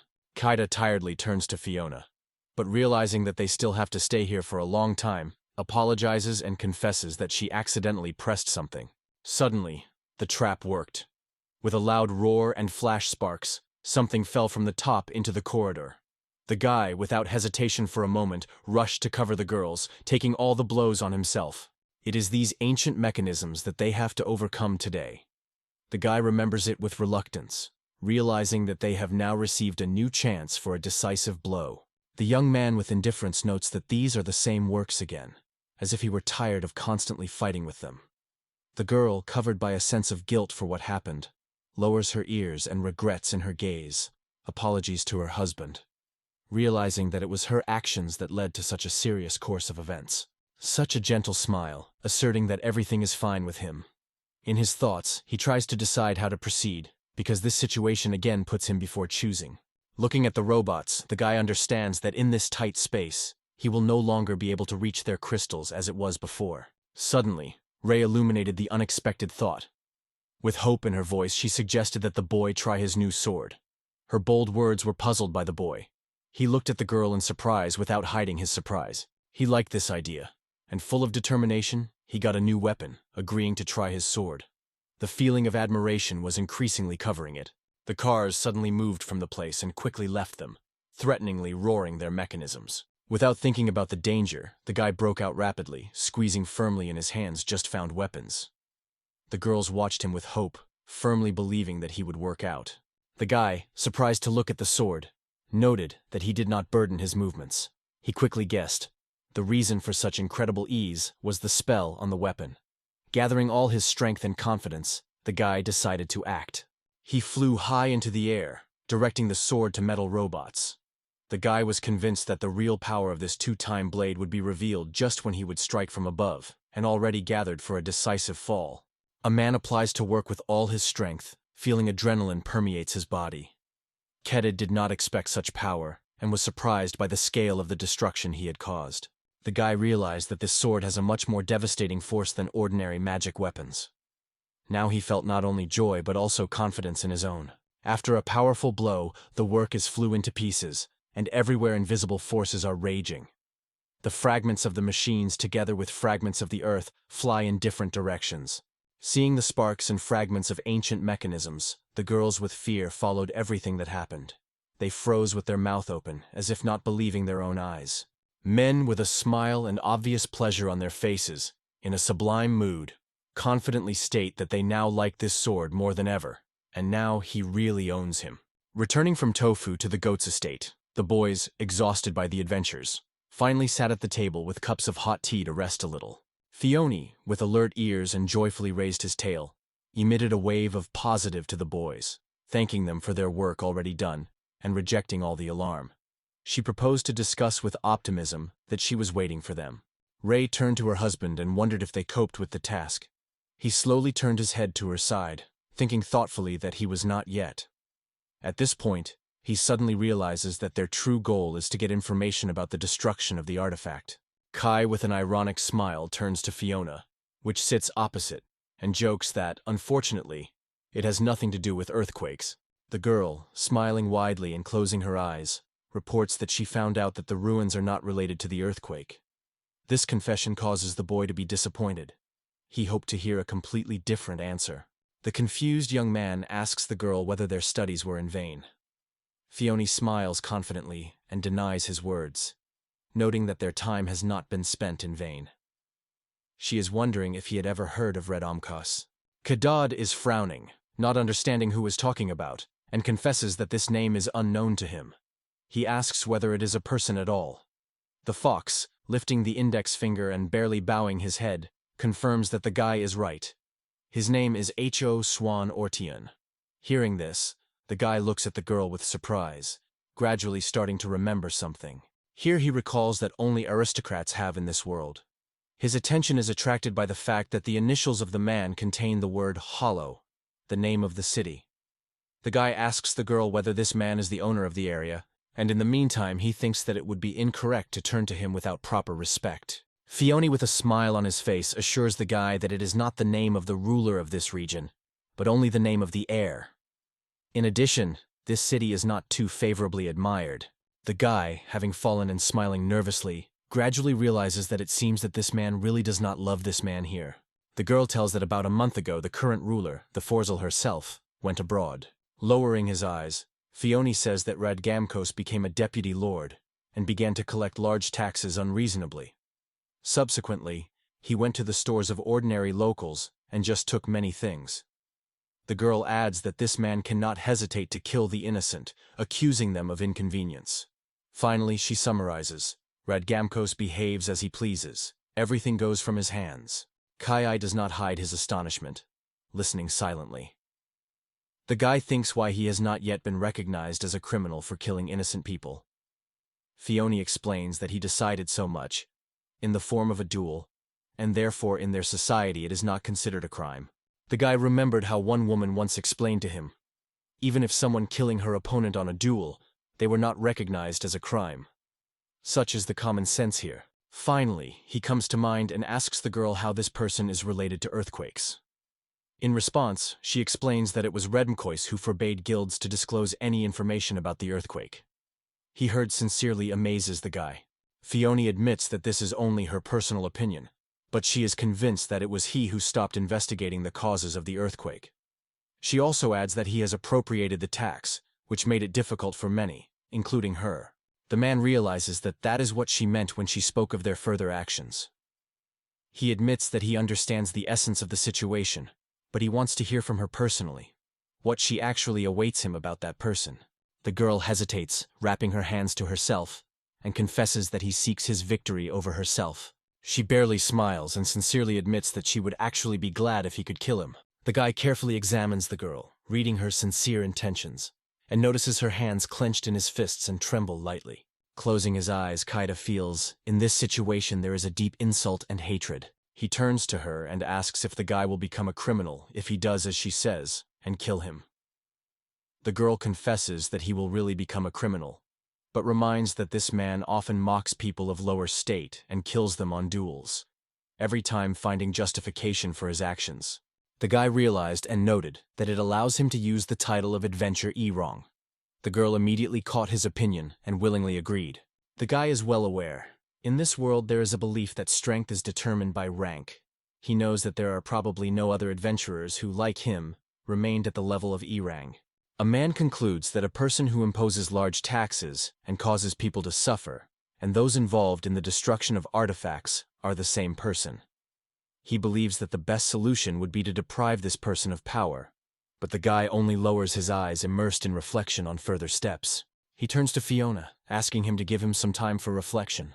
The girl gladly agrees. Wandering the city with Raya, Kadia thoughtfully considers the request of Lord's Governor. He does not find lies in Fiona's words, but before agreeing on her request, he wants to at least make sure of their truth. He believes that it would be more appropriate to first learn the situation in the city and meet this person in person. However, thinking, he understands that in fact, he does not even know how the one he looks. Suddenly, the boy's gaze stops at some fuss in the city. Looking at, he notices a full, noisy man. He boldly declares to someone that he first thought. A man standing on his side holds a bag of money. The one who had a bag in his hand, with irony, adds that if he had the opportunity, he would give all his taxes to him. Kaida was genuinely surprised, because she did not hope to meet Radomka so close. The guy had no idea that he would be recognized with such ease. Kaida, carefully assessing the situation, immediately realized a man who raised a noise on the street was the same who previously mentioned Fiona. The guy noticed a poor man who was already trembling with fear and horror before the strict demands of Radamkos. Kaida turned to the man nearby, asking what was happening here. He just asked if he was a traveler and advised to stay away from this unpleasant story. The man continued his considerations, explaining that it was a typical reception of Radmat. He chooses a victim and begins to complicate her life, suddenly raising taxes tenfold. The man added that if a person is not able to pay these overstated amounts, Radomko will demand his property, and when there is nothing left, he will just take his shops. The stranger warns the boy strictly. Under no circumstances should you try to stop at the house of Costa. If the owner feels your weakness, he will immediately blame you for the most noble crimes, and then the deadly duel will inevitably begin. He then notes that many people were killed through him. They could not remain indifferent to his actions and intervened. A thoughtful man looks at Radamkos and finally realizes that he is really a bad person, just as they said about him. Kane suddenly realized that the rumors of his involvement in the destruction of the artifact, apparently, had reasons. The foreigner, noticeably excited, continued to talk about his desire to see the return of the Sama faith as soon as possible. He confessed that he was tired of all this horror.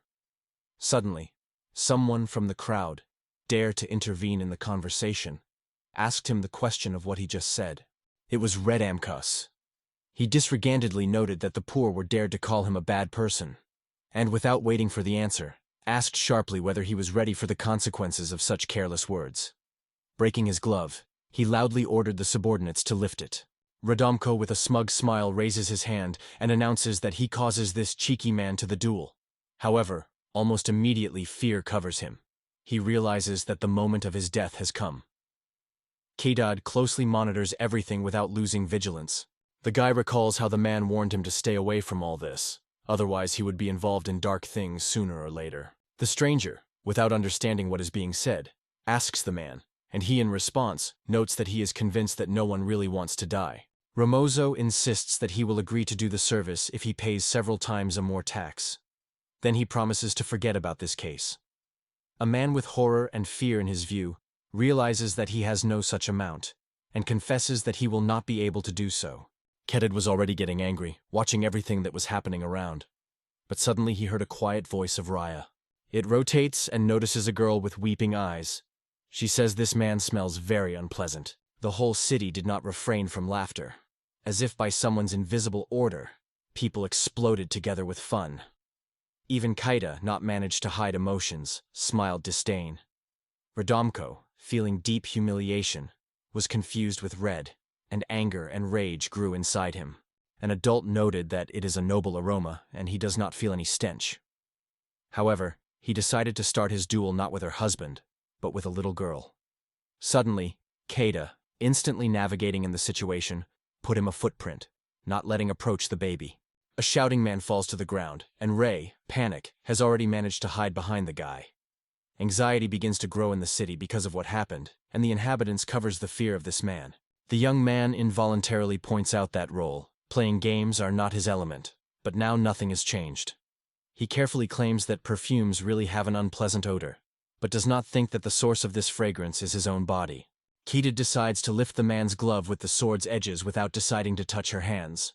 With a fierce look, he says that this word is Radhamkos. Ria, not understanding why her friend speaks so strange, is interested. Where did his cape go? The guy explains that he removed her intentionally. He wanted to look weaker and not cause unnecessary suspicion.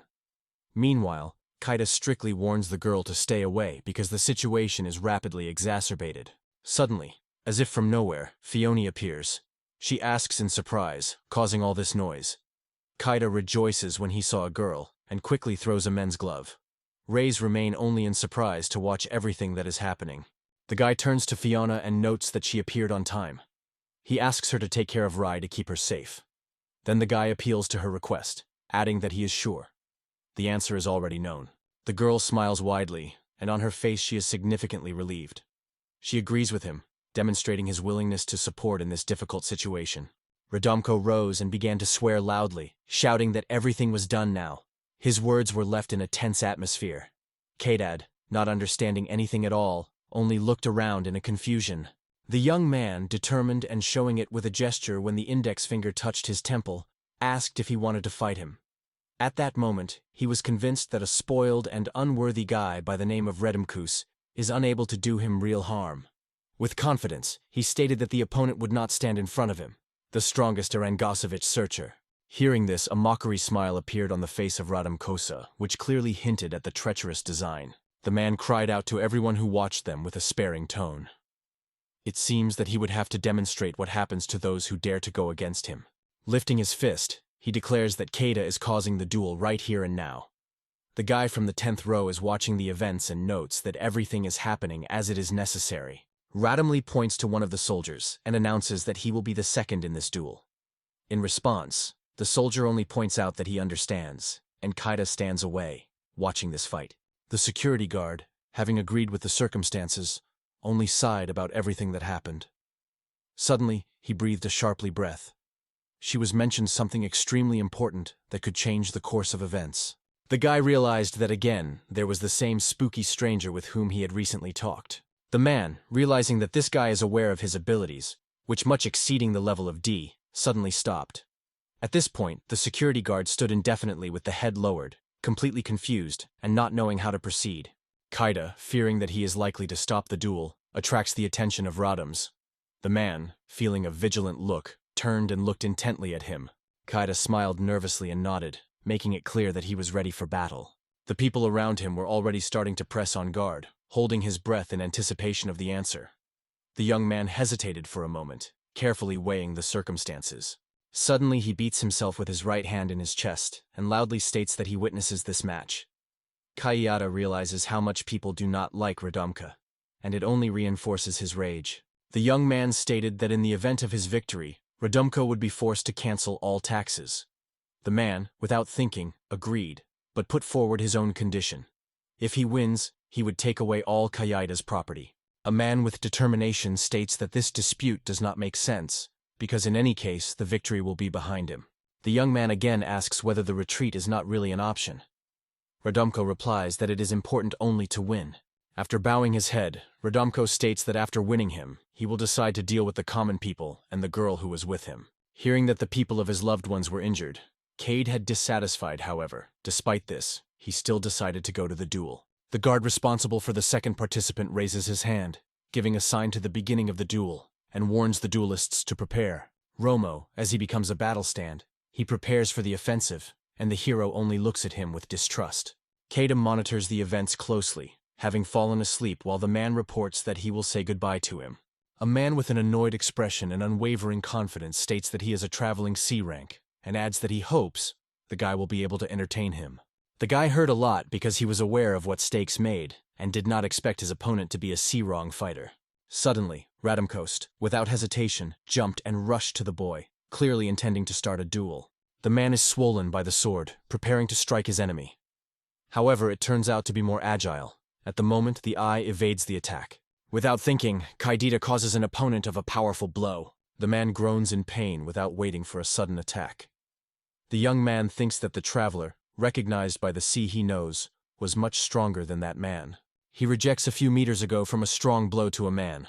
He obviously did not expect such force. Suddenly, under the pressure of the impact, the sword of Kakade cracks and breaks in half. The guy in shock raises a broken sword, not believing that steel weapons are really broke. He is aware that this equipment was the only valuable one that he had. At that moment, Radamkos, trying to get up after a stroke, suddenly realizes that he is no longer capable of moving. The man, moving in pain, loudly declares everyone that he may have damaged his bones. Suddenly, all residents of the city froze, directing their views on a man who was doomed to mockery. Suddenly, everyone shouted at the same time, calling Kaida to bring to the end. The guy leaning his head slowly approached the man and said that if he was not mistaken, these conditions are the key to victory. However, he did not have time to regulate how Radomko was looking loudly. At this point, all the residents of the town raised their hands and joyfully congratulated the boy with a victory. The man, fearing for his own life, reached out and stated that the guy could pick up all his money, unless he was approached. Kay will realize that at this decisive moment, when it seemed that everything was lost, this man pleaded for a mercy. He did not miss the opportunity to find out something important, so he asked him why he stole information from the guild. The man sitting on the ground looks at the boy and begins to justify. They say, he acted on someone's order. Kaya did not waste time and immediately asked who gave this order. Feeling that the end is already close, a man with a lot of excitement begins to tell a story about a man named John Dow. He recalls that John belongs to the new generation of Fire of Death, and that, according to the narrator, can be considered the initiator of the idea of theft of money. For the first time hearing about such a mysterious organization, Kaida asks the boy a little confusedly whether it is really so strange and unusual. Rada Kos, plunging into memories, tells about a group of people with a noticeable anxiety in his voice. He warns, It is a large and dangerous organization, convinced that all artifacts are evil. Men with anxiety in their eyes continued to tell that the brother and his father went ahead of all, and did not pay attention to them. Rathumpkos was convinced that the artifacts were guilty of everything, so he was convinced that this group was doing the right thing. Kedid believed that he was guilty of all misfortunes. The curiosity guy asks the man whether he knows something else about this organization. In response, the man only confesses that he knows no more, but adds only that Redumcoast asked him to trust him. Kayeta begins to think. It looks like a man really tells the truth. He concludes that the prince is absent, the times are changing, and the representatives of these organizations seem to only use it in their own interests. After all, the hard Kayad with a heavy heart realizes that he does not feel the slightest sympathy for any of them, and in it gradually boils anger. Meanwhile, a guy with a broken sword says goodbye to Radums, waving a weapon in a farewell gesture. Suddenly, from the crowd, someone exclaims Kate's name and begs him to wait. At this decisive moment, the guy, stopping literally in a centimeter from the face of the enemy, dies. Behind them, on the front edge of the crowd, there is a nervous man in the armor with a thick beard. In his posture is undoubtedly the power is felt. Kedad, without releasing a broken sword, turns his head and looks at the man behind himself, while Radomko looks forward with an expression of surprise and confusion. He obviously did not expect to meet a person here I have not seen for many years. Suddenly, he exclaims loudly and emotionally that this man is his father. The man in response, excitedly and with a tangible fear, examines everything around, as if realizing that the situation promises nothing good. One of the guards, according to tradition, hits himself with his right hand into the chest as a sign of respect and greet the Forza al-Sam loudly, thus expressing his respect for her greatness and high position.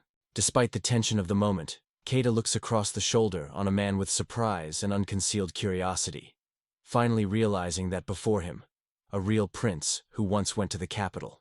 He realizes that the prince returned just when he learns about the terrible condition of the city and its inhabitants.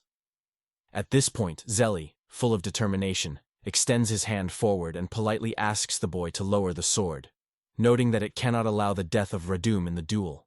A man, full of excitement and some distrust, addresses his father to the question of whether he will save him.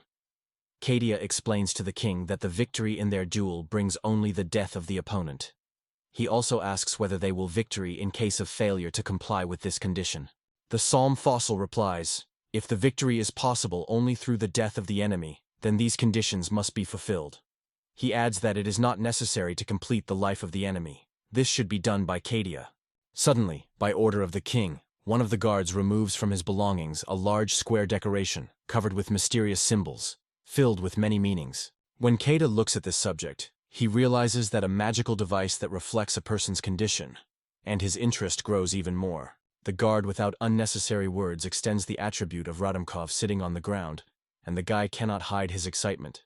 He hesitates, not fully realizing what is happening here, and what the consequences can be. When a charming attribute is brought to the breast of a man, a bright light suddenly flashes from the mechanism.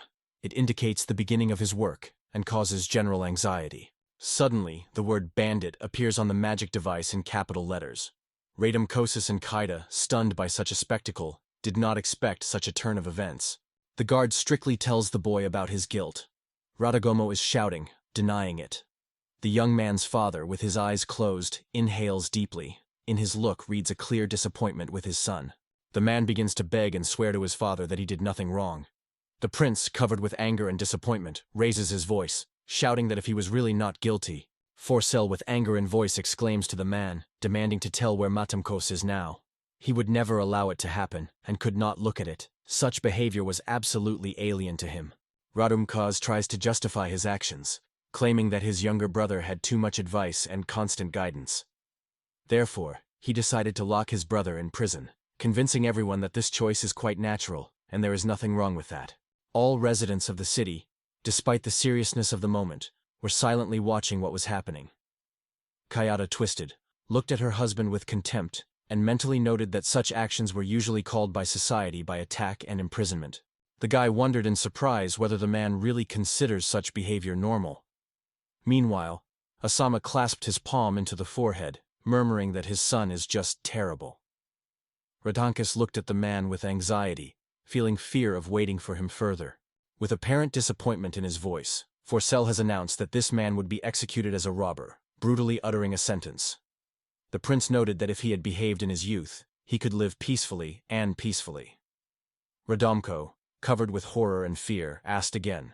At this point, the guards began to detain a man as a criminal. Panic and fear. He desperately pleaded with his father not to do so, hoping at least for forgiveness. The prince, in response, appealed to Kayad for apologies for all the troubles and anxieties he caused her. The prince states that he was personally responsible for all of this, and promises to abolish the restriction as soon as possible, ordering the guild immediately to publish all the information. Contacting the boy, he once again apologizes. Kayada looks at a man with an awareness, knowing. Despite the fact that he may have suffered the most here, his behavior remains extremely professional. Finally, the guy puts on his coat again, turning his usual look. And at this moment, Raya and Fiona appear on the horizon, both of them smiling kindly, and say that he has coped well with his task. Fiona confessed with a sincere surprise that she had no idea to meet someone here in person. She said with relief that she rejoices that everything was in power. Kedid, barely smiling, replied that as long as this man was running the city, everything would be fine. The guy, noticing that the expressions of the girls' faces have become more serious, noted that the issue with artifacts is still unresolved, so they should be alert in the future. He suggested that the girls return to the guild, reporting that restrictions on information had just been removed. He was filled with confidence that Lashasan would tell them everything, and the girls gladly agreed. After reaching the destination, the boys drew attention to the information posted on the stand. She was so interested in them that they were delayed there, watching the rest of the inhabitants, who also stopped before what they saw. Considering the news more closely, Fiona noted that the information had already appeared, and that was really striking. The guy, realizing at what speed the news was published, replied that everything was happening very quickly. The young man noted that the message was only a few minutes ago, and could not be amazed at the incredible speed at which the events were unfolding. Taida looked around and noticed that Losia-san was talking to a girl. Feeling his gaze, the girl also turned and smiled warmly, even more exciting his feelings. The guy looked around and smiled nervously, thinking whether she could start getting ready when the match was just beginning. At that moment, Phionic, also staring on the spot, still kept a joyful facial expression, which immediately disappeared as she had dropped her hand after greeting. He came to the conclusion that this girl was undoubtedly marked by remarkable abilities and skills, so she could become a crucial figure in the future. This awareness has encouraged him and added confidence in tomorrow. The news reported that the monsters, who were near Orta and OM, behaved unexpectedly and unusually. This was the result of the destruction of artifacts. It was also noted that this was the increase in the number of earthquakes, which could not but disturb the locals who had already lived in constant fear. However, there is a high probability that several artifacts are inhibiting the eruption of the volcano, because there are still no obvious signs of its activity. The artifact was destroyed by people from the organization that opposed them, and was called a new generation of Death. However, the investigation is still ongoing, and by tomorrow the morning, new information may appear that can change the further course of events. The guy, reading the information, came to the conclusion that it was this destroyed artifact, which they found with Ray, in fact restrained the volcanic eruption. Its destruction, as it turned out, caused an earthquake. Fiona turns to the man and summarizes that, despite what he has already said, the main thing now is to find the rest of the artifacts, and at any cost to prevent their destruction. The man, listening carefully to his girlfriend, fully agreed with her. The girl, thoughtfully supporting her chin with her hand, thinks aloud whether it is not necessary to go to the big ruins of Orion, although she doubts that there will be something really useful there. The young man, looking at the girlfriend in surprise, asked why she thought so. Because research is always able to raise surprises. Fiona, thoughtfully massaging the temples, notes that she heard of the ruins that had been found earlier, and compared to them, the inner space of the majestic ruins of the Hordian belongs to a completely different era. She continues to say that there are many theories about these ruins, but she believes that they belong to another civilization. Kaida and Ria listen carefully to a girlfriend and make it clear that all her words are clear to them. The young man looked and thought, if everything was said, truth, then there were no traces that would lead to other artifacts. And this fact was not in favor of him. A man looks at Ray and cannot understand how a new generation of Death has not yet found the rest of the artifacts, because their destruction is only a matter of time. Suddenly Ray notices something and surprised looks away. The boys stood just a few meters from the crowd, and in the meantime, another group of people interested in recent events has come to the newspaper kiosk. The guy addresses the girl, asking if she will be able to determine the location of the artifact if the entrance remains open. Ray confidently replies that she will handle this task without difficulty. Fiona, looking back, asks what is being discussed. Keita talked about underground ruins leading to an artifact, securely protected by a special sign, insensitive to any magic. She was convinced that this protection would soon be destroyed. Fiona looked at the boy in surprise and wondered why he decided so much, not fully aware of the depth of his reasoning. He talks about an organization that has to find the rest of the artifacts, and then they still need time to destroy them. He adds that the task would be much easier if he had noticed changes in magical energy with Ray. The girl notes that they are unlikely to be easy to destroy artifacts because those are extremely strong and powerful. The young man extends his hand and notes that if they are already in the process of destruction, it may give them a chance. The man, pointing to the people near the ad, notes that those who are above will necessarily warn their comrades underground. He asks girls whether they share this opinion. He heard the girls so struck that they, widely opened their mouths, were surprised at the boy. Fiona stated with enthusiasm what it means. They would be able to remove the seal. Ray, full of joy, confirmed her words. The guy, noticing their delight, agreed with the girl and added that they would quickly find out where they are. The guy, confidently squeezing his fist and hitting his palm, declares that they just know about it. They will put an end to the chaos that dominates around, and their task will make a deeper meaning. At that moment, a wide smile blossoms on his face. It reflects the hope for a better future.